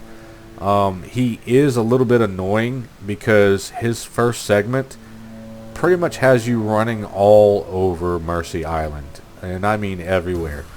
You're going to be spending a lot of time in open world. You're going to spend a lot of time with dialogue. You are going to go into a mission or 2, but it's essentially an ongoing training mission. So imagine if you skip the tutorial and you already know the basics and whatnot. He's going to kind of introduce you to a trainer through his missions, through a Fate Weaver, through the ferry, just things like that, and you'll see it here. So he's kind of introducing you to the standard content in the game, and that's kind of what he was there for the first segment. And then you'll get into the good stuff when you hit level 10 and above, assuming you did the first segment. So originally I was going to split him up by zone, by levels, and I just decided to do it all in one big long shot, including leveling up, because His story may be too easy to forget about when we've done videos with all these other contacts in between. So I've just made him one big giant long contact, and I've decided to place him in Mercy Island since he is technically a Mercy Island contact. So we're going to go ahead and jump on over into his intro and get him started with the entire process. And now for Dr. Graves' bio. So if you need to pause, go ahead and do so now.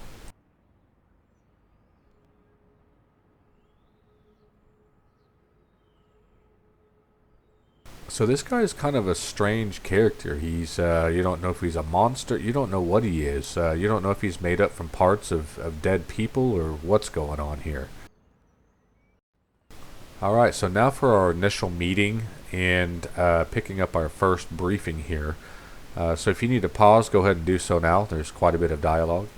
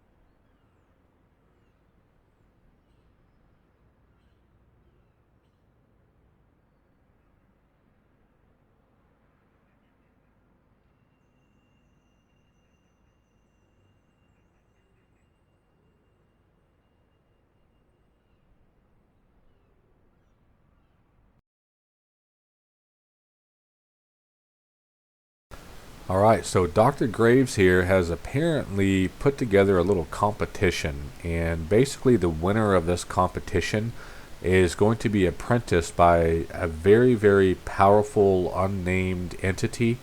So it's a chance at gaining an enormous amount of power.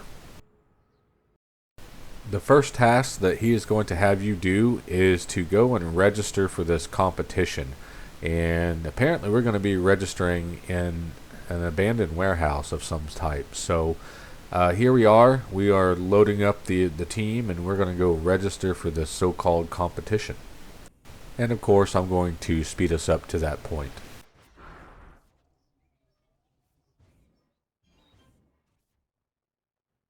So there's going to be some dialogue, some text to read with this computer here, so go ahead and pause at your convenience to read through it.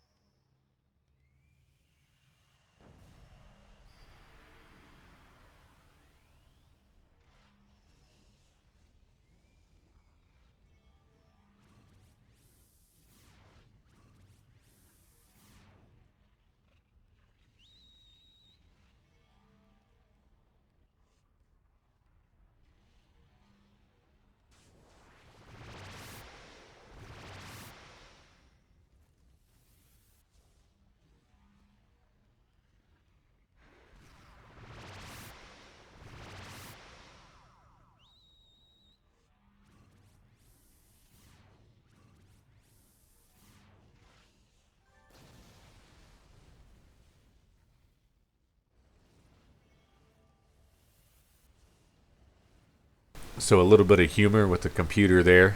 Thought that was funny.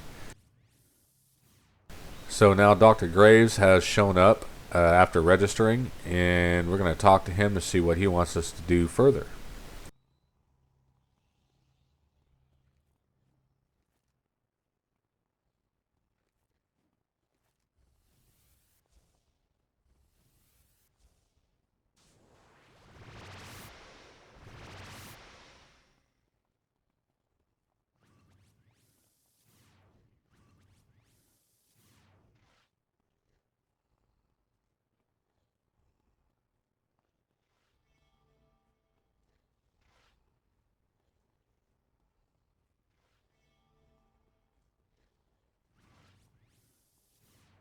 Alright, so now he wants us to meet some of these other contestants that we're going to be competing against.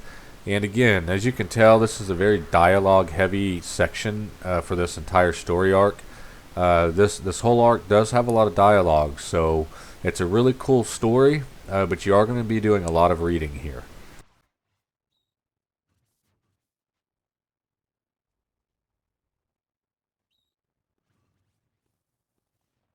And now for the dialogue with Omnicore, so if you need to pause, do so at your convenience.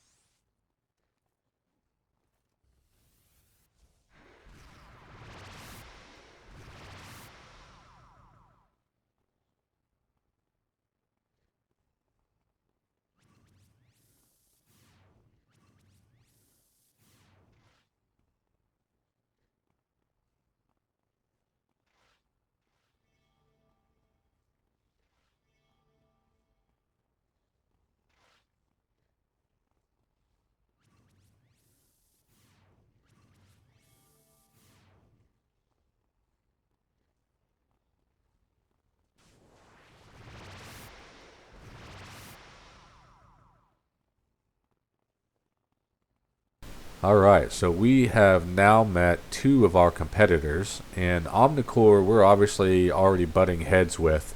We're going to have some problems with her. And then Zephyr seems like this really laid back, cool kind of dude. Apparently, he is an elemental, which is a very powerful, I mean, he's like the wind. He joined this competition out of sheer boredom. He just doesn't have anything to do. So now we're going to meet yet another competitor, Dollface. So we're going to have some dialogue with her as well.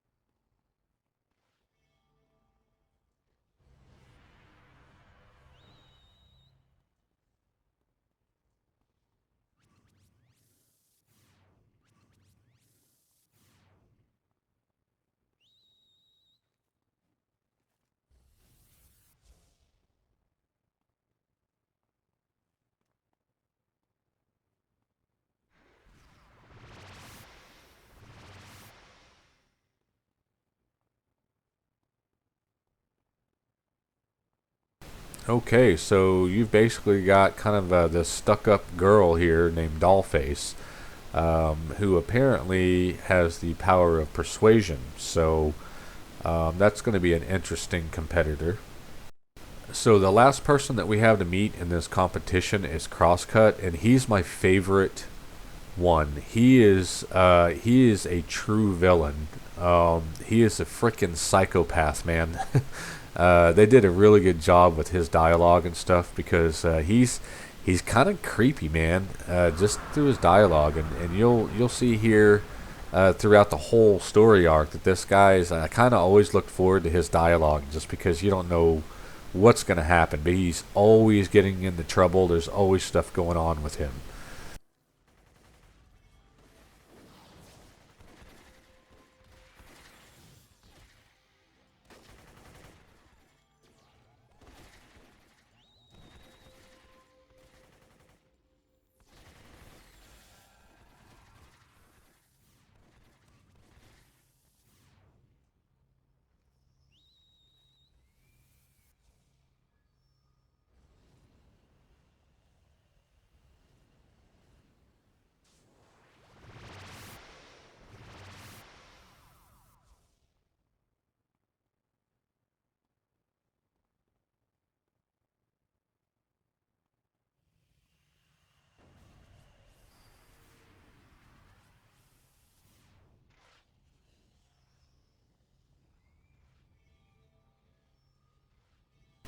So, because of all of the dialogue that we've got to go through and the running around, we are already almost 16 minutes into this contact for the very first mission out of dozens of missions. He's taken longer in one mission than some of our contacts have for an entire story arc. So, be ready to have a lot of content, a lot of dialogue, and a lot of running around. I'm going to cut as many scenes as I can, and I'm going to speed up as many scenes as I can throughout this entire process here.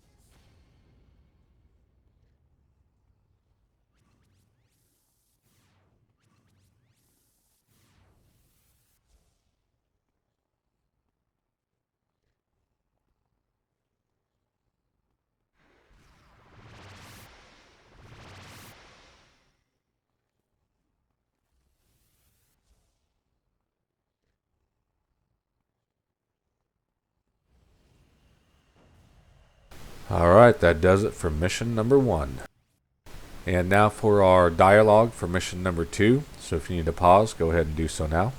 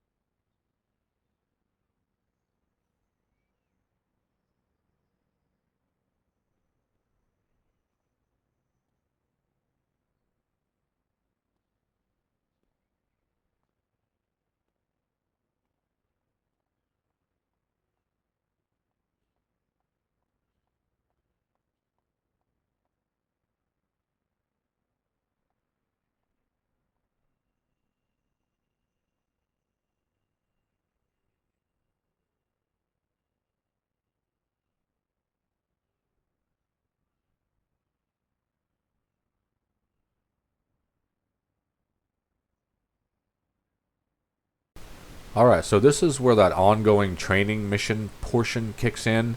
He's going to have us, basically, he doesn't want Arachnos to catch on to this competition we're having, because I guess it's kind of against their laws or rules. So this is where he's going to send you to the trainer to talk to the trainer, have some dialogue, fate weavers and quartermasters and all that good stuff. He's basically incorporated the functions of the game into the mission, and you'll see here as we run up on the trainer that there's actual dialogue with the trainer, and I thought this was kind of cool, but it is part of the getting you used to the standing NPCs in the game. So lots of dialogue.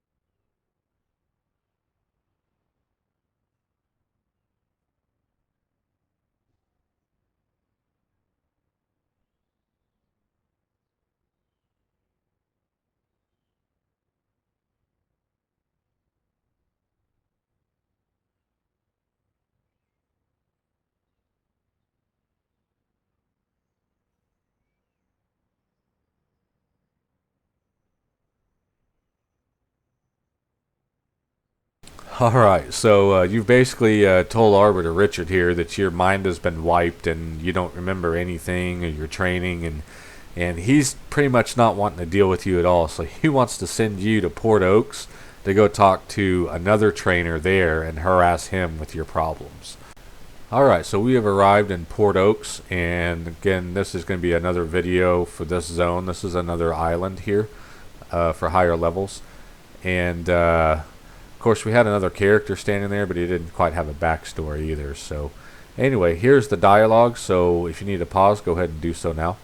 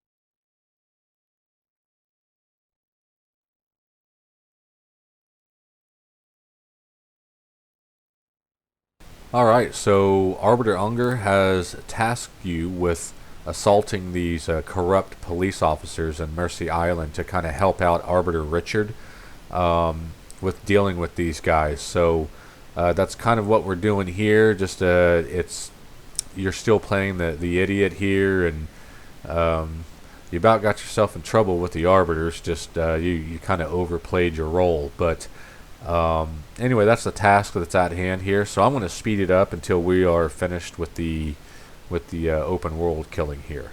Luckily, the Rogue Island police are very abundant, as I've said before. So it's not like you have to go find these police, in certain areas. They're pretty much everywhere on the entire island.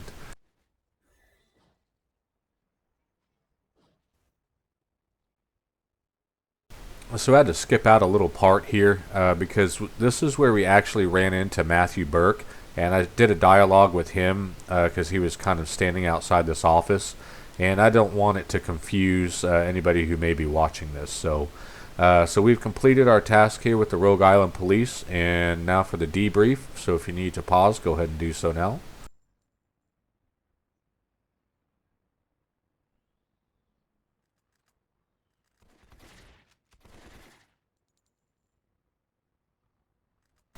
Alright, so we have still managed to keep the attention off of us. And now for our briefing for our third mission. If you need to pause, go ahead and do so now.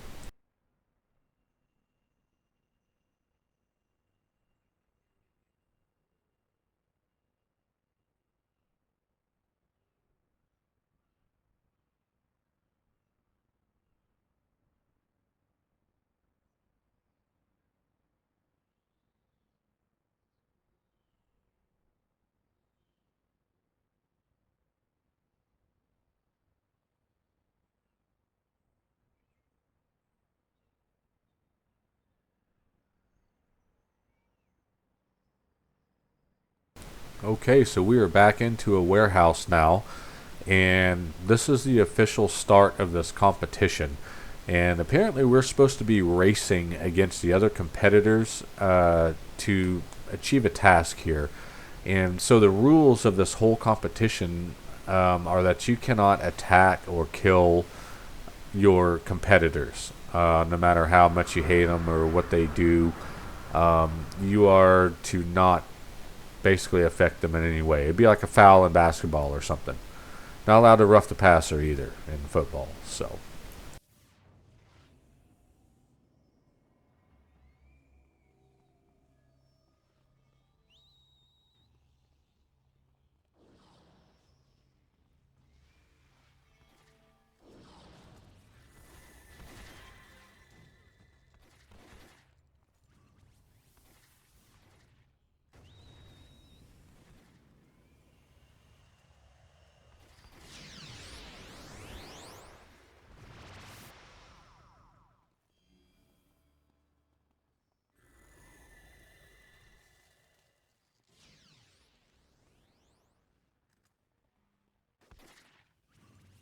And we're back up to that computer again.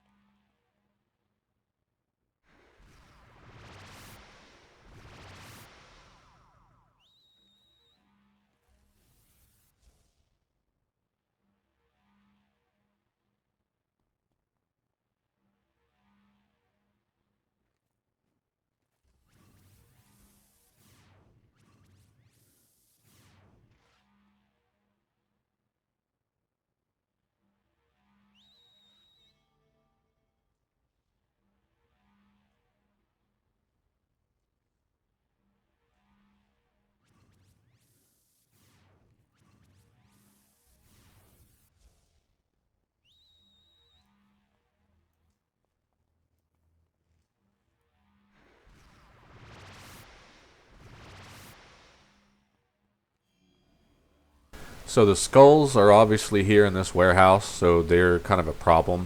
But our job right now is to trick this Zephyr guy into following us. And I thought that he was already following us because he is following us, but I forgot to open the dialogue with him. So he actually goes all the way to the very end here before I actually talk to him and progress with the mission. So I'm going to go ahead and fast forward to that point. So basically I ran through this whole map and nothing had spawned, and that's when I realized that I had forgotten to talk to Zephyr. So remember to talk to him when he shows up after doing the computer, or else you'll just do what I did just now, which is run through the whole map for no reason at all. So now here is his dialogue after I realized what had happened here.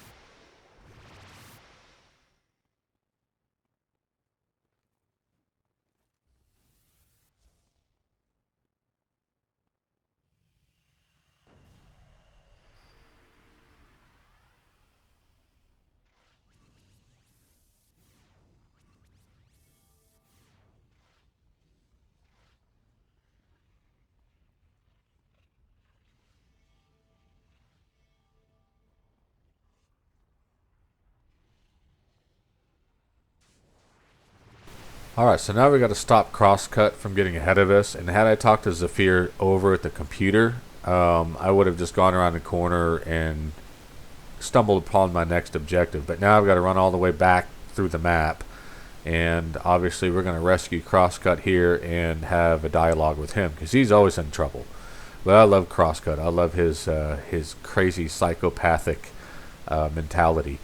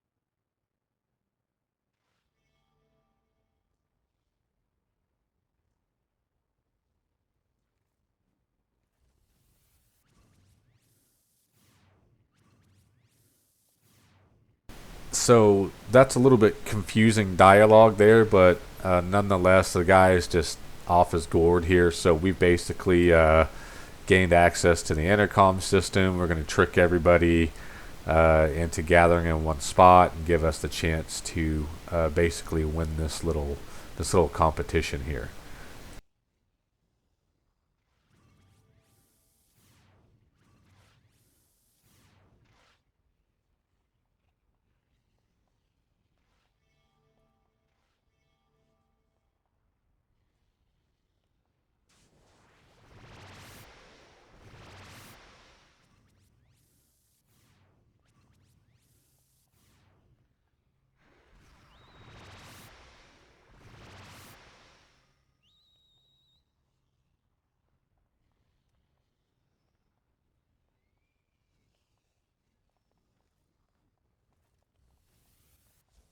So there's a little bit of Omnicore's bio. As a matter of fact, I had meant to do this for each of our competitors to kind of see what their backstories were, and I will pick up their information as we go.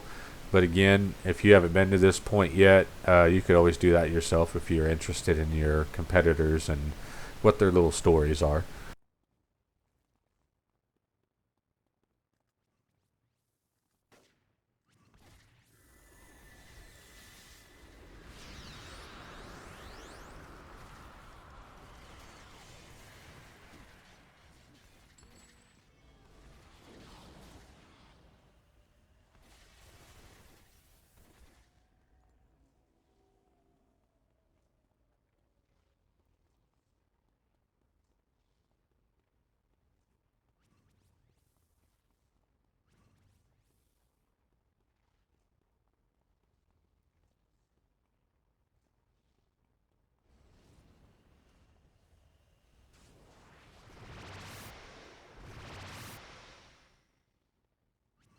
So from the looks of it, Dollface has beat us all.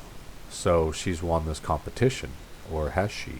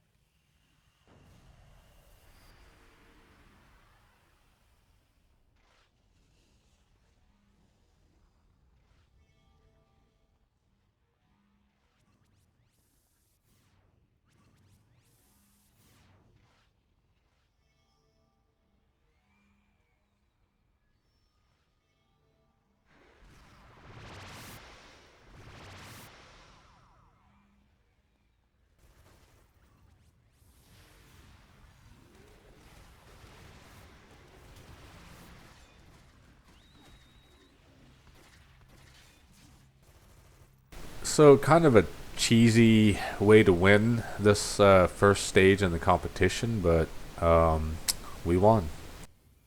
All right, and now for the debrief with Dr. Graves. So if you need to pause, go ahead and do so now.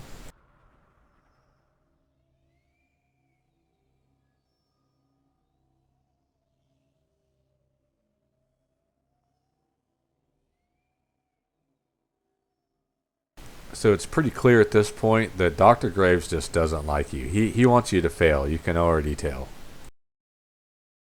And now for the briefing for our next mission. If you need to pause, go ahead and do so now.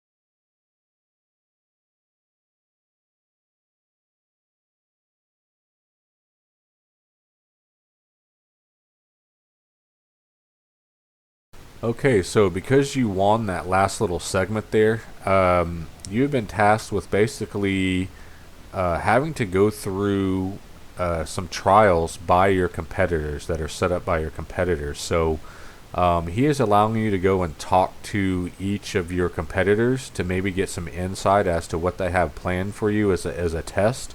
You don't get to perform a test on them until the very last because you won. So kind of a cool little deal, but you're going to have to fly all over Stinkin' Mercy and talk to these people. So I'm going to speed up this entire process till we get to the dialogue sections.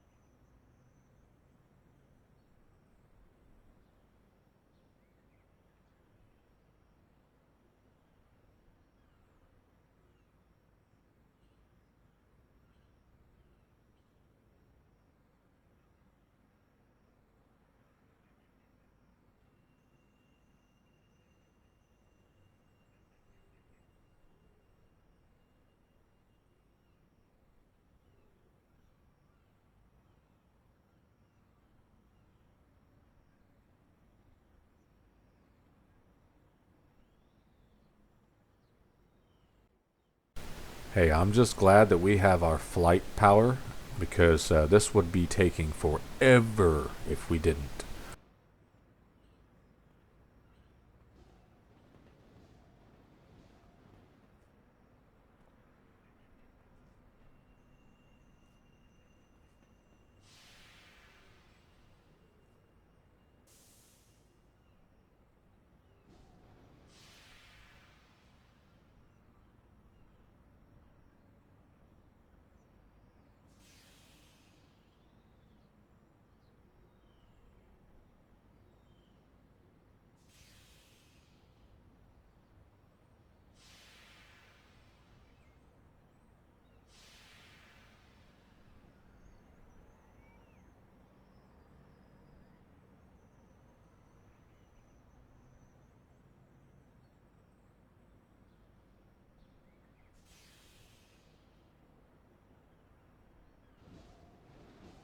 So speaking of which, so here's the black market. You're going to see this all around the Rogue Isles, and a very, very cool function of the game that came a little bit later.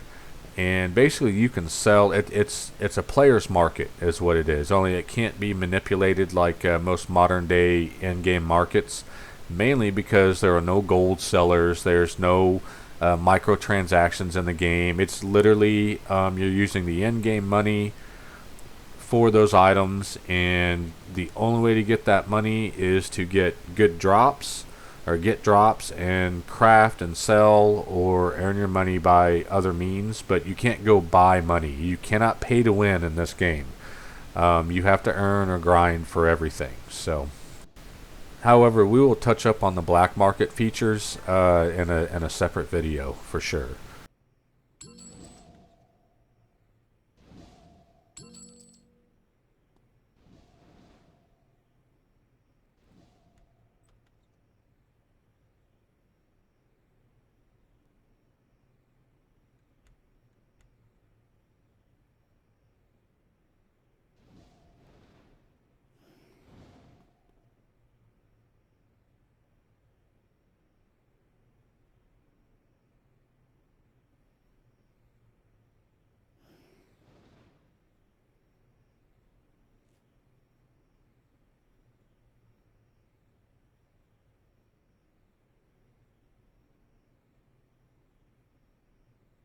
And now the dialogue for our debrief, so go ahead and pause now if you need to.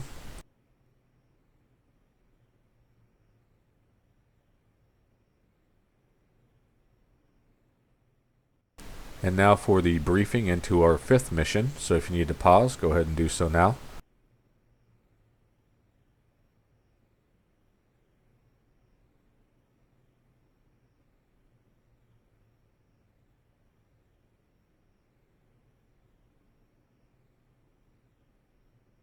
So something to note with these different colored texts, the brown is kind of like your thought process, not really being told anything. And then the yellow, in this case, is somebody who is talking to you, maybe telepathically or giving you an outside thought.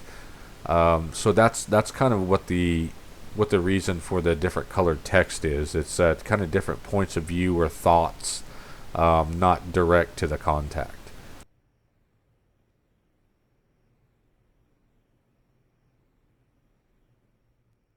So in case you were confused as to why we are doing this here in this longbow base, the best I can gather is that we're trying to do something just crazy and outlandish to kind of show off to this benefactor who's supposed to be looking for an apprentice.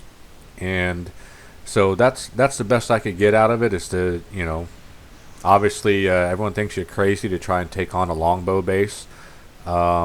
But you apparently have some outside help at some point. It's hard to tell what's happened because of this telepathy and somebody entering your mind and telling you things. So that's what we're here for. We decided to hit this base when the night shift is switched out, so we don't have as much resistance. And we're going to see what comes of all this.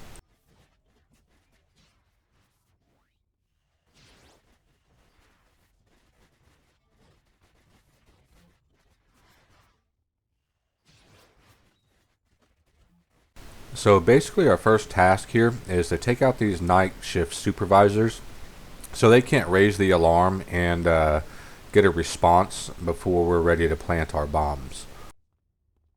So even after speeding through fights, cutting out travel time, and going directly to dialogues, we are still 47 minutes into the story arc.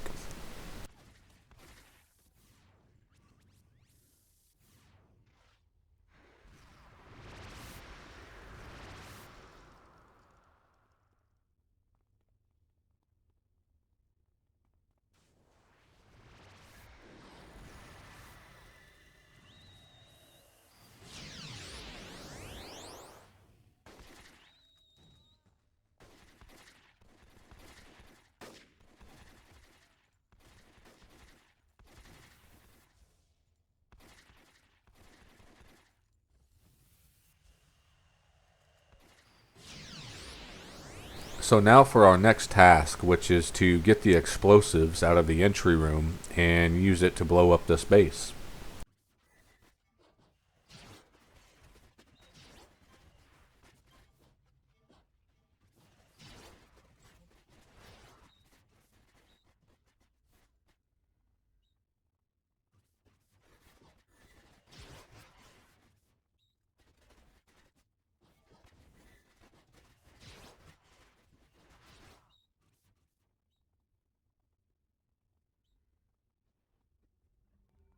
Okay, so we have sped through the majority of the longbow fighting in the base, and we have now stolen the bombs, and it has triggered some kind of a little alert. So there's an interception team, a couple of interception teams that are on their way or coming out to stop you from doing whatever you're going to do.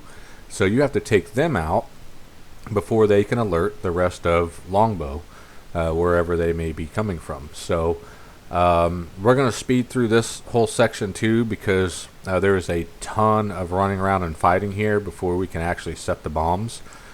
So that's what we're going to do next, and we'll see you at the bomb plant.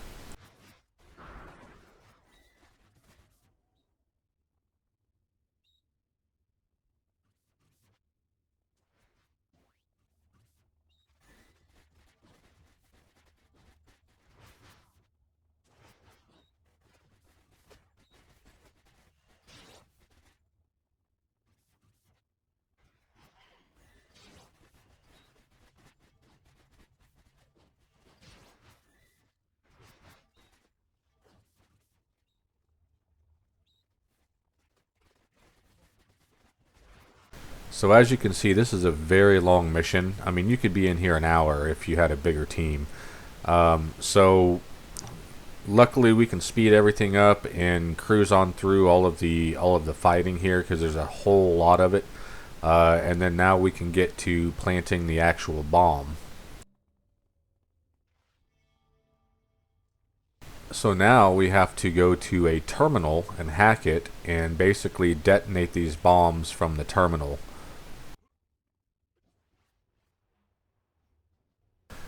Alright, so suddenly we've got some Arachnos guys in here, and we're going to detonate these bombs, hack the terminal, all that good stuff, and see what in the world's going on while we've got these soldiers here all of a sudden.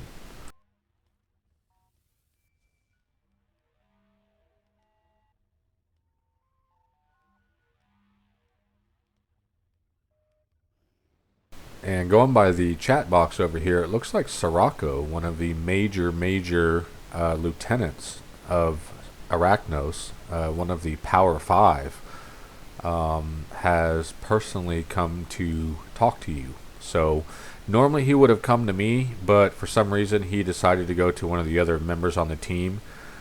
So I had to actually go track him down.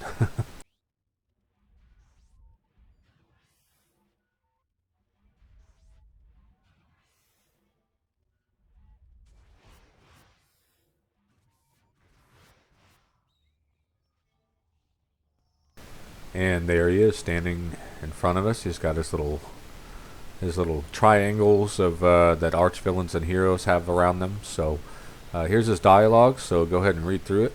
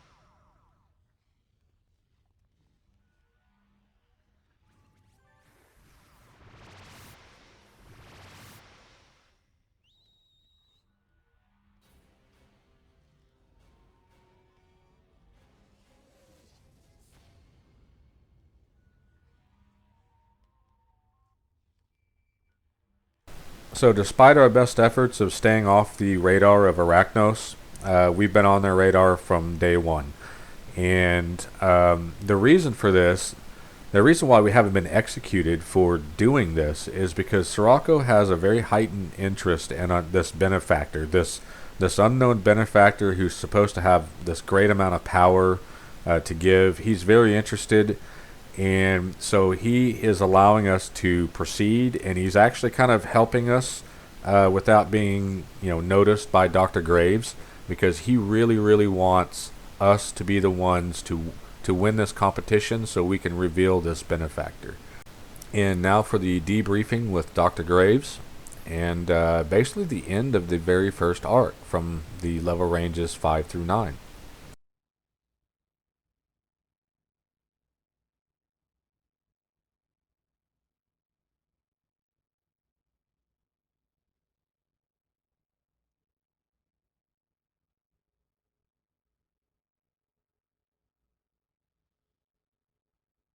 Alright, so we have now leveled up to the appropriate level to start Dr. Graves' second segment in his story arc, the level 10 to 14. So if you'd like to go ahead and pause to read the dialogue, you should do so now.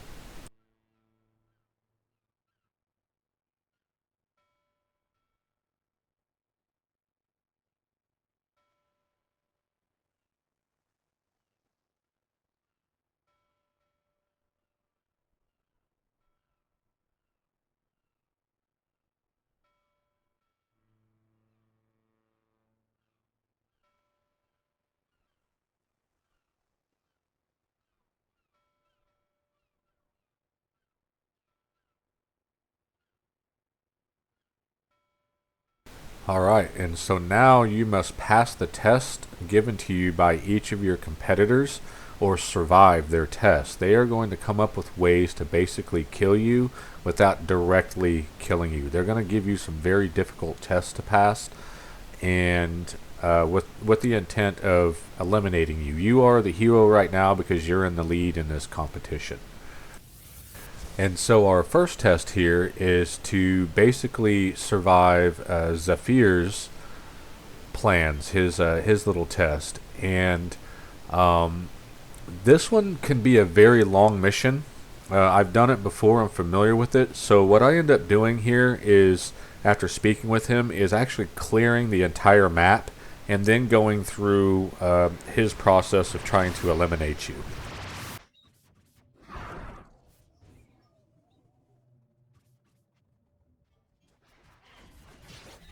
Alright, so even speeding up at 7 times normal speed, this is still going to take about 2 minutes or a minute and a half or so to clear this map. And I want to kind of take this time to go over these enemies we're fighting here, because we haven't seen them before yet. If you're new to the game, of course. These are enemies, or a faction called the Goldbrickers, and you don't typically run into these guys until you get into a zone called Capo Diable.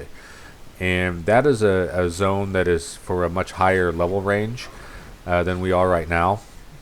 But since they're part of this mission, they're part of this mission. And they are kind of an underrated faction in this game. They're kind of overlooked. And I think they're some of the toughest guys to actually take out. And the reason why is because, A, they all have jetpacks on. They can fly after you. They can catch you. No matter how high you go or whatever, they can catch up to you. Secondly, all of them use ranged weapons called, they're like sonic cannons. And those sonic cannons, every time they hit you, they lower your resistance to damage. And I believe they also have a defensive debuff capability too, as well as some pretty tough melee on the boomers, the bosses. So these guys can take a tank and literally strip him down with the stacking resistance debuffs. They can strip him down to where he has almost no resistance to your typical smash and lethal. So you got to be careful with these guys. And of course I've got them at like +2. So I had to actually shut my XP off because I was leveling so quickly here. So really fun enemy to fight. We've cleared the map, and now we can go find and talk to Zephyr. It just makes it a lot easier to get through his little story here.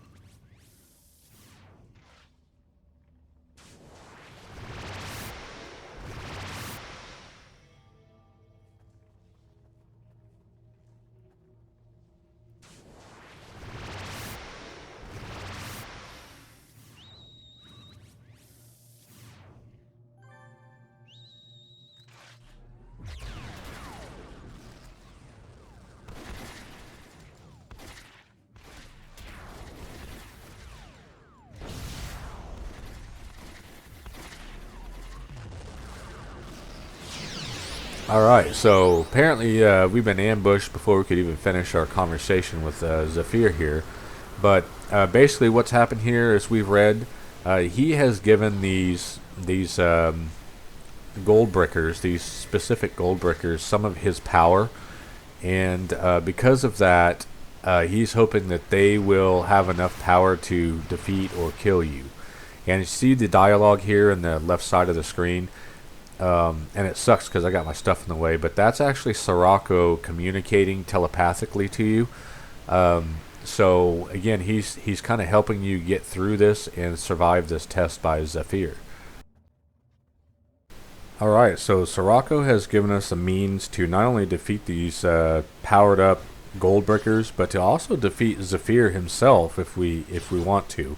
And we're going to do this through these altars. Zephyr is apparently channeling his power through these altars. Even though he's indestructible, he can still be beaten. And we now have a means to beat him. So we're going to go ahead and speed through. These are one of the altars here. And usually the best thing to do is, if you're on a team, is to focus these.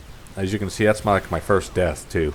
Is to focus these altars and try and get them destroyed before you aggro the whole group, because those altars hit so hard when they blow up, they will one-shot even the bosses. So now you can see the advantage of clearing this map before we got started here. We would have to be fighting through every single mob stacked on top of the respawn mobs here. So it's a very smart thing to do with this mission when you get into it, and that is to clear out the initial spawns before you talk to Zephyr for the first time.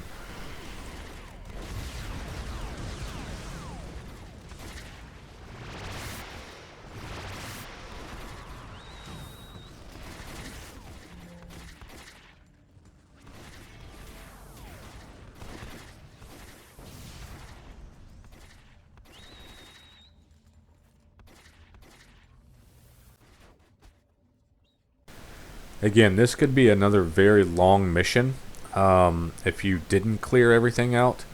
Now, you don't have to necessarily clear things out, but the mission kind of takes you to almost every chamber in this map, so you're going to be doing a lot of fighting. So now we've made it to Zephyr, and it looks like he wants to fight, which I thought was technically against the rules here, so,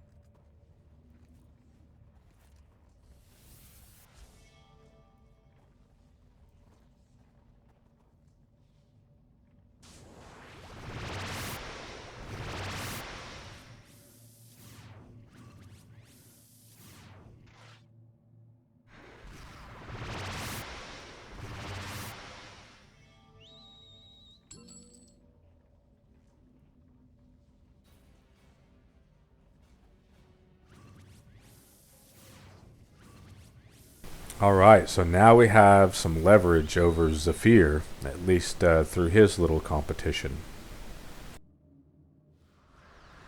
And now with the debrief, so if you need to pause, go ahead and do so now.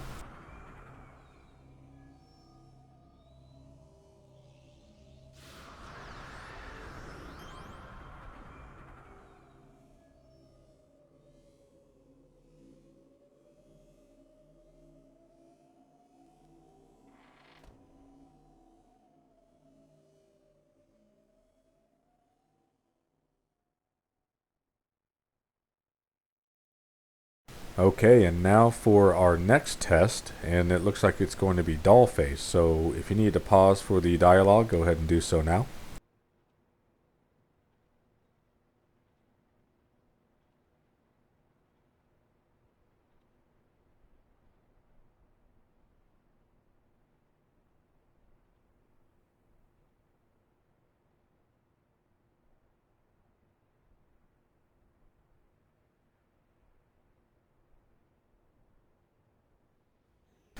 And here we have Dollface waiting on us in Port Oaks. And again, that's a zone that's going to be a completely different video.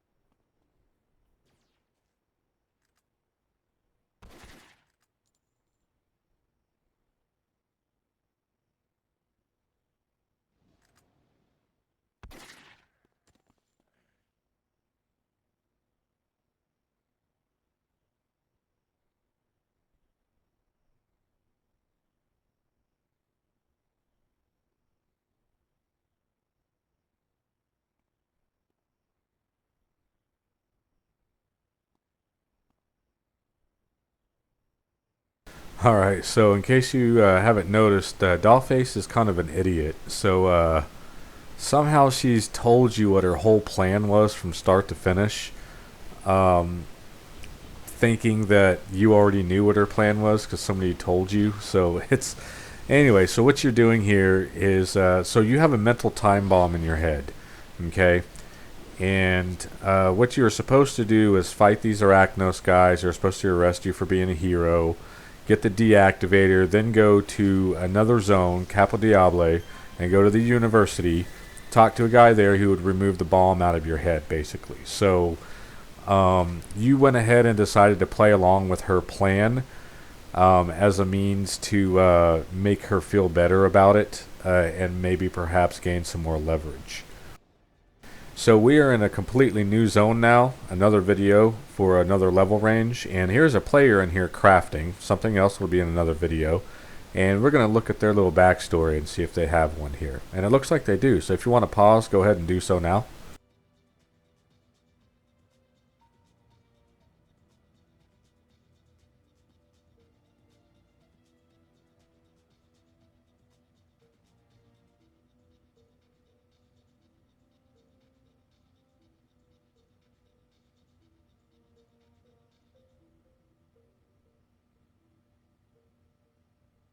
So kind of a funny little backstory there. She's really weak and frail, but yet she's a tank with super strength and invulnerability.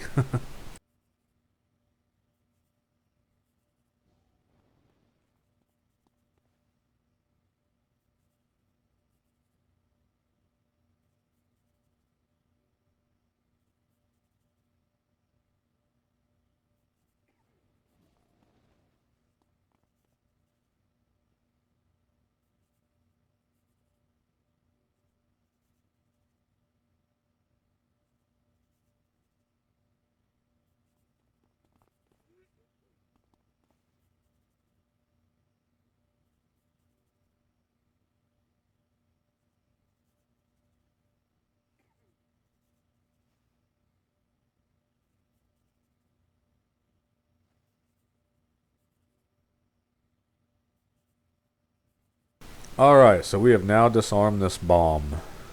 This mental bomb in our head. Alright, so as repayment for disarming this mental time bomb that Dollface planted into your head, he wants you to take out these Luddites, man. They've been giving him trouble, and this is our first time encountering the Luddites, and who they are they're a faction or a cult of anti-technology fanatics, which is why they're using crossbows, and they look like there's some kind of medieval group here. And again, you won't encounter them until you get into this zone, so we just happen to be able to find some that are within our level range so we could kill them. So this will basically, once we take out these enemies here, the appropriate number, we've basically passed Dollface's little test. Okay, and now for the debrief. So if you need to pause, go ahead and do so now.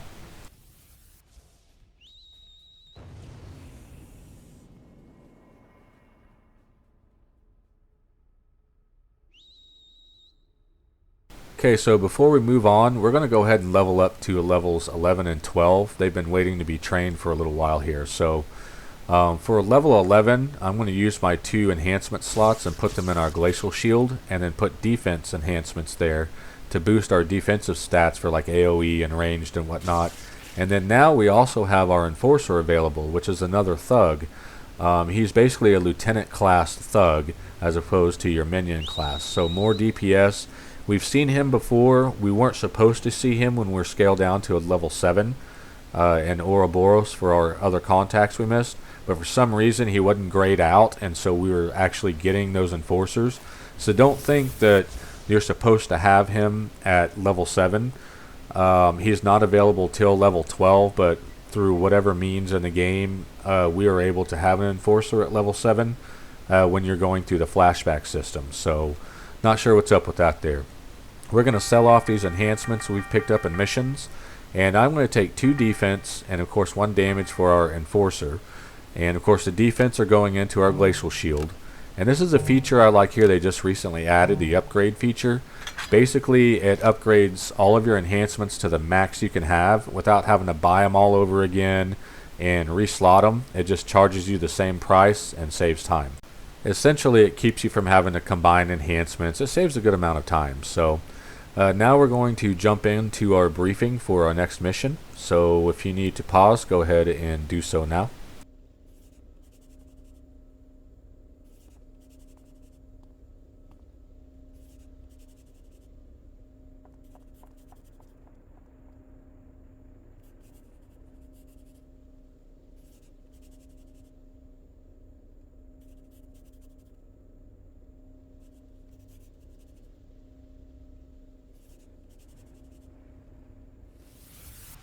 Okay, so now we are doing Crosscut's little challenge here.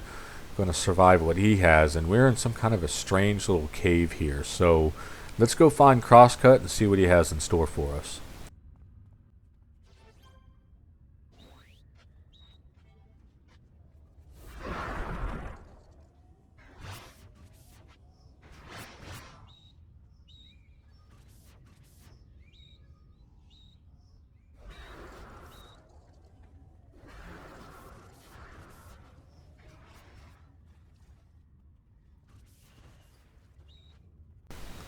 Alright, so once again we find Crosscut surrounded by a bunch of angry enemies, as he always seems to be. Every time you run into this guy, he's got some really mad people around him.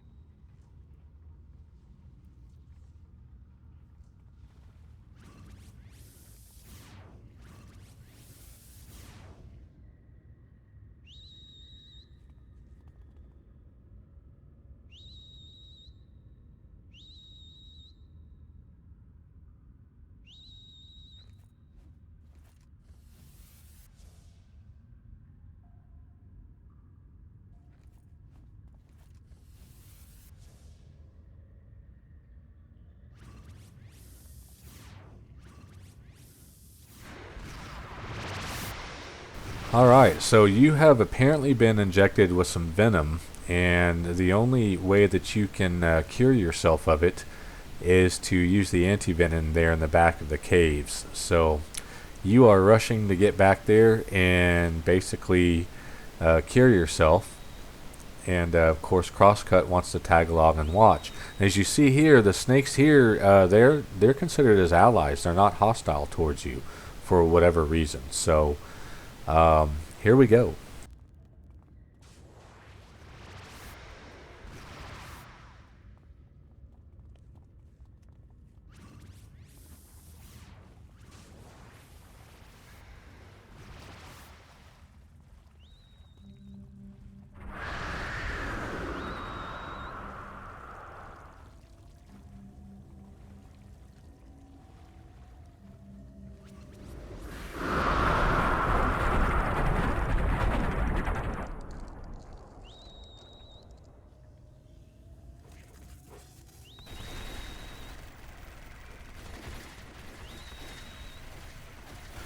Alright, so it turns out it's not an anti-venom. It turns out it's some kind of a pheromone that makes the snakes very, very aggressive towards you. So now you got to fight all these snakes on the way back out.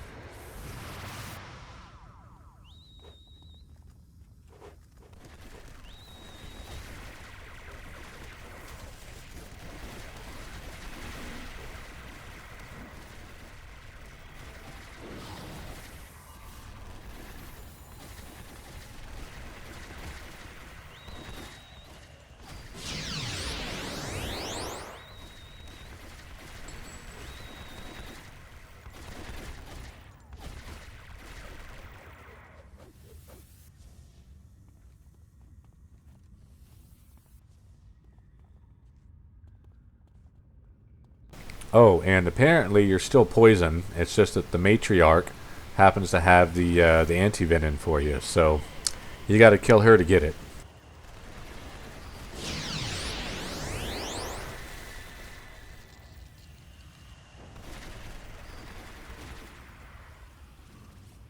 And since you killed the matriarch, the daughter's really mad about this, and now you've got to fight her as well.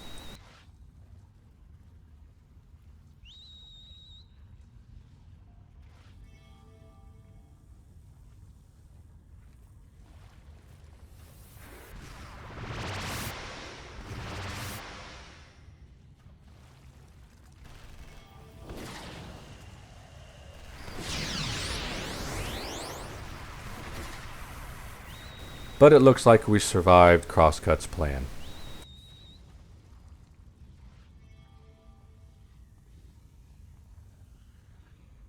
And now for the debrief with Dr. Graves. If you need to pause, go ahead and do so now.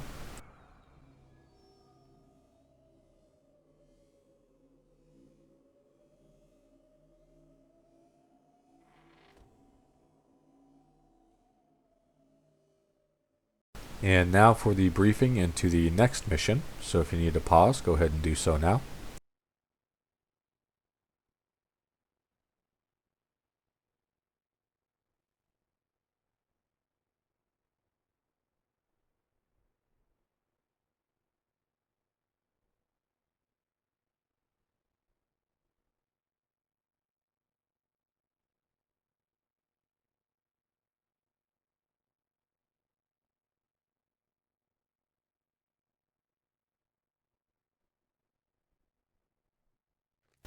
Okay, so we have arrived into Omnicore's private lab here in Capo Diable. and we have to endure whatever plan that she has and murdering you. And you can be rest assured that she really wants to take you out because you two do not get along with each other.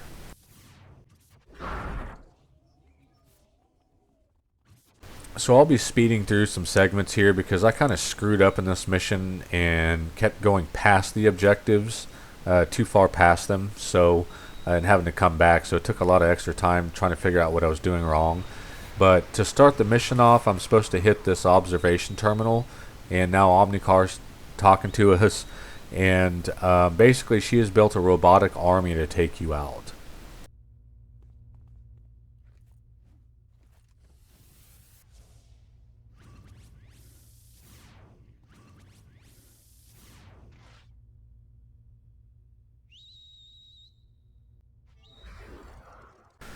Alright, so the map doesn't show you where this robotic clockwork army is, and so I ended up running through the whole stinking map trying to find this mob of clockwork to fight. And as it turns out, they spawn right behind you, but there's no indication that they're there unless you actually turn around. So I ended up running through the entire map and having to turn around and go all the way back to the room we just started in. And I happened to run into these guys there as I was headed back.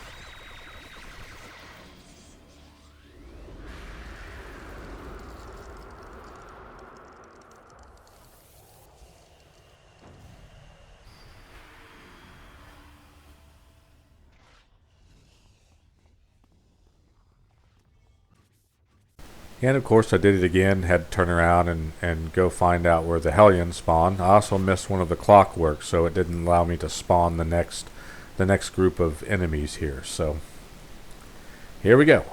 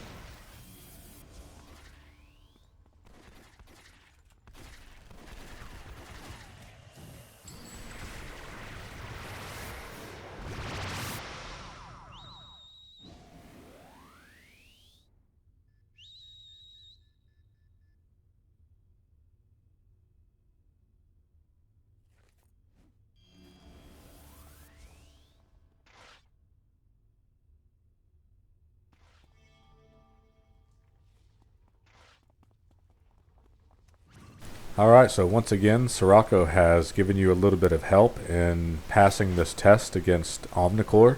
And what you've done is you've basically jammed her signal or unjammed the signal, and her own robots have turned against her.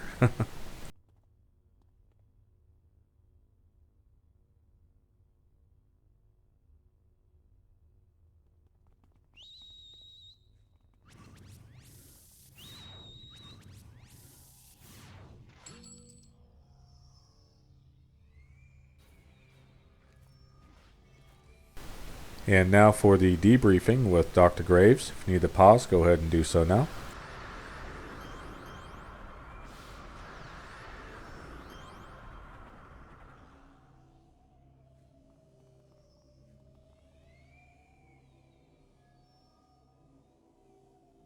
Alright, and now the final mission in the second segment, levels 10 through 14 here. So if you need to pause for the dialogue, go ahead and do so now.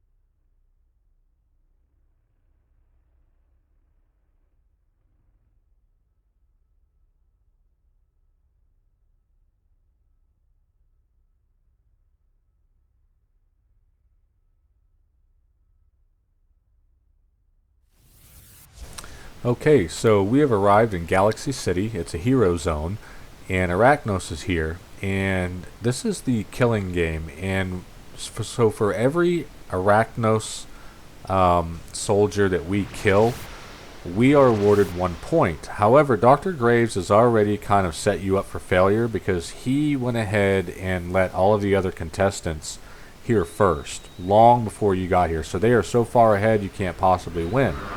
Now you get 50 points for killing heroes, but there are no heroes really present here in Galaxy City right now. So basically, you're screwed. You're going to lose this competition overall.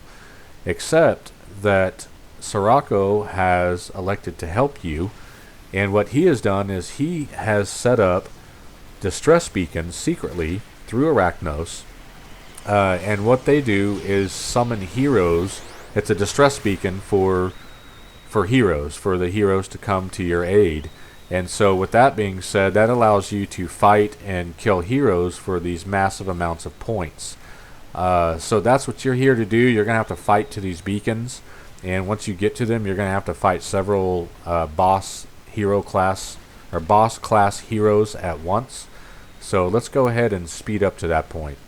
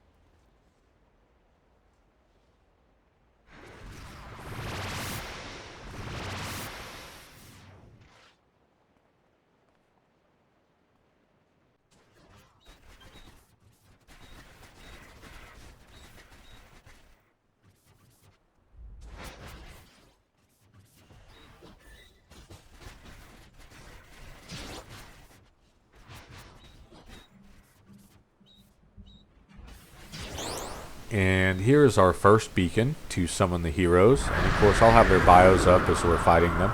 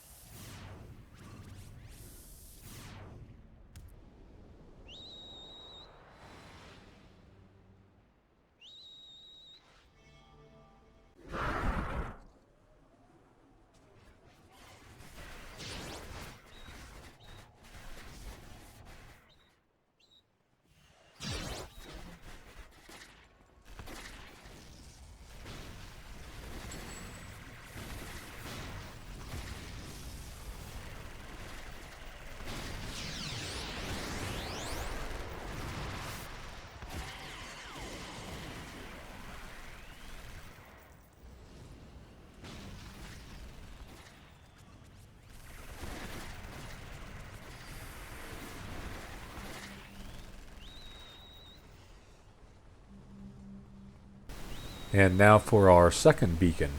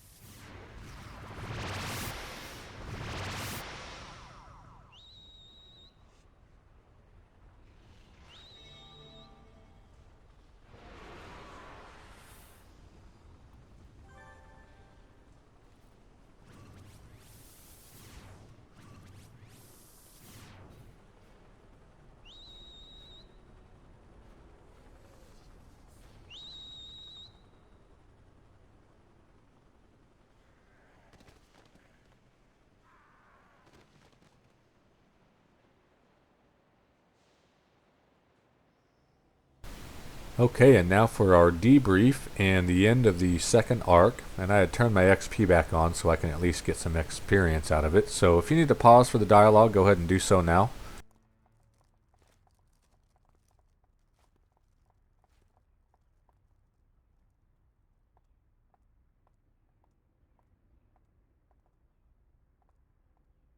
And yeah, Dr. Graves really doesn't like you. He wants you to fail so badly, but with the help of Sirocco and Arachnos behind us, he is not getting his wish. Okay, and so now for our briefing for our third segment, the beginning of our third segment. So if you need to pause, go ahead and do so now.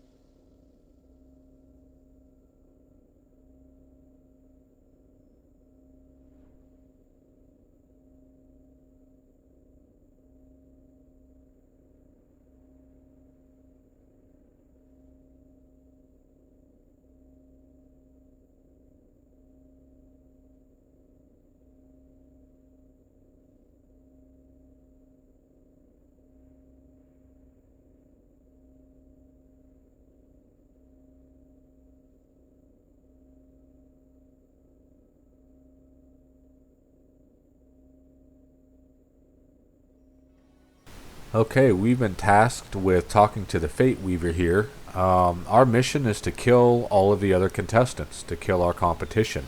And the Fate Weaver was originally who you would talk to change the difficulty of your missions.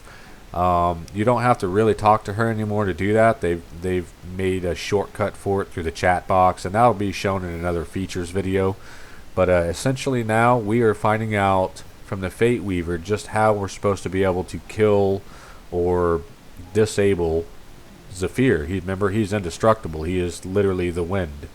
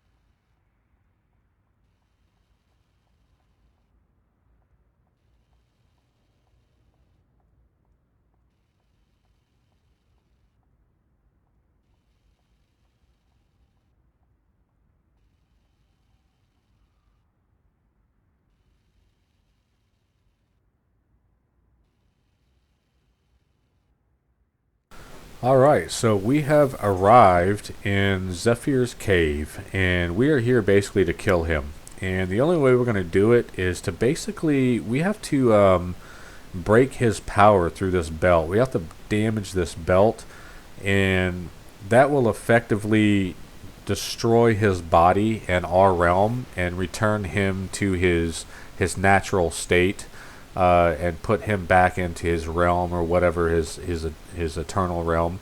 So it'd be effectively killing him, or at least removing him physically from the competition. But most importantly, through the abilities of the Fate Weaver, we are also going to prevent him from reverting to this wind state, so that when his body takes physical damage, it keeps him from being able to transform, thus causing him to become indestructible. We're going to keep him in his form until we eventually wear him down of all of his energy.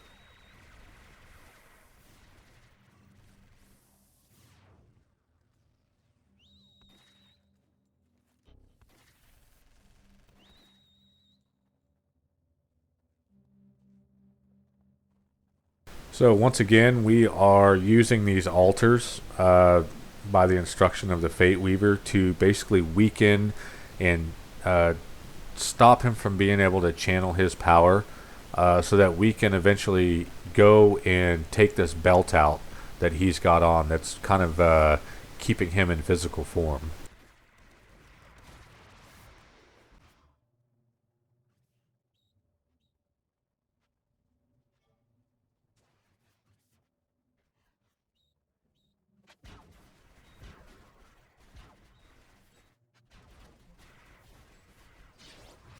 And now we've got him weakened down to the point that this last altar will pretty much do it if we can take him out here.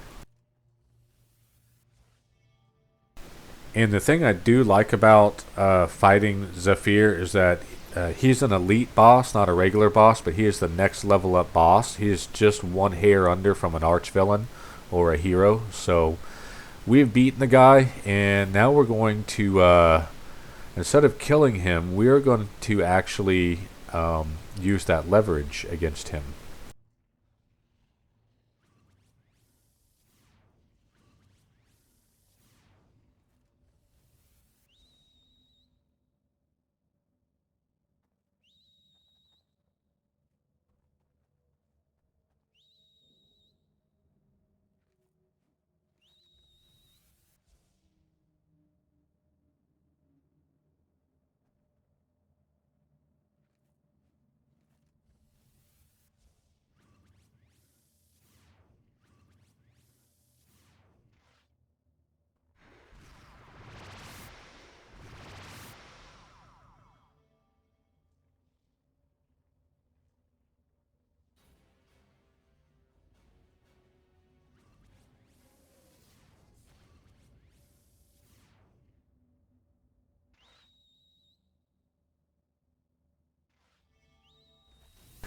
Okay, so we're going to trick Graves into thinking that we killed Zephyr, but actually we've enlisted Zephyr to help us take out Dr. Graves.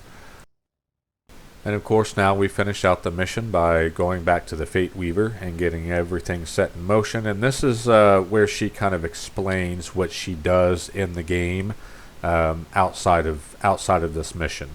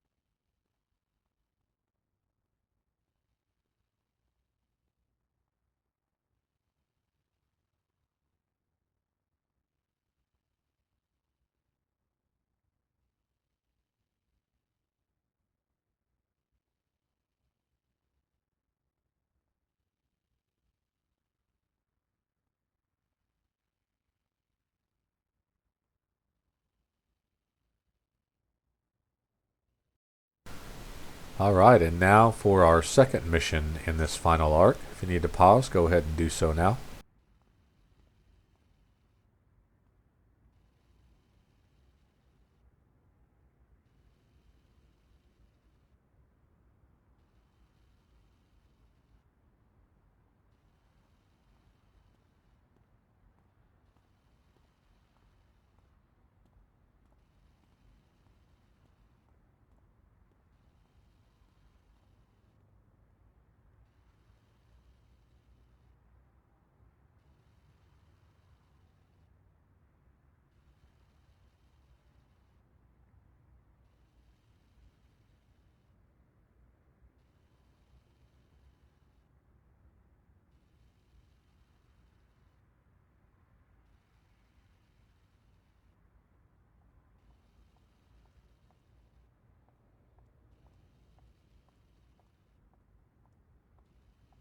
Alright, since we haven't even reached this zone yet, I'm going to skip all of the flyby and everything, because we're going to be running around all over the stinking place here to track down. Basically, we have to track down Omnicore. She's changed her face and everything since her last defeat, changed her appearance so she can hide. So we're going to track her down, but we're going to zoom straight to the people that we're supposed to talk to follow her trail.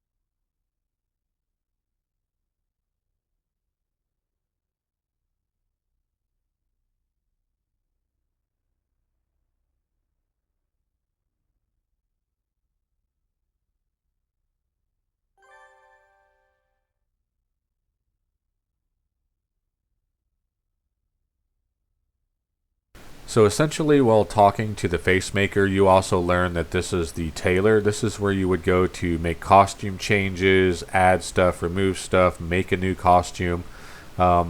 Just a feature in the game that you don't really have to physically go to her anymore. You can just go to a trainer when you're leveling up and do the same thing. So let's move on to our next contact here.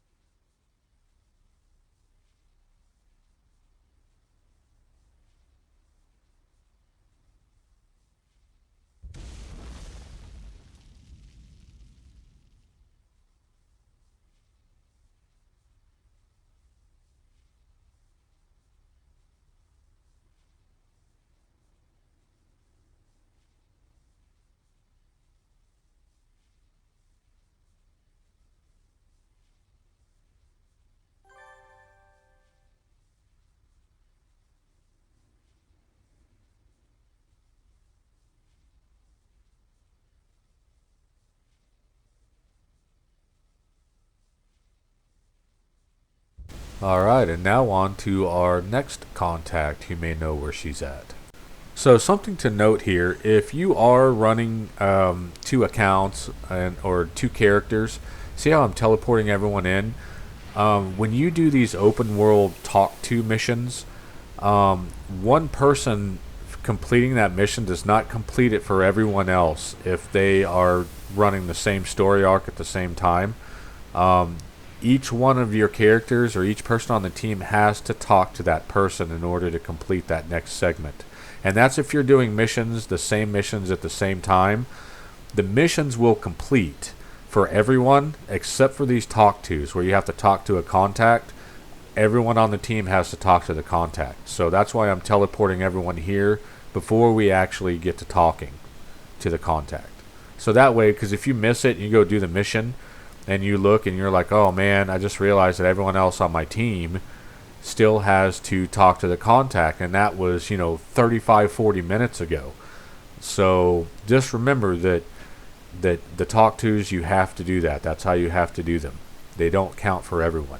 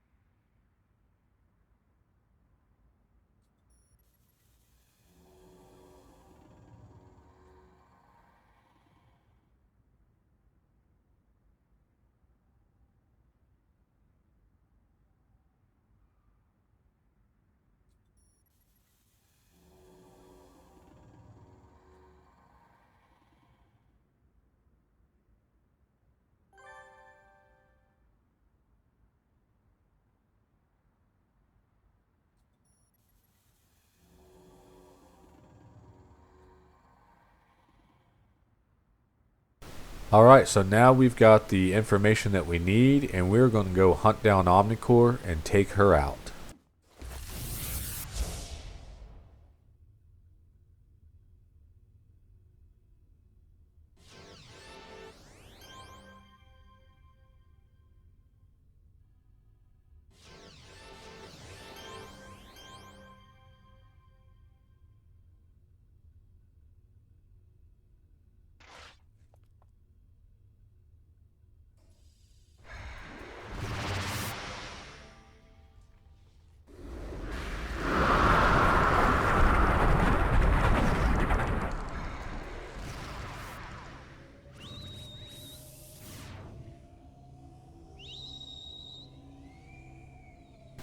So much like the hero, the longbow person that we had to take out, Silas, if you remember from Dr. Weber, just before this contact and this arc here, we had to destroy a generator in order to kill Silas.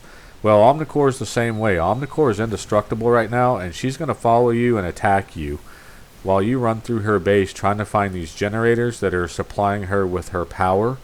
The shield that is impenetrable. So normally if she was set onto a higher difficulty, she'd be hitting a lot harder. But as you can see, she's just a regular boss. She's not considered as an elite boss, which I think she should have been. So she's not really too scary. Now, having masterminds is good because she'll target your thugs instead of you. But as you can see, we have found the generators. Going to take these things out and basically be able to go after Omnicore and finally take her out. Finally win this little competition between her and you.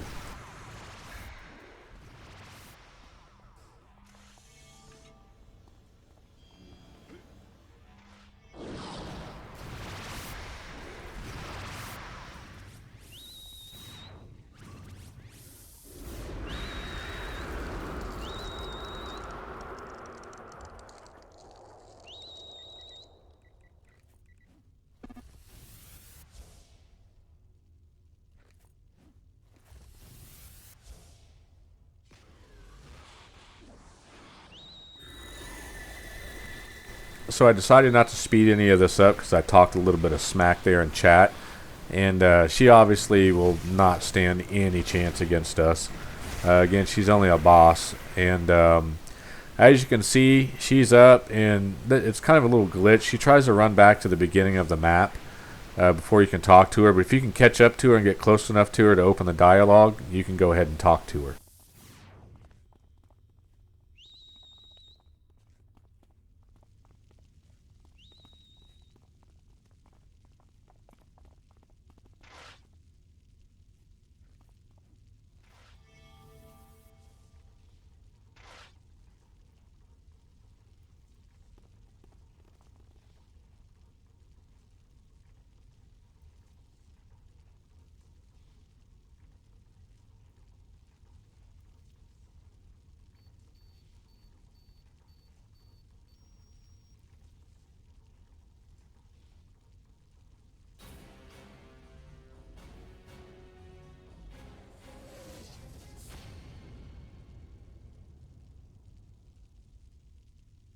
So as you can see here, we've made a deal with her too. We've spared her life in exchange for her helping us betray and take down Dr. Graves.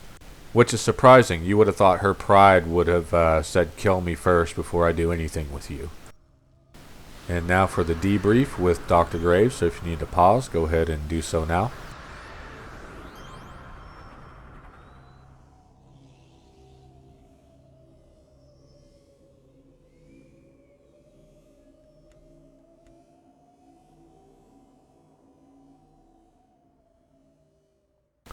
And now we do our briefing for the next mission, who's going to obviously be Crosscut.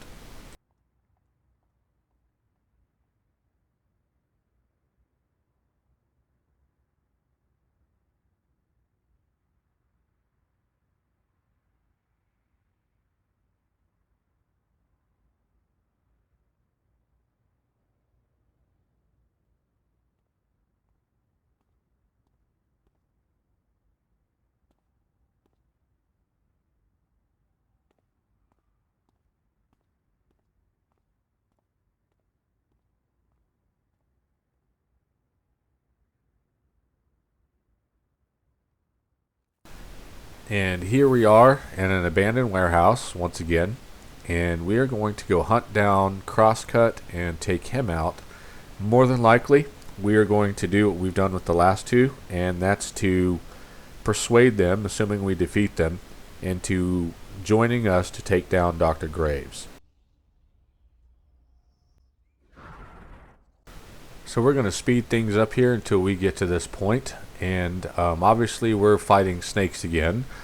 He must really like those snakes, but something you may notice here, we will run into some cobras, some bosses that seem to have telepathic or psionic powers, as you will see here.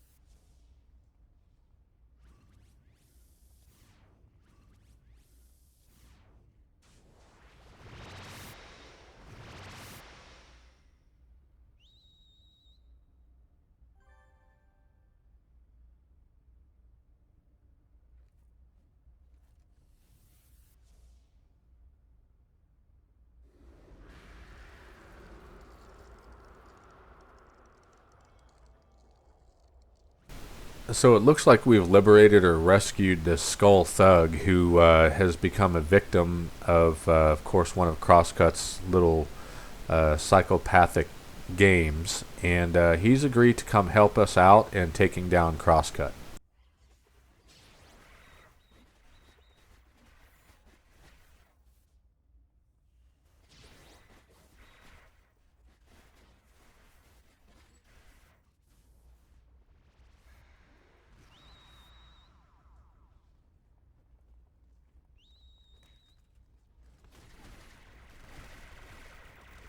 And Crosscut was taken down almost as fast as he became hostile. Like we annihilated him.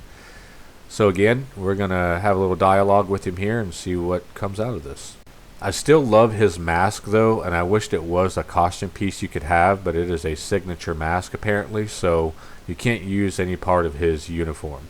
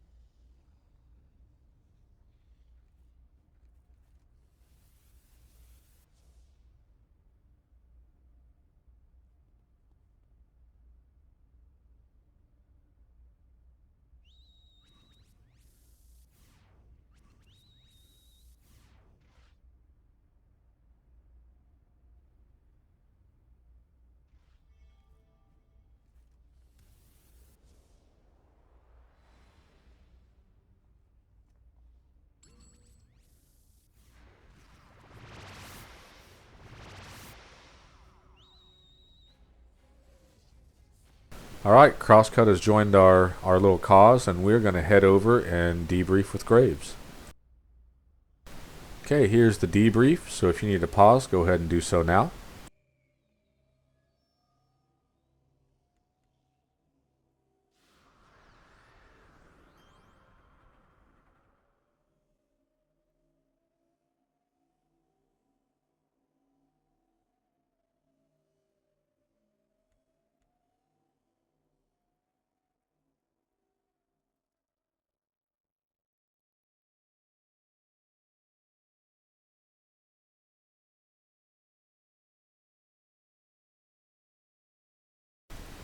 And now for the briefing for our next mission here. If you need to pause, go ahead and do so now.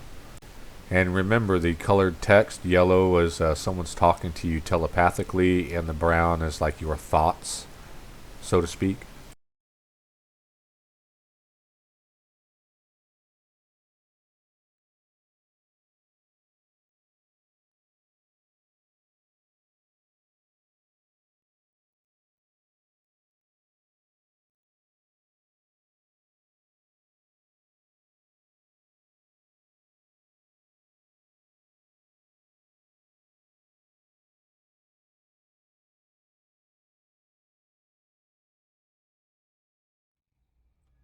Alright, so while he thinks you're going to go after Dollface, we are actually going to ambush Dr. Graves. This is where we're finally going to get rid of this guy once and for all. And we found out where he is, and your other competitors whom you have spared are here to help, or they will be here to help.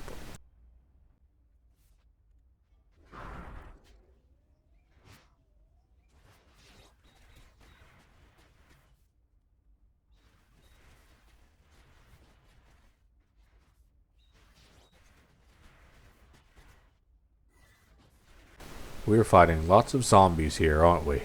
Those are usually Dr. Graves' pets, so.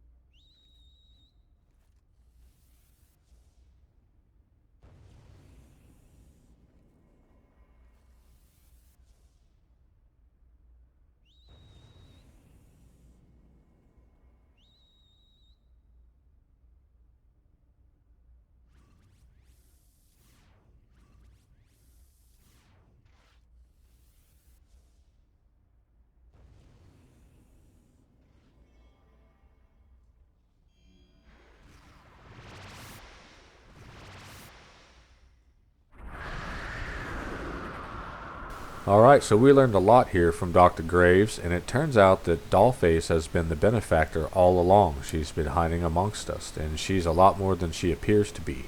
So we are going to spare Graves' life for helping us to take her down. And now for the debrief.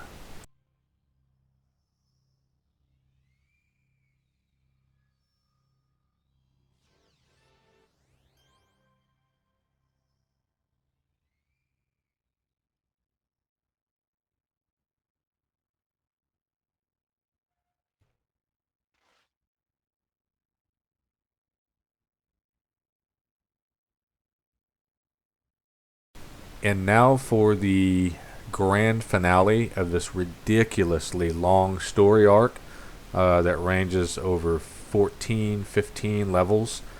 This is so far over 2 hours, and that's including all of the editing. I've been sitting here narrating and putting this video together for, well, since 9 o'clock this morning, and it is now 1:30 in the afternoon.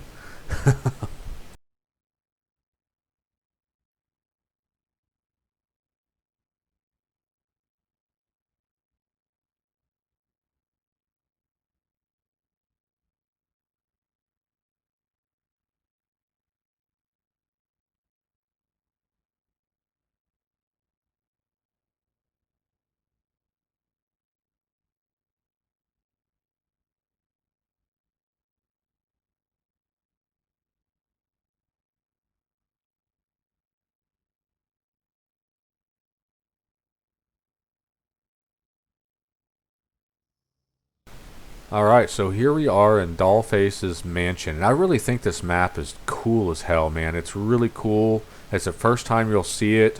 It's very, very rare. But just kind of a cool map. And what I'm going to do here is we're going to speed through all of the people. So she has a mental hold over some factions that are in here that you got to fight through. So we're going to speed through all that fighting. I'm going to get to the end of this deal and close this one out.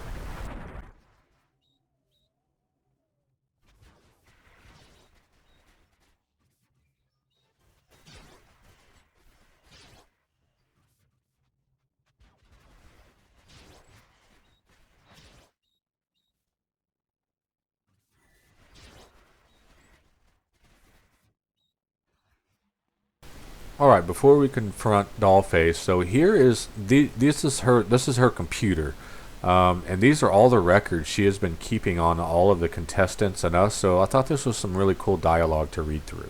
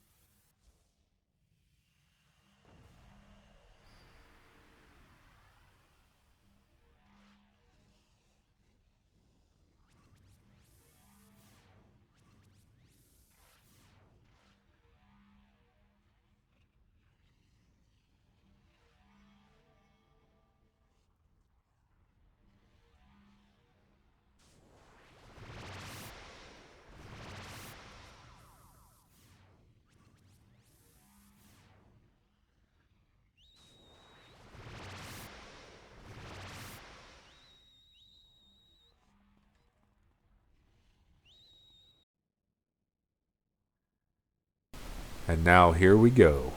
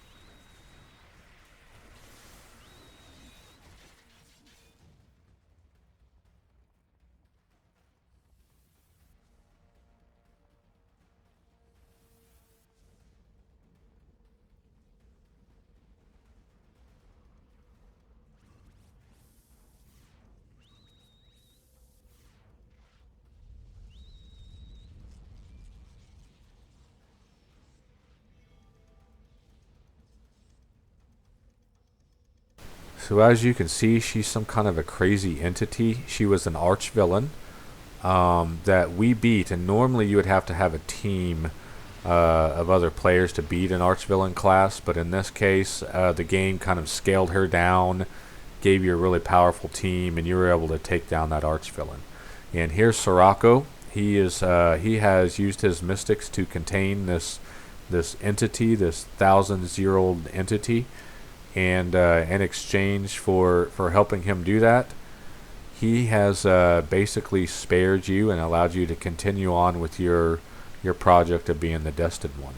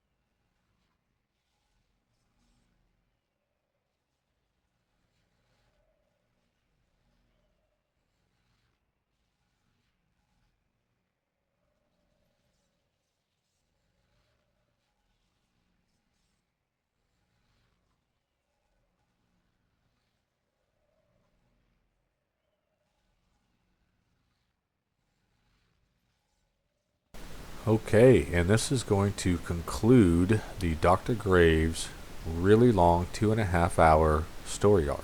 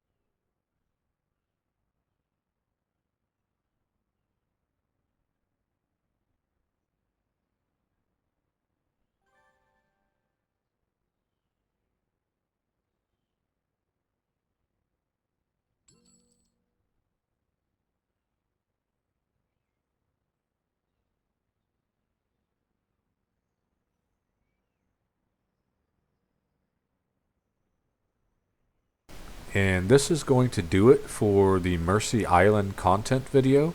So we are about to move on to our very next level, or our next zone, Port Oaks, and discover a whole nother round of new content and features in the game that you did not see in Mercy Island. We are officially villains now.